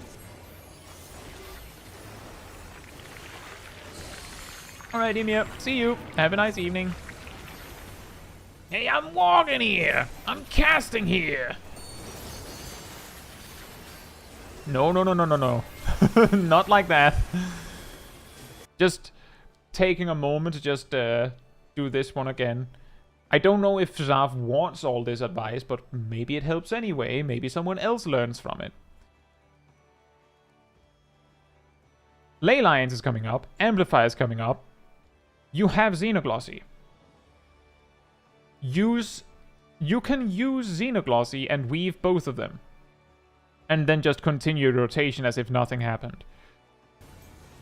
If you stop and click both of them outside of GCD, then you add approximately 1.25 seconds where you're just standing there. Like half a GCD of you just... You don't want to do that. Not even as Black Mage. The particular thing that makes Black Mage so complicated is that you have to plan your weaves so much because you can't do this. Like, you can't just, like, it's a massive waste if you, like, weave out of turn like that.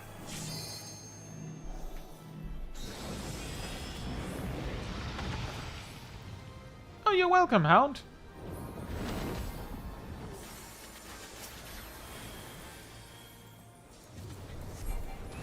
It is complicated.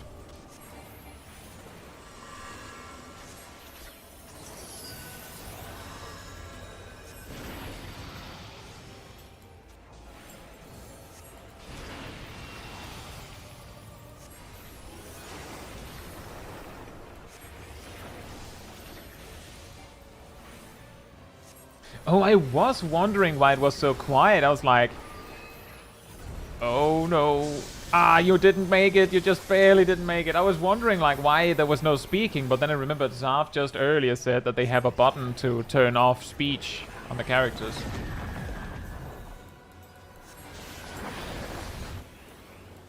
And yeah, no worries, Zav. Still, like, maybe the tips would still work. But one big tip that might help you is if you want to weave something, unless it's a case of, well, I'm going to die if I don't move, so I have to weave triple cast or ethereal manipulation or whatever. Like, those are the exceptions, right?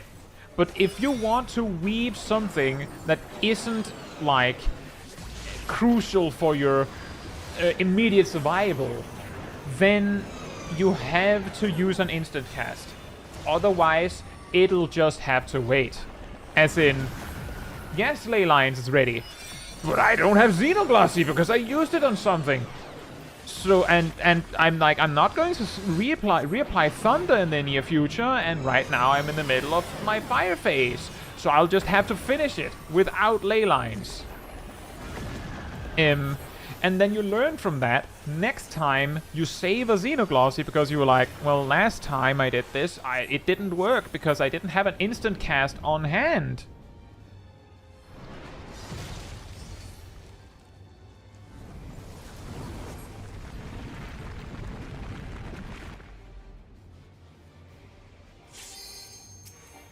And that is something that you will just have to, like, learn through practice. Don't you get... I'm actually not sure. Do you get an additional limit break to deal with the boss thing?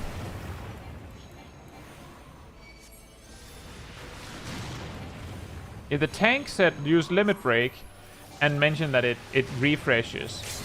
Yeah, I wasn't sure about that either, Zaf. So yeah, understandable that you like you said no because you knew that we'll need it.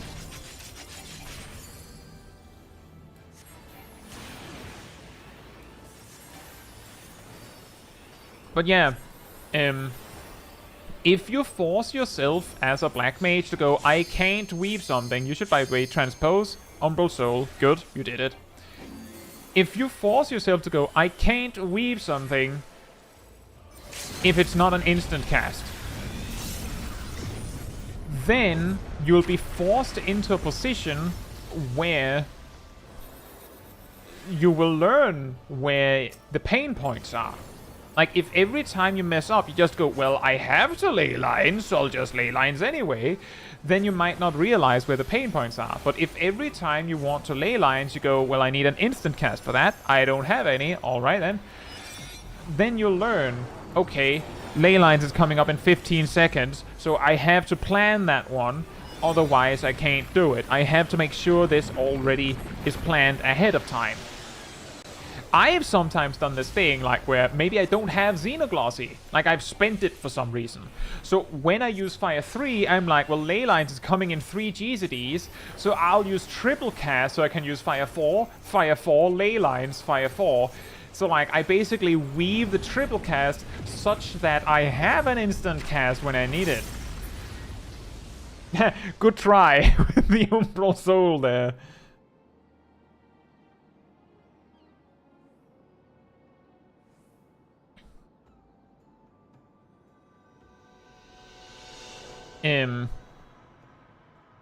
Well, that seems a little sadder without the voice line.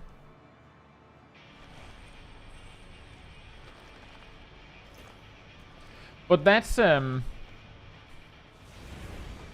the huge thing, is that figuring out when you need to plan an instant cast. And the problem with Black Mage is exactly how it's, like, always planning ahead. You should probably use Xenoglossy right after you got into your state, I feel, so you could weave some stuff. And this is actually also another thing, because that was actually pretty smart. You used Despair instead of Fire 4, then Despair, because you wouldn't have had time to do both. Here's also... This is a really, really specific tip, but that's actually speaking of learning things that is especially helpful when you're still learning. So use triple cast, Despair, and then you realize... Well, you didn't realize exactly like that, but right here, what you could have done to salvage this one a little bit, and this is extremely nitpicky, just saying. You could gain... let me just see here. You could gain 78 potency with the following change. Here, you have triple cast stacks. So if you use Transpose now, then Paradox, because Paradox is free, but Blizzard 3 in Umbral Ice 1 is not, you can use Paradox, wait for the MP tick in that instant GCD, then use Blizzard 3, which is instant because of triple cast, and then you can use Blizzard 3, which is also instant, which I haven't seen, but I'm guessing that's what you're going to do. But by simply transposing and changing the order like this, it takes about the same amount of time, but you cast a Blizzard 3 at full power instead of 70% power. It's really specific, and it's like, it's a line meant to deal with a screw-up. Pretty sure in that phase specifically you want to start in ice because of the stacking damage buff. That's... yeah, that could be... that could be... I don't know. I could see the benefit, yeah.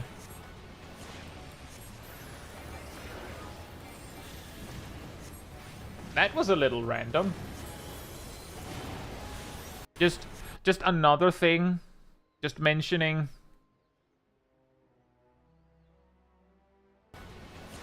Swift casting Paradox gives you no damage. Like, as in, it's 0 DPS gain. And swift casting it after Firefall like this is actually a DPS loss. Makes the damage come out sooner, but it also just adds about half a second plus 2 times your latency to the time. I was feeling like I didn't have time to cast it. Oh, that could be. Let me see.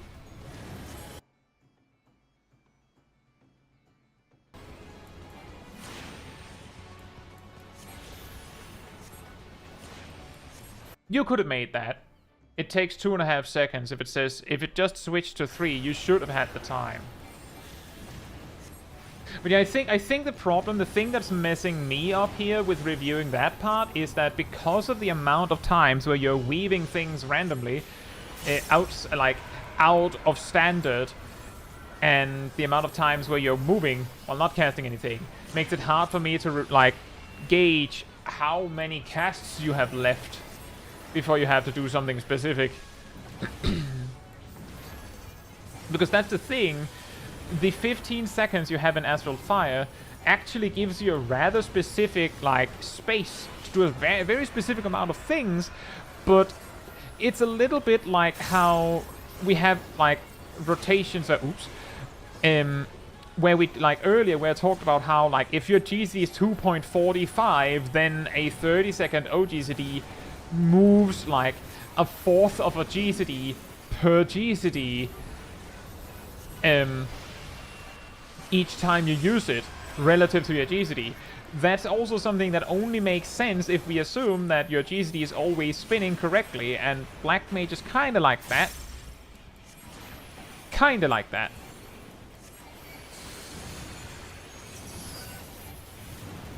I would actually have probably just started spamming Xenoglossies there at the end when it was that low.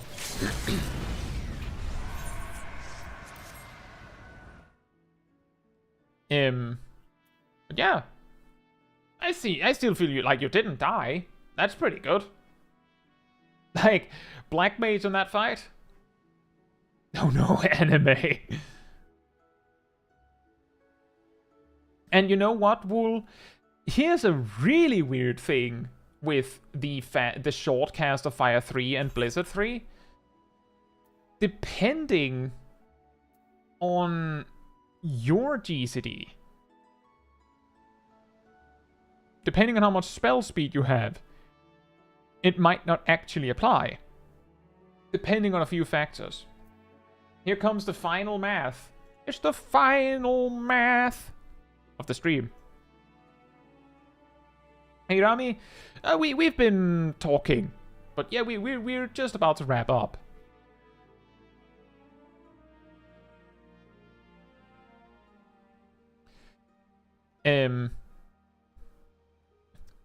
With no spell speed, B3 and Fire 3, F3, have a cast time of 3.5 seconds.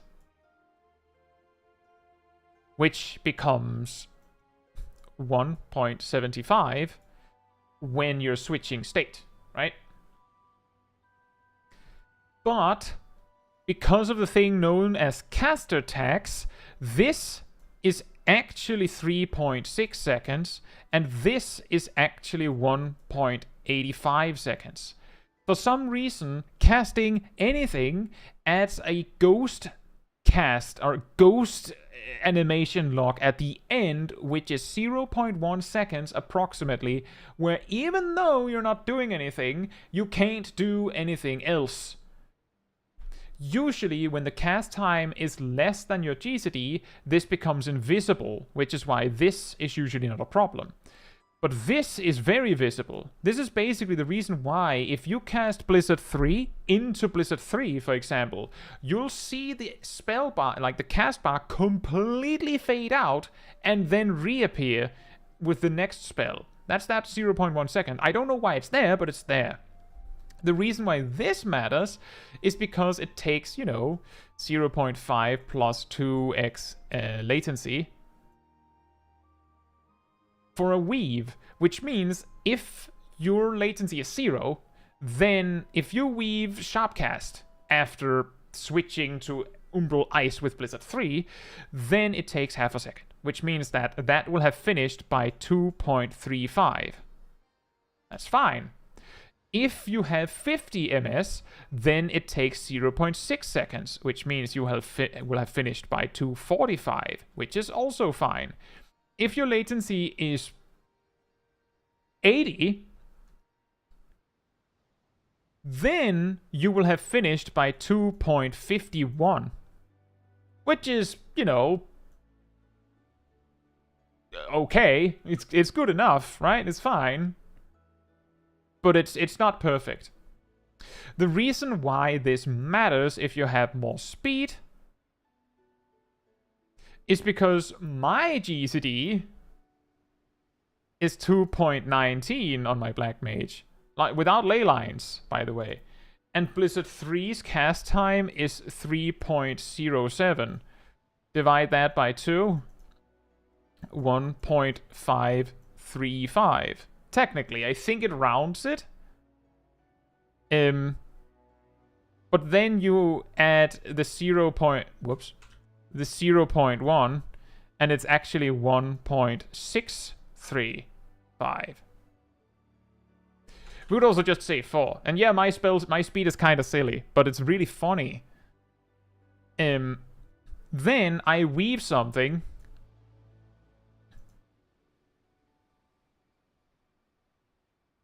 And that kind of works if I have no latency. But I actually play at, around 20 ms. Which means that it would actually finish at 2.18. Which still works, but sometimes my latency fluctuates up to 25 or even 30, and then it stops working.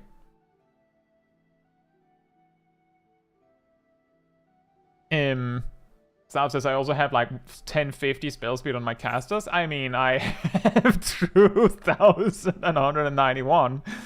So, yeah.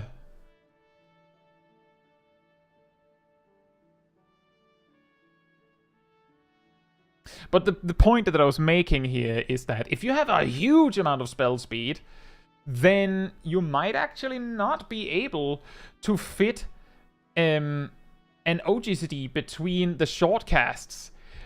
And if your latency is more than like nothing, then it might also cause problems. And in ley lines, it will always be a problem, because ley lines basically pushes you past my spell speed amounts, I'm pretty sure, just off the top of my head. And then you can't do this. It's like, like, while we're talking about learning when you can weave something as a black mage, it is worth pointing out that if you can weave something safely while switching between blizzards like Umbral Ice and Astral Fire, you can't during ley lines without it like delaying your GCD. It's a really small thing, but it is a thing. Good night, Leah. Hound says, I forget, in your top range DPS mistakes, do you mention dancer players who only use standard step out of combat and never in fights? I don't believe I do. I feel like that one is too specific. I do mention dancers that prepare their technical step before entering combat. Anyway, I feel like that was a good one to talk about some black mage. With that said, that is absolutely where we are going to finish today. If you enjoyed the company of the wonderful people in the chat, remember that there is a Discord community server that you can join. There, you will find me and most of the chat, I'm pretty sure. You'll also find the weekly schedule where you can see what else is coming up on a given week. You can also find the announcement room where you can see, you know, when videos and streams come out. You can see the links right there. You can also find the role assignments room, and if you grab the reminder role, you'll get a notification whenever I post a video, post a stream. You also get an extra notification around 15 minutes before stream starts, so you don't miss a second. You'll also find the clip review room, where I get the clips that we look at here. Yeah, so you could do that. If you would like to support, if you enjoyed this particular stream, it also helps me a lot if you leave a like on it in the YouTube system. That tells the algorithm that this was a very enjoyable stream and you'd like other people to enjoy it as well. So thank you so much in advance. And if you would like to support the channel even more directly, you can choose to become a member of the channel. You can use the gifted memberships. You can also use the super chat stuff. And if you don't want to use the YouTube system, there's of course also the Ko-Fi link in the description. All of it helps me directly with, you know, being able to afford focusing on this and getting like being able to focus on videos that I think you would enjoy, rather than being like, right, let's figure out what is trending right now so that I can put food on the table, hypothetically. So yeah, every bit helps. With that said, thank you all so much for watching and hanging out. Very good questions, very good discussions. And we went nearly 2 hours over time based on when I had initially planned to end. Isn't that incredible? And we didn't even check that many clips. We didn't even see that many clips. I even had, like, I was looking at Yaz and I was like, well, he is AFK, but I also wanted to check his clip. And I just didn't. Unfortunate. Well, with that said, that is all for me. So good night, good morning, afternoon, or evening, depending on where you are in the world. And I hope to see you all very soon. Bye bye.